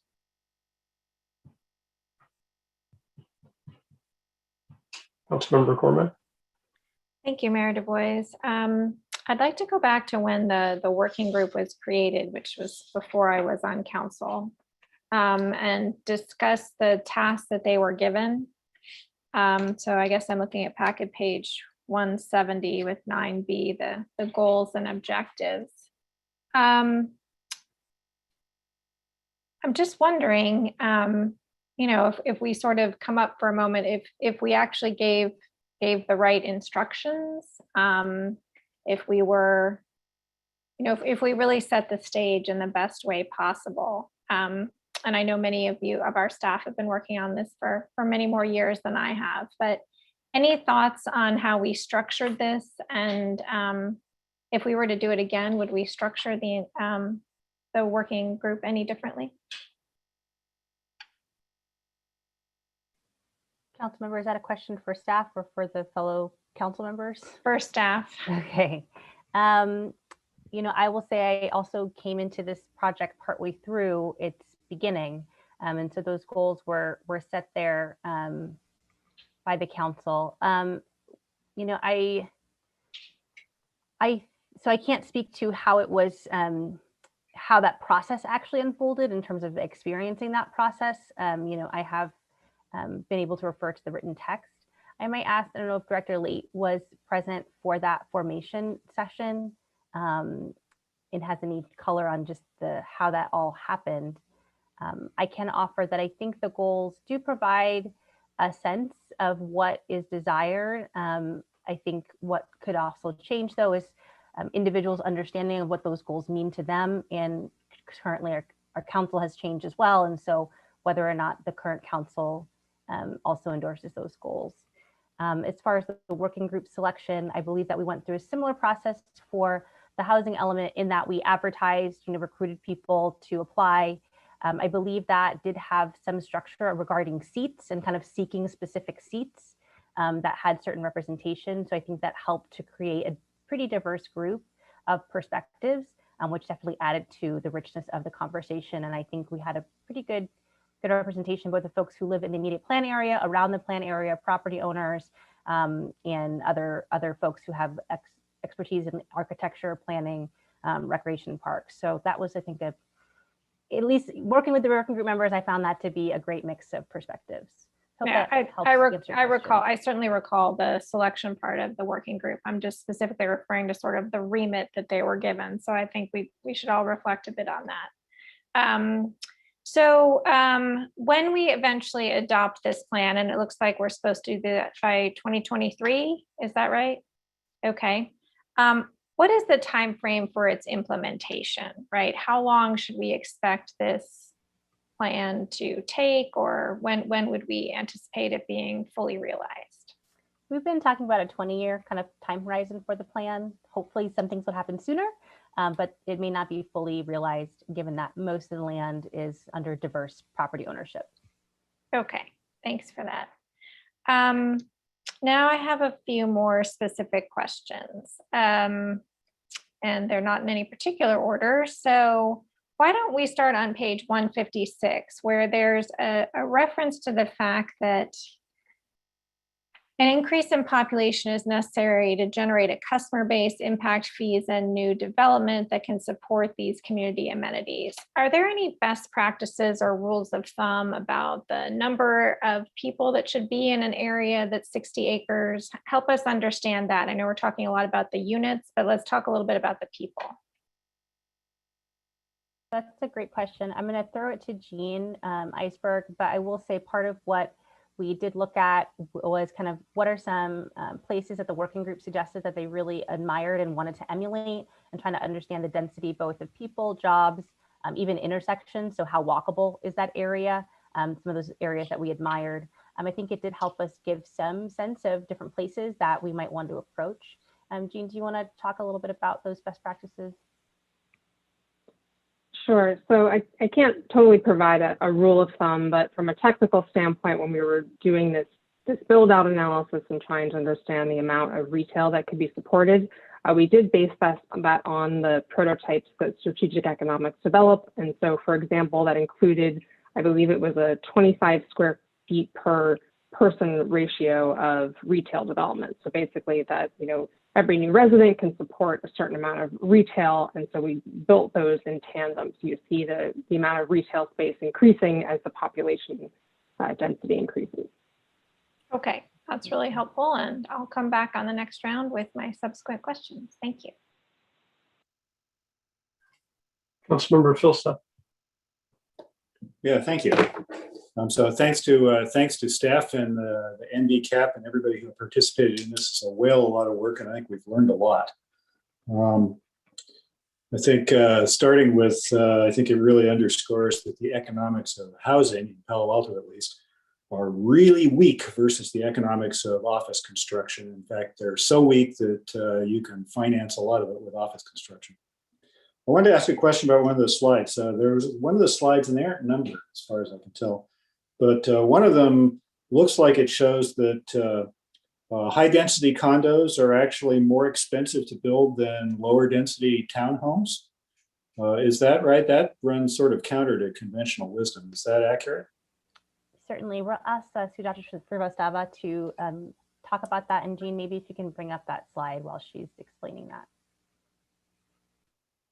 Yes, council member. I think that it really is about the building typology and the cost of the construction of a building that has some amount of underground parking that really elevates the cost of the condos relative to the townhomes, whereas the townhomes are assumed to be, tuck under parking garage with maybe 2 levels above it. So I think it was the previous slide.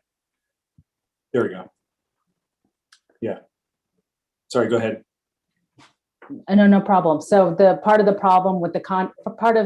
issue with condos is that they are slightly larger. I think that because of the number of bedrooms, they have a slightly higher parking ratio relative to rentals. So condos are a little bit more expensive to build than rentals.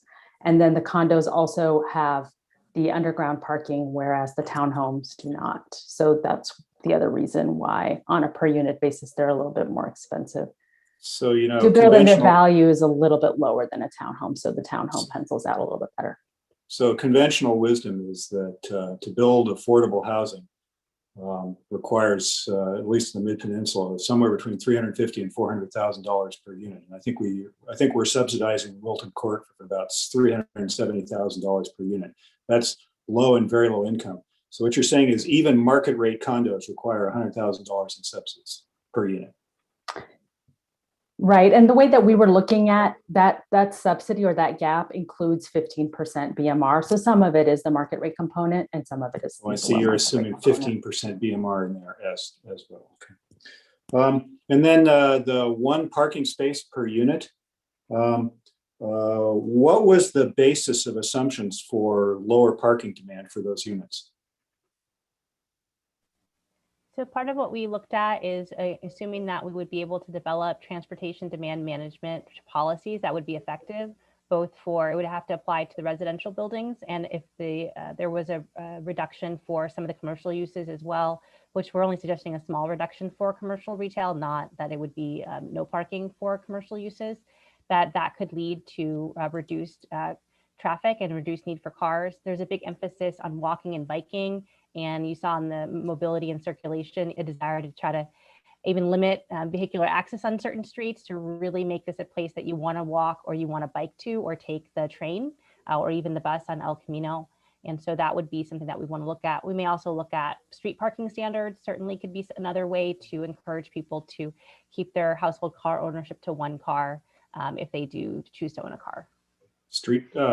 Given that 2/3 of Palo Alto, working Palo Alto residents work outside of Palo Alto, I think it's probably likely that a lot of these households will have cars. Street parking standards, are you assuming that we'll use the streets for parking? I'm just saying that could be another part of the transportation demand management to try to discourage car ownership, or at least, again, keep it to one car per unit. Is that actually legal? Certainly there are different ways that folks restrict who, when and where people can park on their streets. And I mean, limiting people to one car per household. Well, I don't know that we would have a public policy that would say each household can only own one car, as much as the other policies might encourage people to own one car and have it in their parking space that they have. I think part of what has been concerning is that, well, if there's only one parking space provided and folks have more than one car per their household, where will that car park? And so I think managing that overflow parking is a concern that we've heard and certainly would want to address. Well, I think that is the standard problem in parking. I think somebody directed us to Tucson, Arizona, that they say has solved this problem. And Tucson, Arizona has a restriction that if you're in a multi-unit building, you can't buy into the RPPPs, but that's not legal in California. So we'd have to find some other mechanism. I wanted to ask also, it looked like all those single family homes on Olive Avenue, did I read it right that there's one owner of all but like 2 or 3 of them? There are 2 owners of many of the homes on Olive Avenue there. Okay. And then there are about 3, I believe, that are individually owned. Individually owned, but the rest they're split between 2 owners. Okay, thanks. Just a note, the staff report on page 158 cites a park policy of the NRPA. Section policy 4.6 cites the NRPA standard is 2 acres of neighborhood park space per 1,000 residents. The NRPA also calls for an additional 2 acres per 1,000 residents of district park space, and that's where the 4 acres per 1,000 residents come from. And I didn't see that in the staff report, but that's what the numbers are. A number of people commented on the financial feasibility. I think that's important. People should understand that Plan Bay Area 2050 and indeed the Bay Area Arena Cycle 6 plans are also not financially feasible for the same reason that we have difficulty in this area, which is that economics of affordable housing require massive subsidies, which have not in the past been forthcoming, or to do it at inclusion rates. If you assume a 15% inclusion rate and the Bay Area's affordable housing target of 250,000 units, that's 1.4 million market rate units that would have to be built, which is probably unlikely. So financial feasibility apparently doesn't seem to be an obstacle for governments to set legislative policy, right? Either at the state level or maybe here. Thanks. Vice Mayor Burt. Yeah, thanks. So a couple questions. I think the consultants on slide 23, when they went beyond what's in the written text there, and I believe I heard correctly that that not only is the argument that's in writing that open space and that the comp plan acres per resident goals for parks is not feasible in this TOD location, but also that it's not needed because it's a TOD location. And so briefly, can the consultants or staff clarify why TOD doesn't need parks? I don't think that the suggestion was that parks aren't needed in TOD locations, just that perhaps trying to achieve the 4 acres per thousand in a transit-oriented development location may be difficult and not feasible, and that perhaps thinking about a larger area to include the park goal might be more feasible. I think that certainly every neighborhood needs parks and needs parks and open space. So I don't think it was to suggest that we don't need it in this area, but it may not be to the level of the 4 acres per thousand, which we just haven't achieved as a city overall. Yeah, I don't think that's what was said, but I'll move on. And then what density of jobs or how many square feet of office is being assumed per job created in this additional office space that's being proposed? I believe that we did use the VTA formula. So that would be, I think, Jean, can you, it's you nodding, if you want to respond to that. Yes, let me pull it up. So we use the VTA ratios, and part of that is because that will be used as part of the traffic analysis and is based on how the county does the traffic model. And so let me just find it. It looks like for office jobs, 3.4 jobs per 1,000 square feet, and for retail jobs, 1.75. So that's about 300 square feet per office job, and that is not a realistic number for our community. We know that's not, and there are other metrics that are showing that are now being established that office jobs are a far lower square footage typically per employee than that, and therefore far more additional workers, office workers, for that square footage than has been modeled here. And I think that's an important correction that we need to do. We need to have a realistic number of how many jobs we're going to create there, because frankly, one of our goals that wasn't laid out clearly enough in the original council goals was reducing the jobs housing imbalance. That's really what should be ours and others' goals in the housing approach, is to not simply exacerbate our problem. Even while we add more housing, we add even more jobs, and that would not resolve the issue. And starting with an accurate number in terms of the square footage per job. It does go into the thing that I was bringing up in the prior item, which is within commercial, we can look at different types of job density per square foot, and a true R&D area is a lower density. And so I think that we should be looking at within the commercial in the zoning area, not lumping office and software development with other types of commercial like R&D. And so I think that's something we want to look at going forward. I also was looking at the comparison of the different alternatives, this on packet page 157 and 8, or staff report pages 22 and 23. There's a table of relationship to the city council adopted goals of the different alternatives.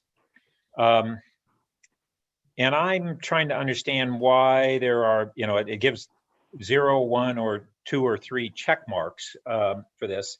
So how is it that that alternative 2 has lower check marks than alternative 3 on the transit and pedestrian bike connections, the connected street grid, and community facilities and infrastructure? Because when I look at the drawings of them and the descriptions, I couldn't find a significant difference there. That's a great question, Vice Mayor Burt. Overall, what that chart partly represents is that as more sites develop, then there may be more community benefits associated. So you can imagine if a building does redevelop, then that sidewalk and street frontage and other areas around it may be improved. But if that site does not turn over, and some sites in alternative 2 were projected not to turn over based on some of the criteria that Ms. Eisberg laid out, then the associated improvements that are with that development wouldn't occur. So you're saying not that the design of the plan is more favorable in achieving the goals. You're attributing a likelihood of the development as the basis for that assertion, correct? I think so, but overall, I think what we project in alternative 3 and alternative 2 is very similar. I think that's kind of your point. Like if you look at the plan view, they look very similar in layout. But then that's not what happened. That's not what this table is showing. They're not showing very similar, or they're not, where the plans are comparable in those regards. I don't see any better bike and pedestrian plan in 3 than 2.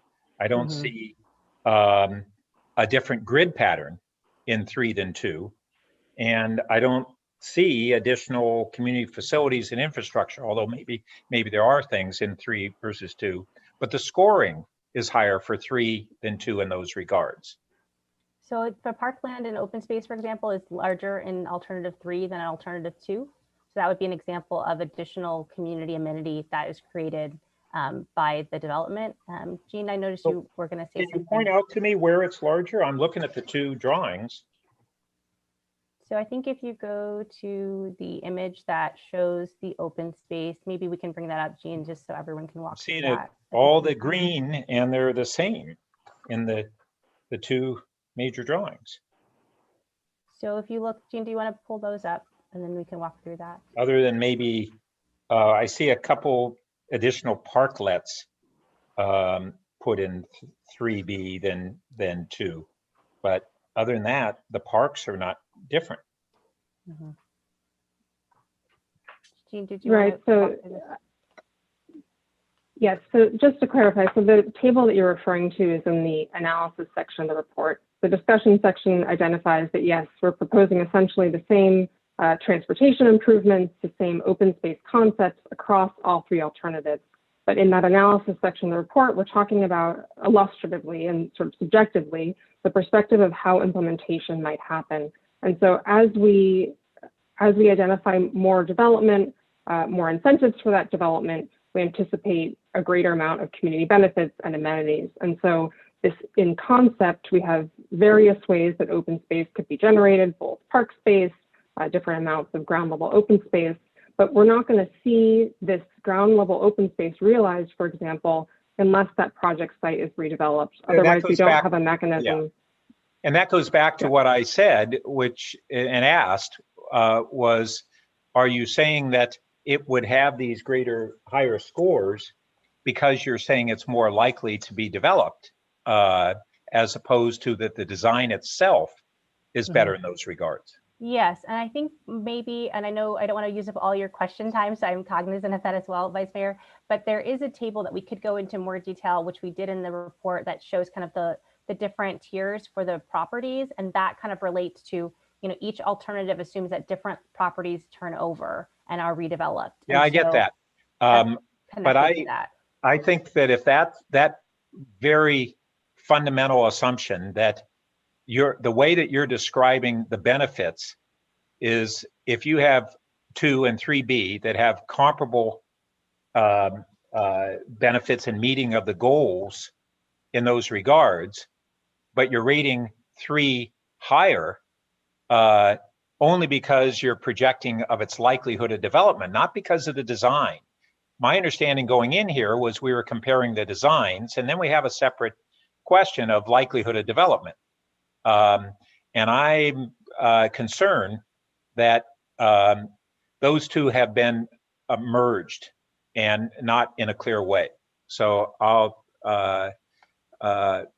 let others go on with their time, but I want to leave with that concern expressed. So I'm not seeing any hands. I'll jump in and ask some questions. So who owns the creek? The creek is privately owned by the various parcels that overlap, but there is I believe it's a 60-foot easement. So basically down the middle of the creek and 30 foot on each side that Valley Water has with those properties. So it's the Valley Water, I guess, owns it through the easement. Yes, they maintain and provide the maintenance. And I guess yeah, I'd love to hear, I guess, from the consultant. You said they're here, and just like to get a little more detailed explanation on the trade-offs between those two options. Wasn't really clear to me what the preferred staff option was. Sure. Virginia Mahechek from WRA Consultants here. Can you share a little bit about the differences between the option that's within the easement and the one that would do the full naturalization? Sure. Yeah, like Rachel was saying, even though it's private land, the Valley Water holds an easement for maintenance that is 60 feet wide total. And so there are alternatives or options that were considered for the creek. Partly it related to the amount of width that we consider being able to, kind of reconfigure. And then a couple of the options relate to the distance along the stream, and a portion of some of the alternatives went on the boundary that you're talking about tonight, farther upstream. But the main difference, I believe, if I have it right, Rachel, that is the 1A was the alternative that you guys are kind of pairing, I guess, with the alternative 1, 2 here. And then is it true that only option 3B has the widest creek option, or? So yeah, so what staff have proposed is the option that remains that naturalizes the creek, but within the easement bounds. And there was a preference for a wider, the more full naturalization, which I believe is 100 feet, Virginia. I don't want to quote that, but it requires a significant more area to accomplish. Right. So the main differences are they're actually about what you can accomplish both aesthetically and a little bit ecologically, and in terms of recreation access with that width.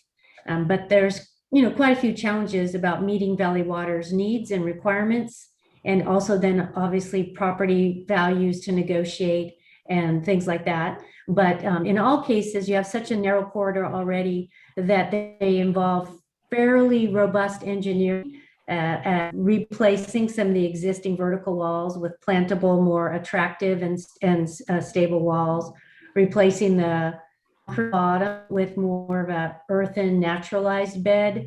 And then when you get a little bit wider, you have the possibility of having kind of 2 layers and a gentle slope involved, and the access could be multi-level, where in terms of recreation access, you're using like a combination of new features and maybe multiple use of the maintenance access that Valley Water needs in parts of it. So those are some of the differences.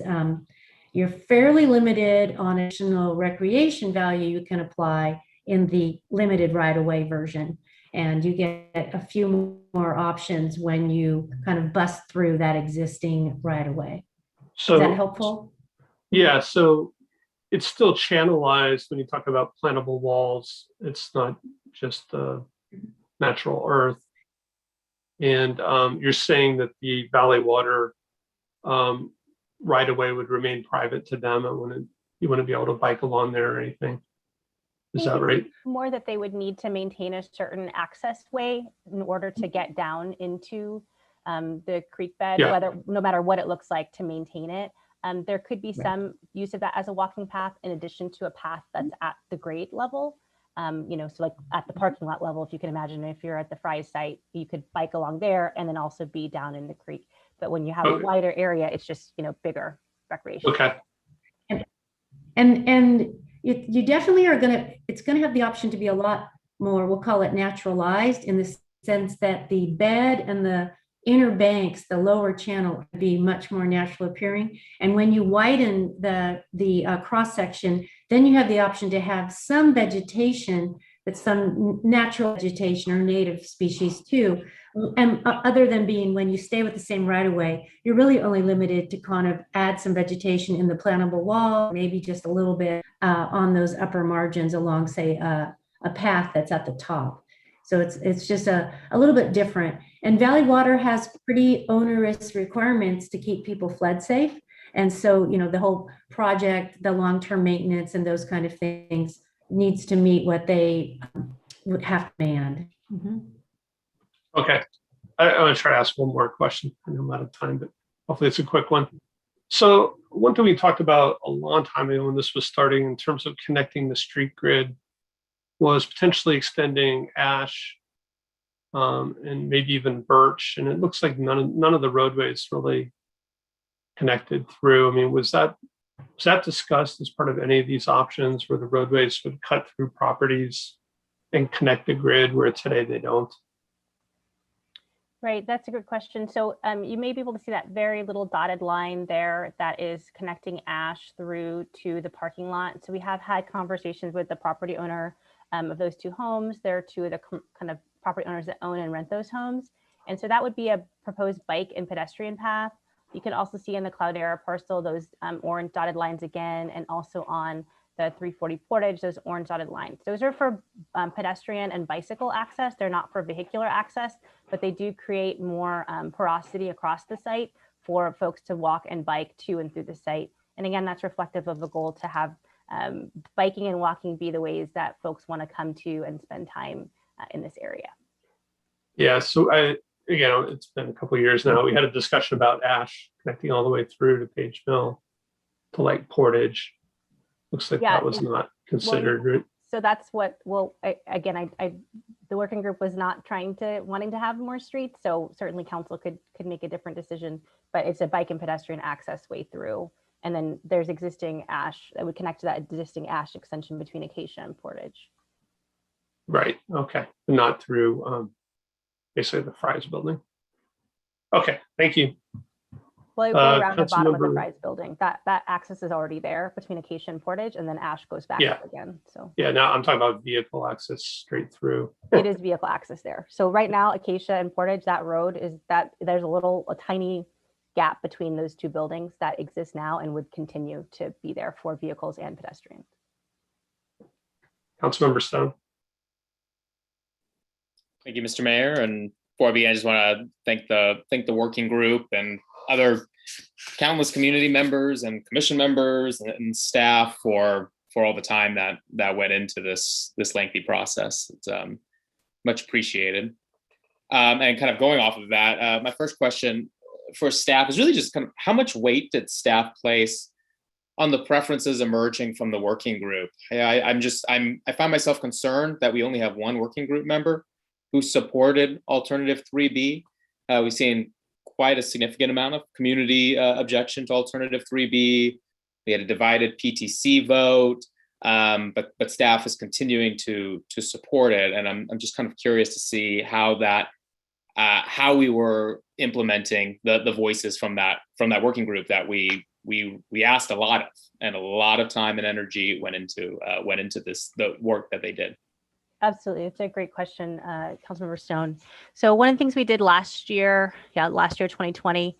So we started out 2020, we had 3 draft alternatives that were presented.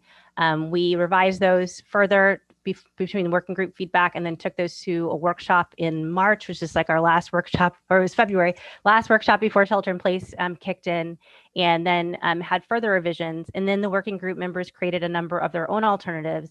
And then we spent last summer kind of going through different areas and topics like parking or open space to try to understand what working group members wanted. And as you can imagine, there was a range of preferences. And so we try to take those preferences and then turn those into the 3 alternatives. So you had kind of a lower development alternative, a medium, and a larger development alternative. So 1, 2, and 3.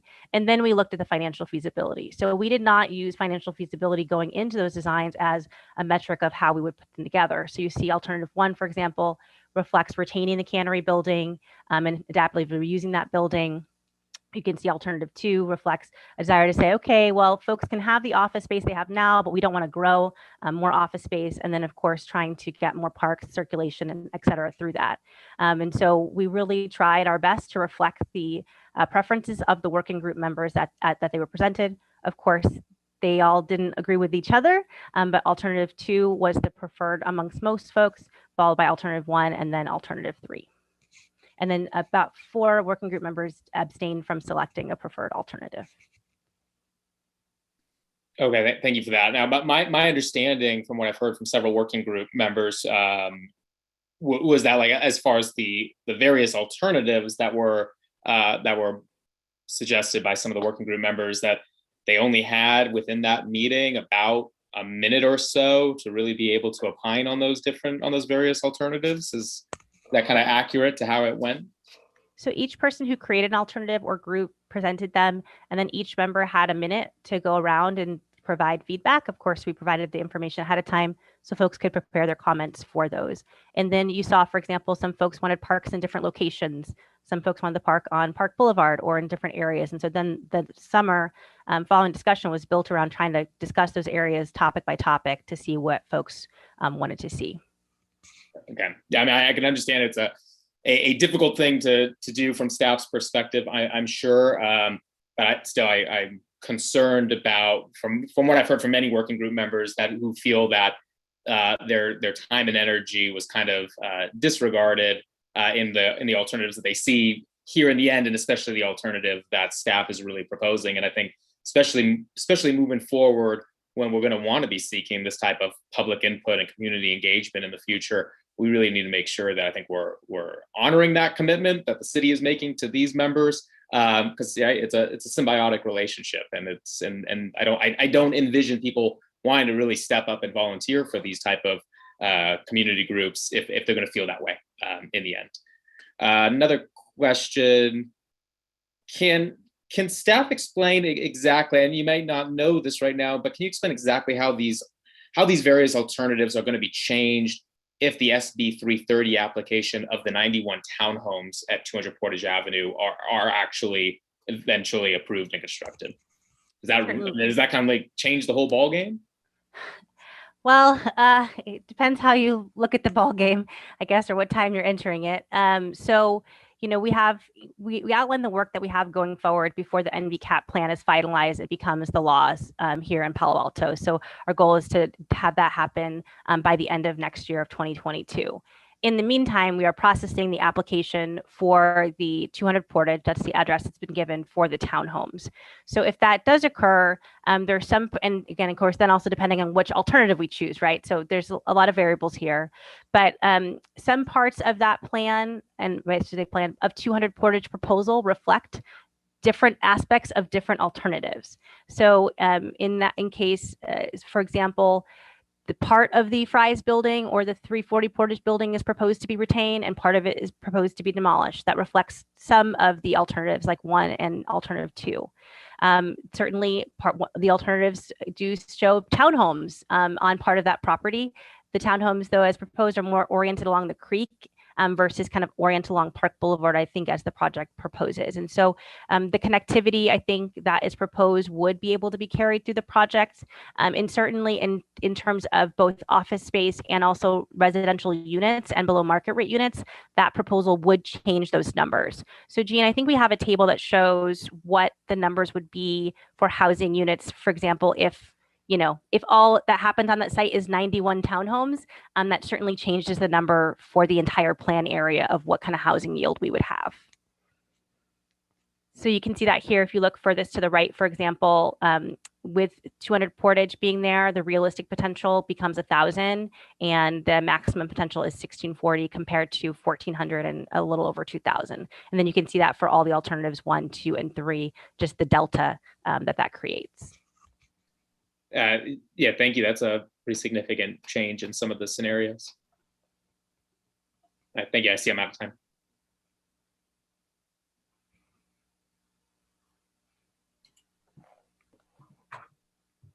Let's see, who haven't we heard from in this round before we start a second round? Councilmember Ku or Councilmember Tanaka? Actually, my questions was asked by you and Vice Mayor Burt. All right, so we'll go ahead and start a second round, I guess.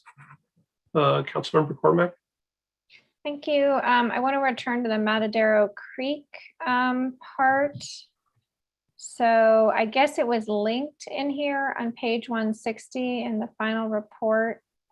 But in the slides there, the description was about cost, but I think I also heard from Ms. Mahachek, who was speaking, that there's an issue with Valley Water. Could we just get a concise summary of why of why 1A makes more sense than option 3? Certainly. So option 1A is proposed in the alternatives in part because it uses the existing easement that's there. That's a big factor. If we do decide to do alternative 3, for example, that uses more area, the city would need to figure out how to structure that with the property owners. And so that also then diminishes or decreases the amount of land area that's available for housing development. So that's a couple different properties to negotiate with, depending on exactly where the new lines of the naturalized creek go. But again, I believe it would go from 60 feet of channel to 100 feet total width needed to fully naturalize the creek.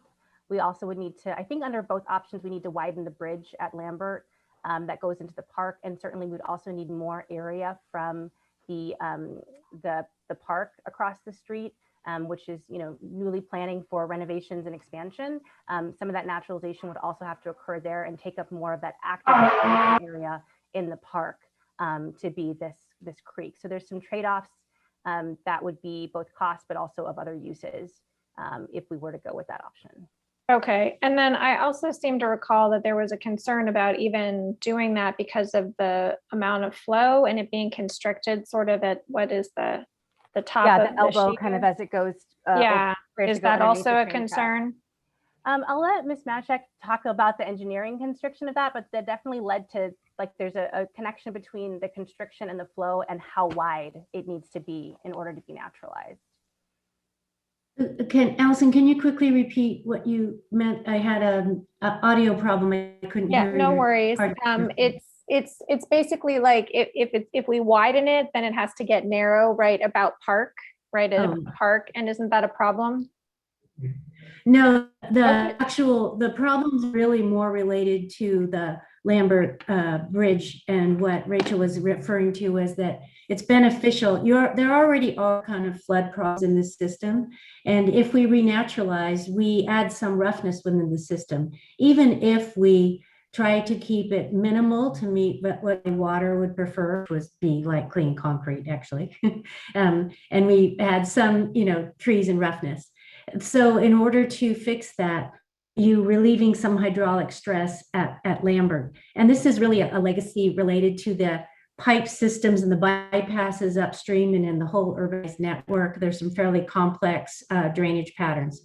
And so lengthening the bridge at Lambert gets you some benefits. But in all cases, you have to provide a little bit of what's called a margin of safety with making sure that the right amount of freeboard or vertical protection is allowed. And so there's essentially, quote, flood improvements needed no matter what you do once you touch this in order to meet Valley Water standards.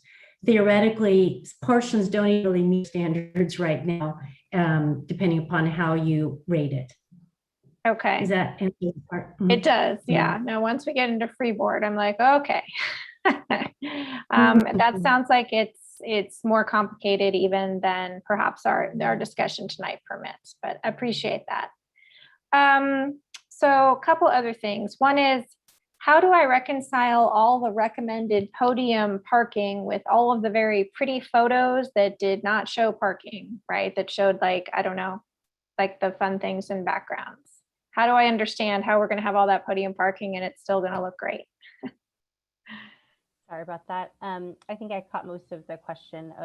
So part of what we would want to do with podium parking is we wouldn't want the podium to be visible to someone who's walking along the street, let's say. So we would still want to have an active street front, and so that the parking would either be at the rear or, have, especially in the retail model, have that retail that's forward facing. And so that the parking would still be some underground, but maybe not 2 levels, perhaps only 1 level. and still have the podium that might be at the rear, or depending how the property is facing. So we'd still have that really great design. Okay, got it. And I'm out of time. Okay, I'll just say on the next go round, I do want to talk about parking and how it changes the feasibility across the three alternatives. And then I do want to talk about the cost of doing this plan, because it looks like that's a concern going forward. Thanks. Mayor Burt. Yeah, thanks. I want to touch on a couple of the economic feasibility elements. If I understood it correctly, all of the modeling was based upon the necessity of land acquisition as part of that development. Is that correct? But yes, that's right. We have the vast majority of this NVCAP area that is already owned by developers. And so that's a sunk cost that they have already. So I don't quite understand why we would use only that kind of static model to determine the economic feasibility. It's part of why I think we saw from Sobrato their proposal for 91 townhomes on what they're calling their 200 portage. And I think the earlier projections that 6 months or so ago on the economic model, that it didn't, if I'm recalling correctly, didn't say that was feasible. And they include, I think, 15% BMR there. But elsewhere in the project too, all the numbers change if you're not having to buy the land. Now, on the other hand, they have to weigh that against the value of existing uses. And so that's the more relevant factor. And that goes into, if they have an indefinite time frame that where they're zoned for given commercial uses, they're going to have one set of feasibility models and a different one if it's sunsetted. So I don't know if there's any feedback on why we only use that and why it's essentially in this whole discussion, it's being framed that that's the only way we can look at the feasibility. Certainly, I would say I want to just highlight what you said in terms of there's kind of two aspects of feasibility. One, which we're able to study and provide feedback, and I'll ask Ms. Srivastava to explain a little bit about the methodology and including the land cost, acquisition cost in that. But certainly the other aspect of feasibility to overcome is what you just said, Vice Mayor, which is they have an existing use that might be generating some income or something that they're pleased with, keeping it how it is. And so to overcome that, that's a bit squishier. We have been in conversation with the larger property owners in the area to get their feedback on these alternatives as we have been developing them, and to see, would this make you want to do something, not want to do something, like what is your feedback? What's your appetite for it? And we've gotten some positive feedback for alternative 3, some for alternative 2, some who have offices would want to be able to certainly keep those uses even if they developed into physically a new building that was created. And I'll just add that I'm not saying that including the land acquisition is an invalid approach. I'm saying that it's not the only way we should be looking at this, but it's the only way we've been presented. Yeah, I totally understand that. Do you want to speak to that, Sujata? Sure. I mean, one of the ways we tried to present it was feasibility as a continuum as well. So I think in some cases where a property owner may already hold the land and may want to build on land that they have held for a long time, that their profit expectations may be lower as well. So even if you did, incorporate the cost of land, you'd be thinking about it as part of your investment, your sunk investment, as you said. I understand that. And maybe you would have a lower expectation of return. So that would still be kind of along that continuum of something that might still happen. It would just be less potentially lucrative compared to some other investments that they make. I'm not seeing the continuum. If it's in there, where should I see that? In the way that we've sort of described those 3 options, we showed it in along a continuum. You're right, we didn't do it for alternative 2, because what we found for alternative 2 is that all of those actually generated negative residuals. Only based upon buying the land. That's a fundamental flaw in that. One of the other aspects. If we've got the vast majority of these properties that are owned by the developers who would redevelop them, and the only feasibility analysis we've done on alternative 2 is assuming they don't own them, then that's not terribly useful. I think that another aspect of this is for many of the commercial property owners who have an existing office buildings, it's unclear that they would actually develop the properties themselves. They would most likely partner with someone else.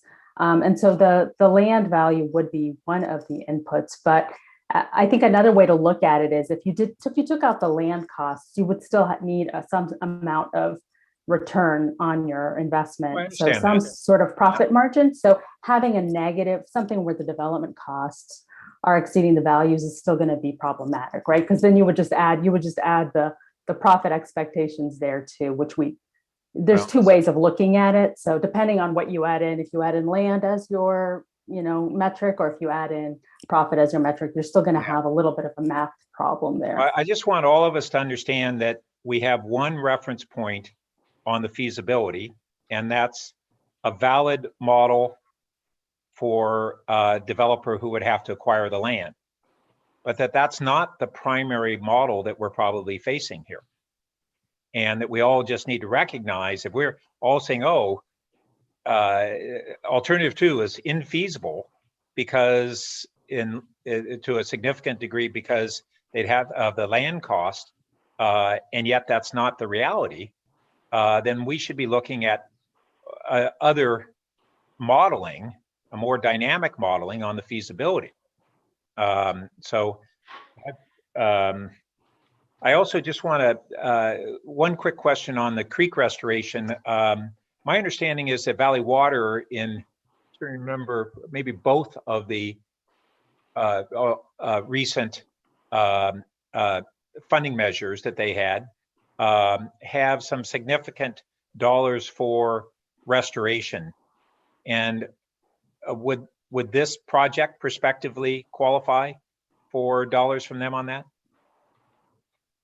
I'm going to ask if Virginia is familiar with that program.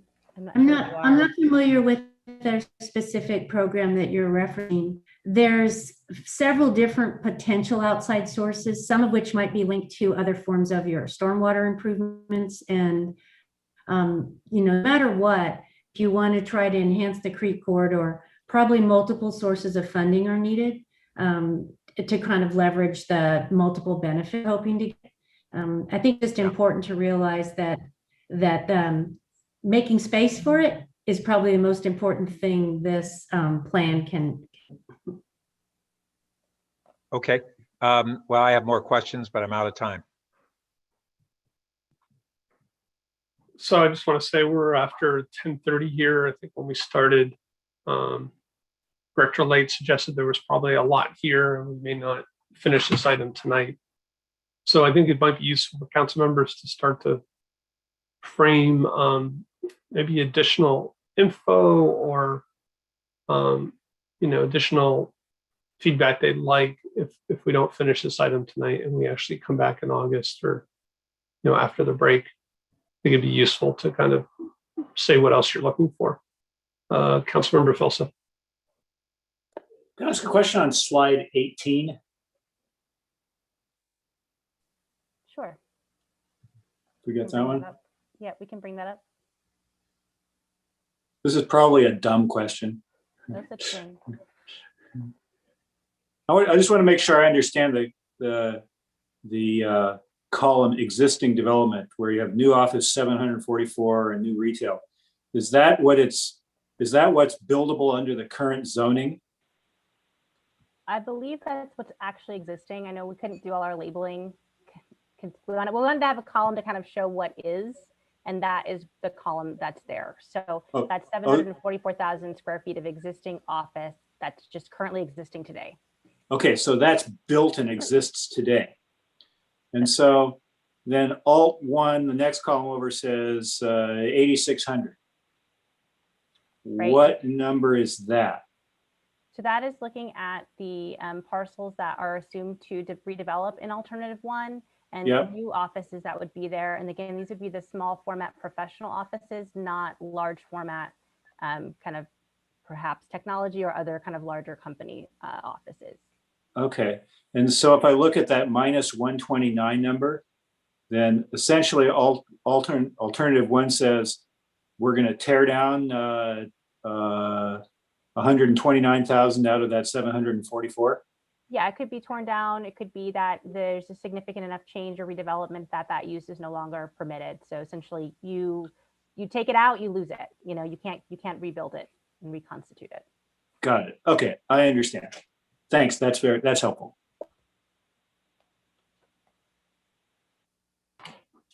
Yep, Councilmember Stone. Thank you, Mr. Mayor. I want to focus a little bit on the cannery building. Sorry, I'm just pulling up my notes on it. So I thought, one thing that I found that the proposed NVCAP objectives on packet page 170, 9B, the proposed NVCAP objectives kind of called on a data-driven approach, and it actually called out specifically using historic/cultural and natural resources. And yeah, I think this is one of those areas where I'm kind of trying to figure out how we're meeting those goals by proposing to demolish a site of true historical interest, at least as far as alternative 3B is concerned. As a history teacher, one of mine and most of my colleagues, kind of our pedagogical tools is to connect our unit of study with real world examples or local connections to make the history more relevant for our students. And there's really a growing set of data from studies really showing the deleterious impacts on students of diverse backgrounds who can't see examples of powerful historical figures in their communities. And I think, and here we have the historical cannery building that, according to Page and Turnbull, is eligible to be on the California Register, as well as the Ash Office building. And it's not only a celebration of our city's history, but also really a celebration and acknowledgement of the contributions of the immigrant community in Palo Alto and our Chinese community. Thanks to Terry Holzmer for his comments on this. Thomas Foon Chu was a Chinese immigrant who built the Bayside Canning Company into the third largest fruit and vegetable cannery in the world in the 1920s. This is a rich history worth preserving. And to really just destroy it because developers say that they need to add additional office space to make housing pencil out, I think is really just a disservice to our city and the rich historical contributions of our immigrant and Chinese community. And I wouldn't be able to support that. I'd really love to see staff looking into what other communities are doing to utilize historical buildings within the refined context of new neighborhoods. For example, the Del Monte Warehouse Adaptive Reuse Project in Alameda is embracing the Del Monte Warehouse building as a community asset, and they're transforming it into a mixed use of residential and retail space. I mean, other communities are doing this. I don't really understand. I just feel like we're so stuck in the box here on many of these alternatives, and that's not the Palo Alto way to me. I mean, we're supposed to be such an innovative community, and yet we seem to be doing things the same way as have already been as have always been done. So I'd really like to see us and kind of encourage staff over the break before we come back in August on this issue to really look at more creative ways to be able to preserve the existing cannery building and really find ways to be able to incorporate it into the theme of this of this new neighborhood. I mean, I think plaques or monuments in replace of that building is just insulting and really won't cut it. I see I have one more minute. Did So you I'll want try any to response to that, Councilmember, or I don't know. I know you have 1 minute left, so I'm mindful of that. But I mean, if you want to, if you feel like there was something to add there, please. The only thing I would add is, I value history greatly, and so historic sites are really important. It was a source of not agreement amongst the working group members. So there was a group that supported alternative 2. They did not really favor preservation of the building. They see the value of the story and the history, and certainly like if there's open space, that whole site to really actually provide even perhaps more knowledge about what occurred there and the history of the site. And then you have folks who support alternative 1 who did see preservation of that building as key to that honoring of that site. So everyone doesn't agree about how to honor the site. And so there's diversity of opinions on that. Yeah, absolutely. And I can appreciate the diversity of opinion on it, just kind of stating where I'm at on this. And so since I have just a little time for one last question, how closely, and this is something I think is really important too for staff to reconsider before coming back, how closely has staff examined the generating affordable housing strategies in attachment E? I thought there were several, again, kind of going to this out of the box thinking, there were several creative recommendations there, which I think we really need to be further exploring. And I did not see the staff report go into this in detail. In particular, I thought that the jobs housing linkage policy, community land trusts, creating a stronger focus on private donations from individuals and companies, all those seem really worth exploring. Not just for NVCAP, but really citywide as we try to add to our kind of housing tool chest. So I'm curious how much time and energy did staff kind of spend examining those strategies, and if not, I'd like to see that as something really to come back with in August.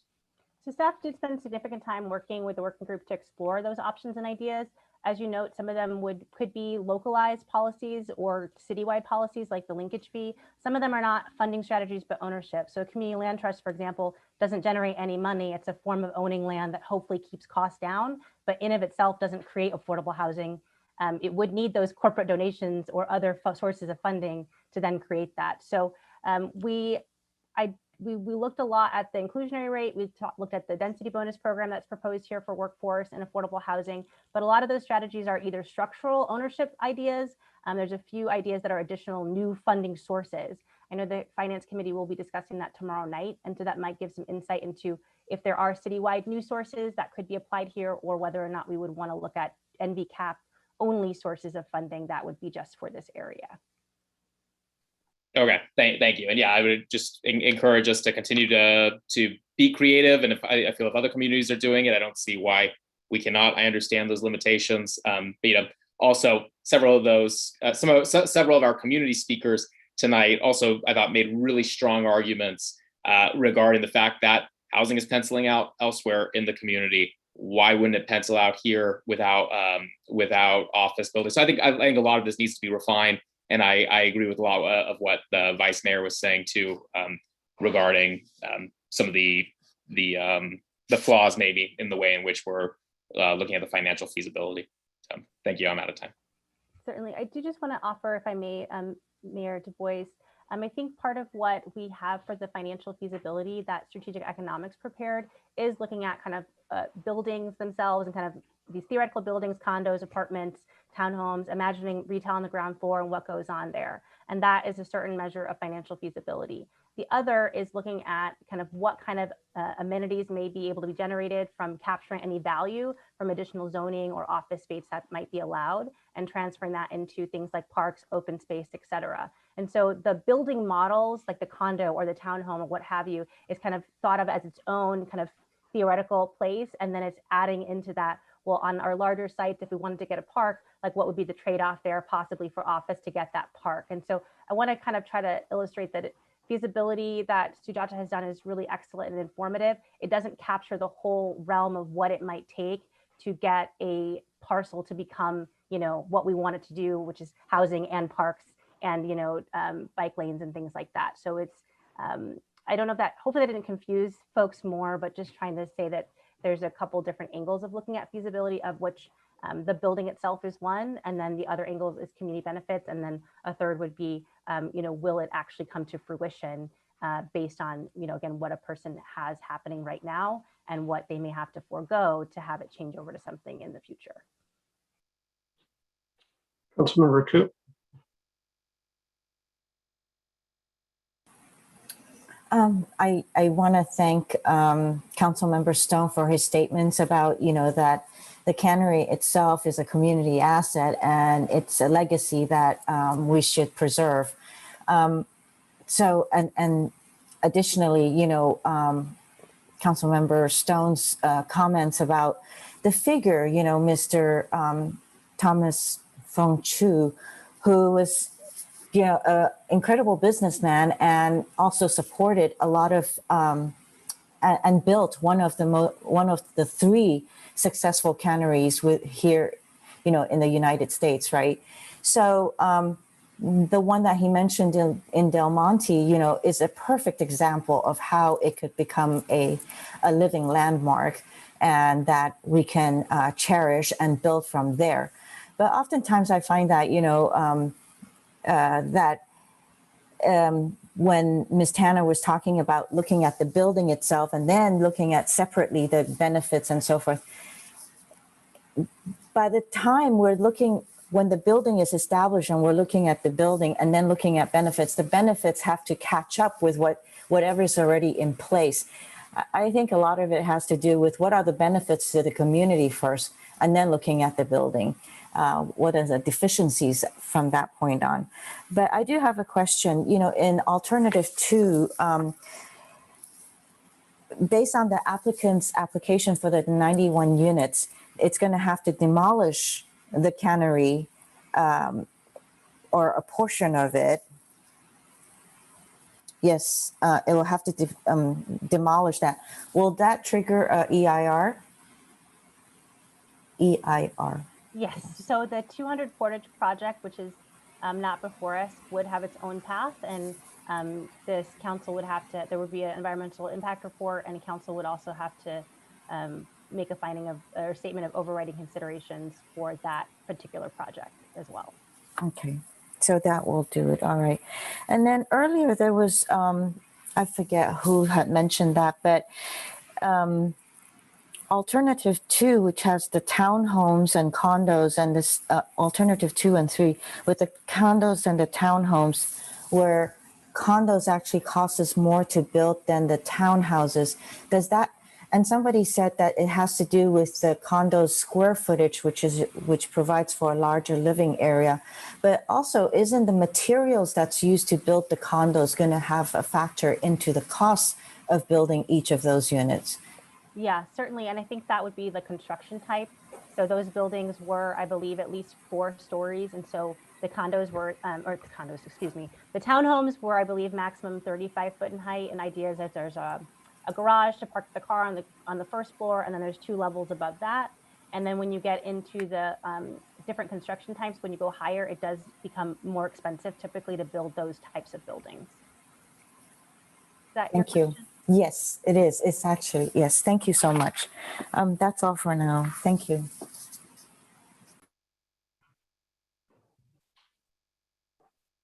So a quick question.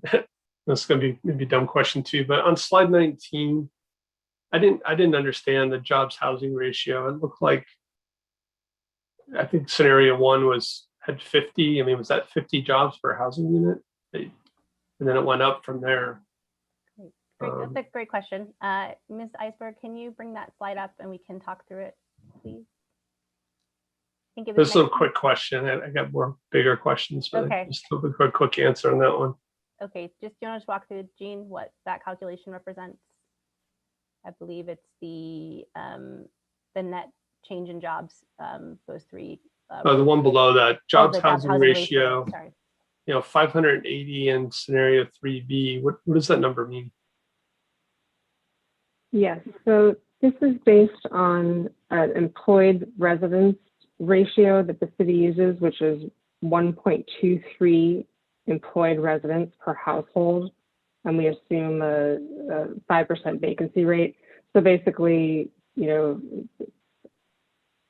employed residents, 1.23 employed residents for every household. And so out of that, we back into the number of housing units needed to support these new jobs. So it's not the net change in jobs, but actually the new jobs. So actually maybe overestimating the number of housing units in that way. So you're saying we need 580 housing units to support the new jobs. That's not the jobs housing ratio, that line. Is that right, Jean? It's 580 housing units that would be required total to support the jobs that are created. That's right. That's right. Okay, so we'd be getting a net 180 housing units that could go to, okay, that's fine. I just think the way it was labeled, I was confused. So again, I feel like there's been a ton of work. I do want to thank the members of the NBCAP working group. And I think part of the issue was this went on so long, we lost a lot of members. But again, I think it's been mentioned tonight, it just seems to be a disconnect between the working group and where we ended up in this recommendation. And I just feel like council has a lot more questions than answers tonight, and I don't see us picking a preferred scenario tonight. And so I do think the consideration of coming back to this item in the fall makes some sense. So for me, I heard a couple of things I'd really like to understand better or get more info around. So I heard, I mean, Sobrado was helping to fund the NVCAP, but then they filed this application that's potentially impacting in a negative way, seriously negative way, the amount of housing we can build here. And so really understanding what this 200 Portage project means to these scenarios and how we'd have to modify those scenarios. I'd really like to understand that. And do we have an idea when that project would come to council? Jonathan Late, do you recall this time frame for that? I think it would be sometime this year. I believe it has to come. I think we have 180 days. They have 180 days from the time that they file, but it doesn't include the EIR. So that may be next year then. Okay.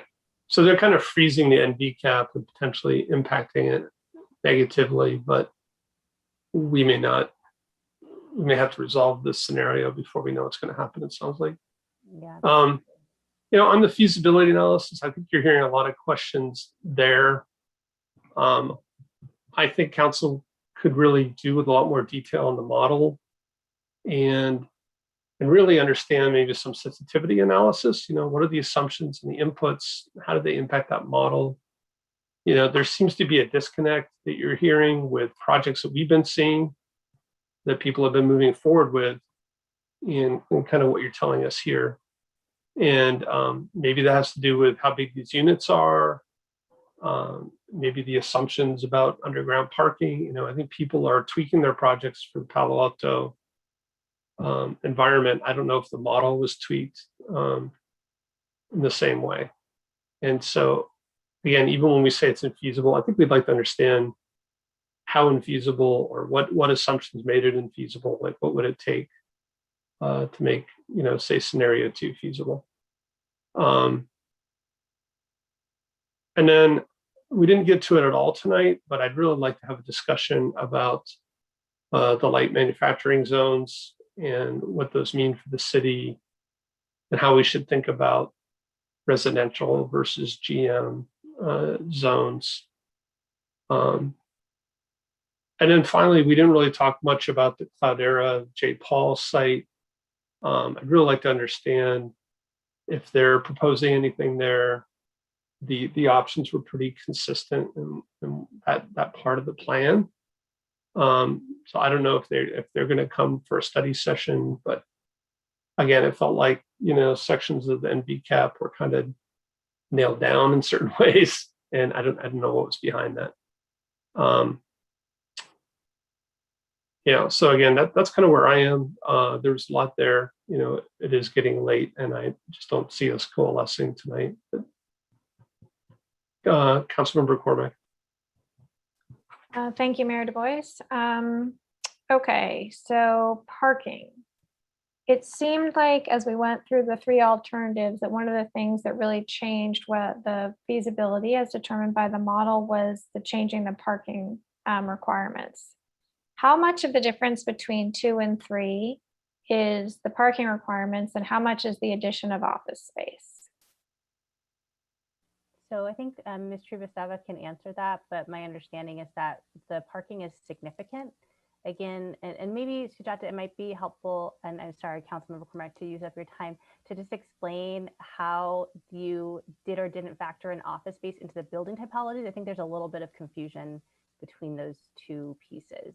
Right. So we were working off of an analysis that was just for the residential and mixed use residential retail buildings. So it doesn't actually factor in how office helps or doesn't help a residential project. We're looking at the residential project on its own. So there's no assumption that office is helping to subsidize the residential component.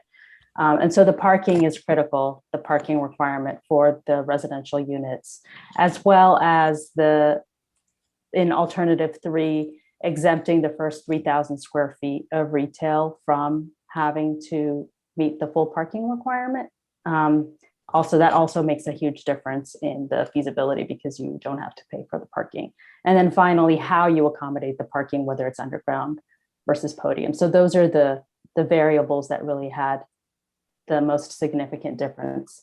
So you could envision a scenario where you did basically what we did with alternative 3, but you did the same kinds of strategies with alternative 2 and get the same results in terms of the development standards, because what we're really looking at is the development standards for those building typologies. I hope that answers your question. Mostly, but then why is there office space in 3?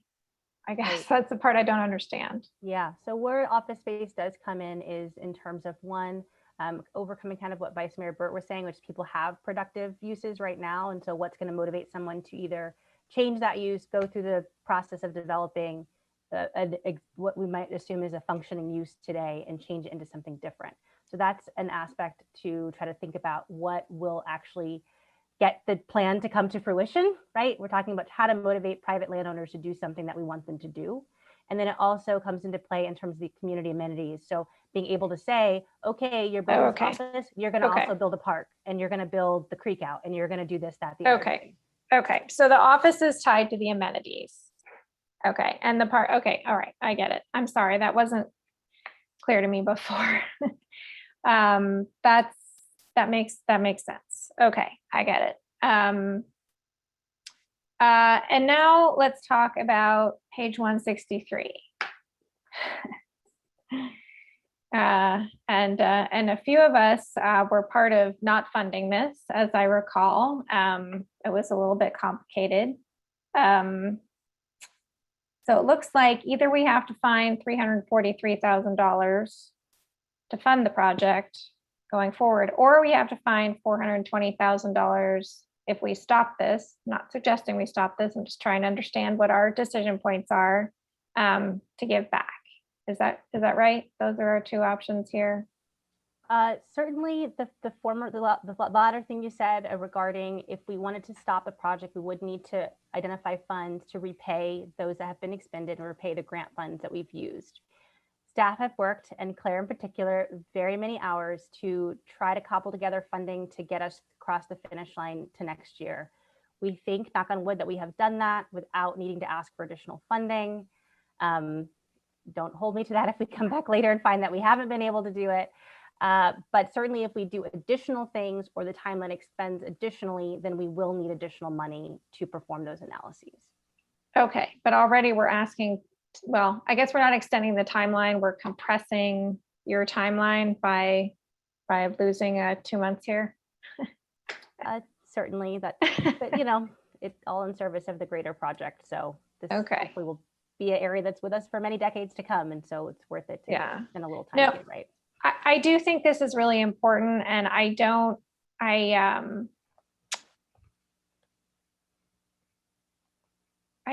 the working group has spent so much time on this and through such a difficult time in basically all of our lives. And I'm sure, I can only imagine how frustrating it must be for all of them to not feel that they'd achieved something that would be accepted. But I don't think that diminishes the contributions that have been made. And I think what's happened is we've really in the same way we have a few other times in the past couple months, got a pretty stark understanding of what we would all like to have, and then what might be possible given property rights and changes that are before us. And so that alone, I think, is really valuable.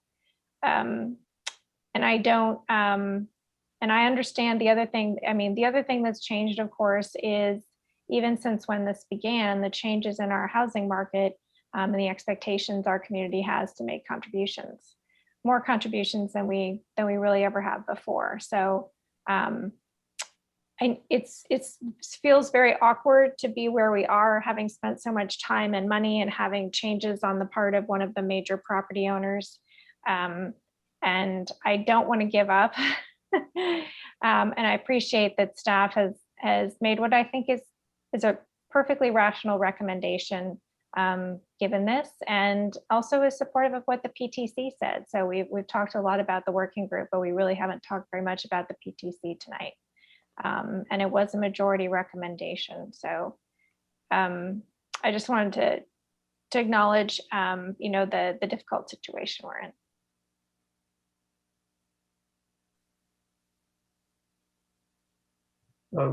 Vice Mayor Burt and then Councilmember O'Keefe. Great. So I'll try to leave a few comments that would help propel us into our next discussion. First, the GM zoning that Mayor Du Bois brought up, it's really an outdated legacy zoning for this area. It was literally when HP had a sheet metal manufacturing facility where Cloudera is and some of the other surrounding areas, and we've never changed the zoning. So I think perhaps switching to R&D is important. We haven't talked at all about, with all of these additional households, first, the mixture of the types of housing that we would have and the size of the households, and which ones, what proportion would be all the way down to studios and single adults, to couples, to families. One of the things that we see about the 200 Portage proposal is that would be predominantly family housing. But we don't have any schools in this area. And one of the things that I would like us to look at is the criticality of the proposed bike bridge across the tracks and perhaps Alma in the vicinity of Loma Verde. And that becomes even more critical when we look at the schools part of this discussion, because we should be talking with PAUSD on capacity in those schools and where these kids might go to. Ventura currently goes across into Barron Park predominantly, is my recollection, but I'm not sure on that. I'd also like to speak briefly on kind of the disappointment that I think a lot of the working group members have. This process, when it was formed, was likened to the SOFA process. But unlike this, the SOFA process had the product output being predominantly the product of the working group. It was then tweaked by the Planning Commission and the Council, but it was the recommendation fundamentally of the working group that was what moved forward with modifications to it, as opposed to really we have something that's quite different here. That's a different question from what ought to be the right alternative, but I just want to put that out there, that's part of, I think, why the disappointment is there in the process. And I believe that more empowerment to our working groups within a framework is important. And part of that framework has to be economic feasibility, which goes to the comment I had been making before. I think the feasibility scenarios that we were given are useful, but I think they've been misunderstood and misused as being kind of binary choices. Alternatives are being viewed as either feasible or infeasible based upon a static single feasibility scenario. And I think instead we need to treat them as reference points. Either we come up with a range that's more dynamic, or we simply say that's one important reference point, but it's hardly determinative. And then we also haven't really had any explanation of what's going on in the proposals at the Cloudera site, the J. Paul site, and why that is being proposed to have a bonus. It appears that it's in part a trade-off to parkland there, but all that emerged in a way that certainly isn't very apparent to me. And that might be a good approach, but we haven't had much discussion on why that's all coming forward there and how that happened. I know there was some public discussion about J. Paul having some wish. It doesn't make a lot of sense to me that building, which is 3 stories tall and only 20 years old, in excellent shape and well designed, and it was built as Agilent's headquarters. It was not a cheap building. Would be torn down to replace it with a modestly larger office building. And I suspect that there are other alternatives that would be more economical for the developer, that would lend toward perhaps better benefits, because we're not doing something that is less cost effective. I also want to respond to some of the speakers who have talked about housing affordability and as advocates for that. Well, first, I think it's a real misconception that the market rate units in this project are going to be toward moderate income workers. They're not going to be for teachers or nurses and that sort of income level. They're going to be for high income, generally tech workers with high incomes. And if we want to have that range of housing for various income levels, then we're going to have to do a combination of incentivizing specifically for that and subsidizing for that. And a number of the speakers that talked tonight about affordable housing, I hope that going forward now, and we have a discussion tomorrow night at Finance Committee on things like a business tax, which was, when it was proposed in the last couple of years, many of those same people did not support it, even though it was at that time focused on transportation and affordable housing. And if we want to get those things, we're going to have a combination of incentives and subsidies. Let's see, I just had a couple other.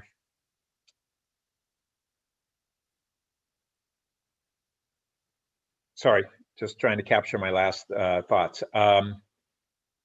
Lastly, we have boundaries of this 60-acre area, and there's been a lot of discussion in the community that this is essentially the one and only area that we can really have major housing development. But I think it is a major opportunity area, and the differences between alternative 2 and 3 are not drastic. But I think we need to, from both a planning standpoint and a housing opportunity standpoint, be looking beyond just the borders of this 60 acres. We have El Camino and the Lower Research Park that have excellent opportunities for rezoning to reduce the allowable office development and increase even further beyond what the council has already done in recent years in terms of allowable housing FARs and densities, and to extend that into research park properties. And we should be having those discussions sooner rather than later, so that we don't lose a bunch of those housing opportunity sites as we're moving forward in the housing element. We can have projects move forward that undermine that potential. And I think that the community receptivity to even higher density, the community would be even more receptive in that lower end of the research park than they would nearly adjacent to low density residential, like in some of the NVCAP area. So I think we have huge opportunities there, and those areas are contiguous with the NVCAP and CalAV, and adjacent to the transit, and access to the amenities, and would have a lot of advantages. So I want to make sure that even though it's not technically part of the NVCAP area, we're not thinking of just arbitrary boundaries. We have a focus area in the NVCAP, but we're also thinking beyond that and thinking about incredible amounts of housing opportunities that could exist there as bonus incentives to those properties. So that's a lot. The staff and the consultants and the working group and the planning commission have done a lot of work on it. It just shows it's a complex project and no easy solutions, but I think we're making progress. Councilmember Koo. I want to ask, so can we expect Page and Turnbull for them to do a feasibility study on the cannery anytime soon? We do not have budgeted or scoped any feasibility of the adaptive reuse of that building, and we would really need engineers and a willing property owner to help look at the feasibility of adaptively reusing that building into housing or other uses. Okay. That's too bad, because I think that's one of the things. I mean, that's a building that, yeah, that'll be too bad. Okay. The other thing is I wanted to also to review the MVCAP, the parking for what was proposed here. It says alternative 3Bs, 1 spot per unit.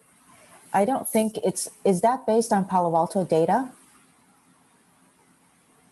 It's not based on looking at current car ownership per household. It's looking at what would it take to kind of have decreased car ownership and to hopefully have more feasible buildings. So yeah, so that was mainly to encourage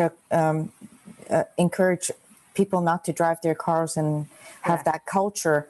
But that's an encouragement. So I think actually looking at reality of people not going towards that car culture. So then, and then in addition, you know, our public transit here in Palo Alto is very different from San Francisco. So to think that we can flip them and just say you walk or you ride your bicycle is actually very unrealistic.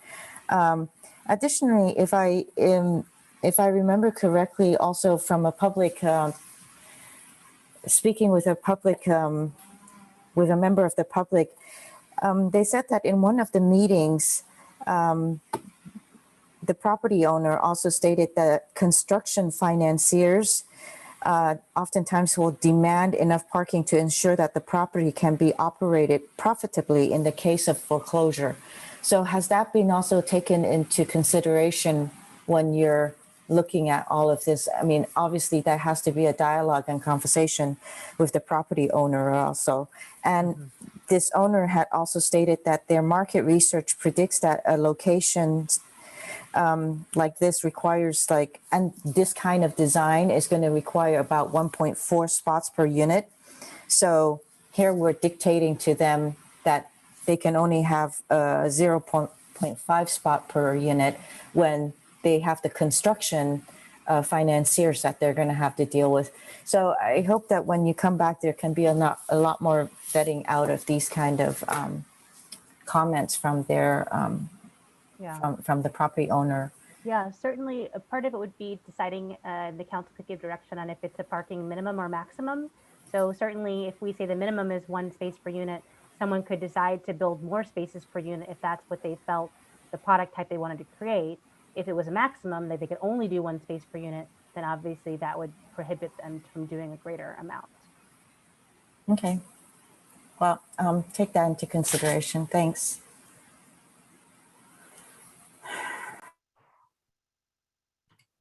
Okay, council members, I think we need to get to a motion. I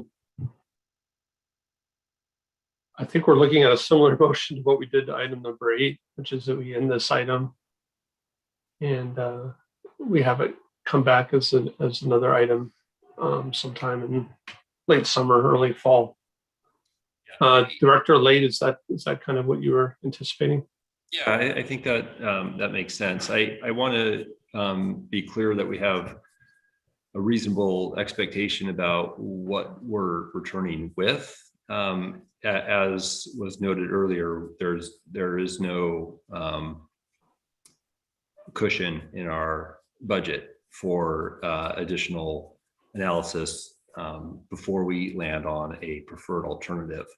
But we have heard a number of comments this evening, and it sounds like I'll list a couple of them, and maybe Ms. Tanner can highlight a couple of other ones that she may have heard that we'll be able to respond to. It seems like there's a request for looking at the economic feasibility analysis and really expanding upon sort of the whole conversation from the vice mayor and how we might be able to add a little more color to our economic feasibility analysis. And to the extent that we're able to make some adjustments to that, we'll explore that with the budget that we have. That's one thing.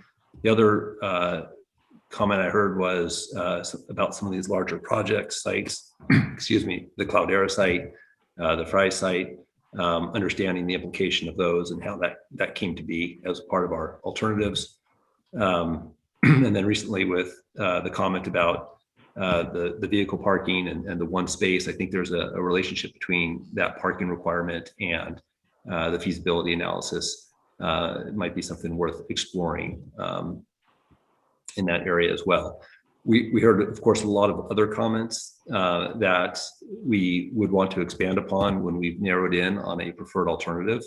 But I think for the purposes of returning, those were some of the high points that I hit, and I'll look to Ms. Tanner to see if I missed something critical on that. I think those are some of the main areas. I think without listing everything that was stated, some of them are also just things we just don't have enough time to get into tonight. So we could talk about our conversations we've had with the schools, for example. We can talk more about the GM zoning. I think that's just our limitation of time just precludes us from getting into that in more depth tonight. So I did jot down a couple other topics that I think are part of our current report, but we could just have more time and staff could expand on in a presentation as well. So, sorry, go ahead. No, that's it. So Mayor, just so if that's in line with the council's thinking, then I think we can come back probably in September timeframe, roughly, and with a little bit of flexibility on how that might actually play out. Yeah, I think it took a couple of hours, but I think what I also heard was, and maybe you said it early on, but we didn't get to it until towards the end, that we could really do some mix and matching and apply some of these assumptions in scenario two. I don't think that was clear for a lot of the evening, and then it kind of came out towards the end. And so kind of like the comp plan, maybe we need to be taking these scenarios and doing a little bit of mix and matching, and maybe it's somewhere in between. I don't know, but I'll go ahead and make that motion that we conclude this item with no action, and that we will come back, that staff will bring this back sometime in the fall. Thank you. Second. Okay, thank you. So I don't think I need to speak to this anymore. Vice Mayor Burt? Nope, I think we've spoken a lot. Okay, Councilmember Cormack, you have your hand up. And I hesitate to even make this suggestion, but given the last item in this one and the long break, I wonder if the mayor might consider forming an ad hoc that over this period of time would be able to work with staff and potentially some of the property owners and other interested parties. It's just a thought, because I feel, the word collaboration came up earlier tonight, and I don't know that we've necessarily had enough of that, and that's might be the point. So I just throw that out. It doesn't necessarily have to be in the motion. I just wanted to offer that as a suggestion to figure out how to bridge the gap between here and the next item. I'll certainly think about it. So let's go ahead and vote on this motion then. Are there any other hands on the motion itself?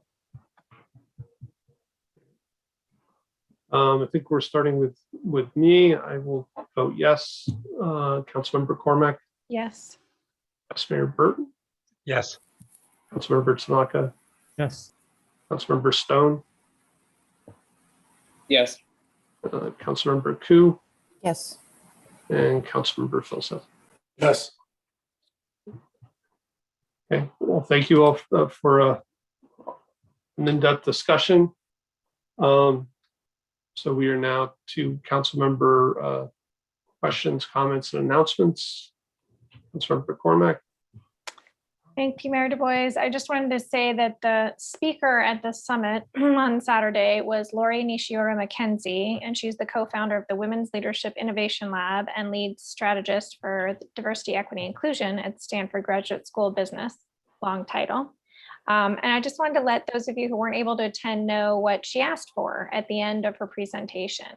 And she asked that the city consider renaming a street for someone like Rosa Parks or Dolores Huerta or Sally Ride or a few other suggestions she had. So I just wanted to share that information with you to make sure that it got to everyone. And thanks again to the staff for an excellent, excellent event on Saturday. Councilmember Ku.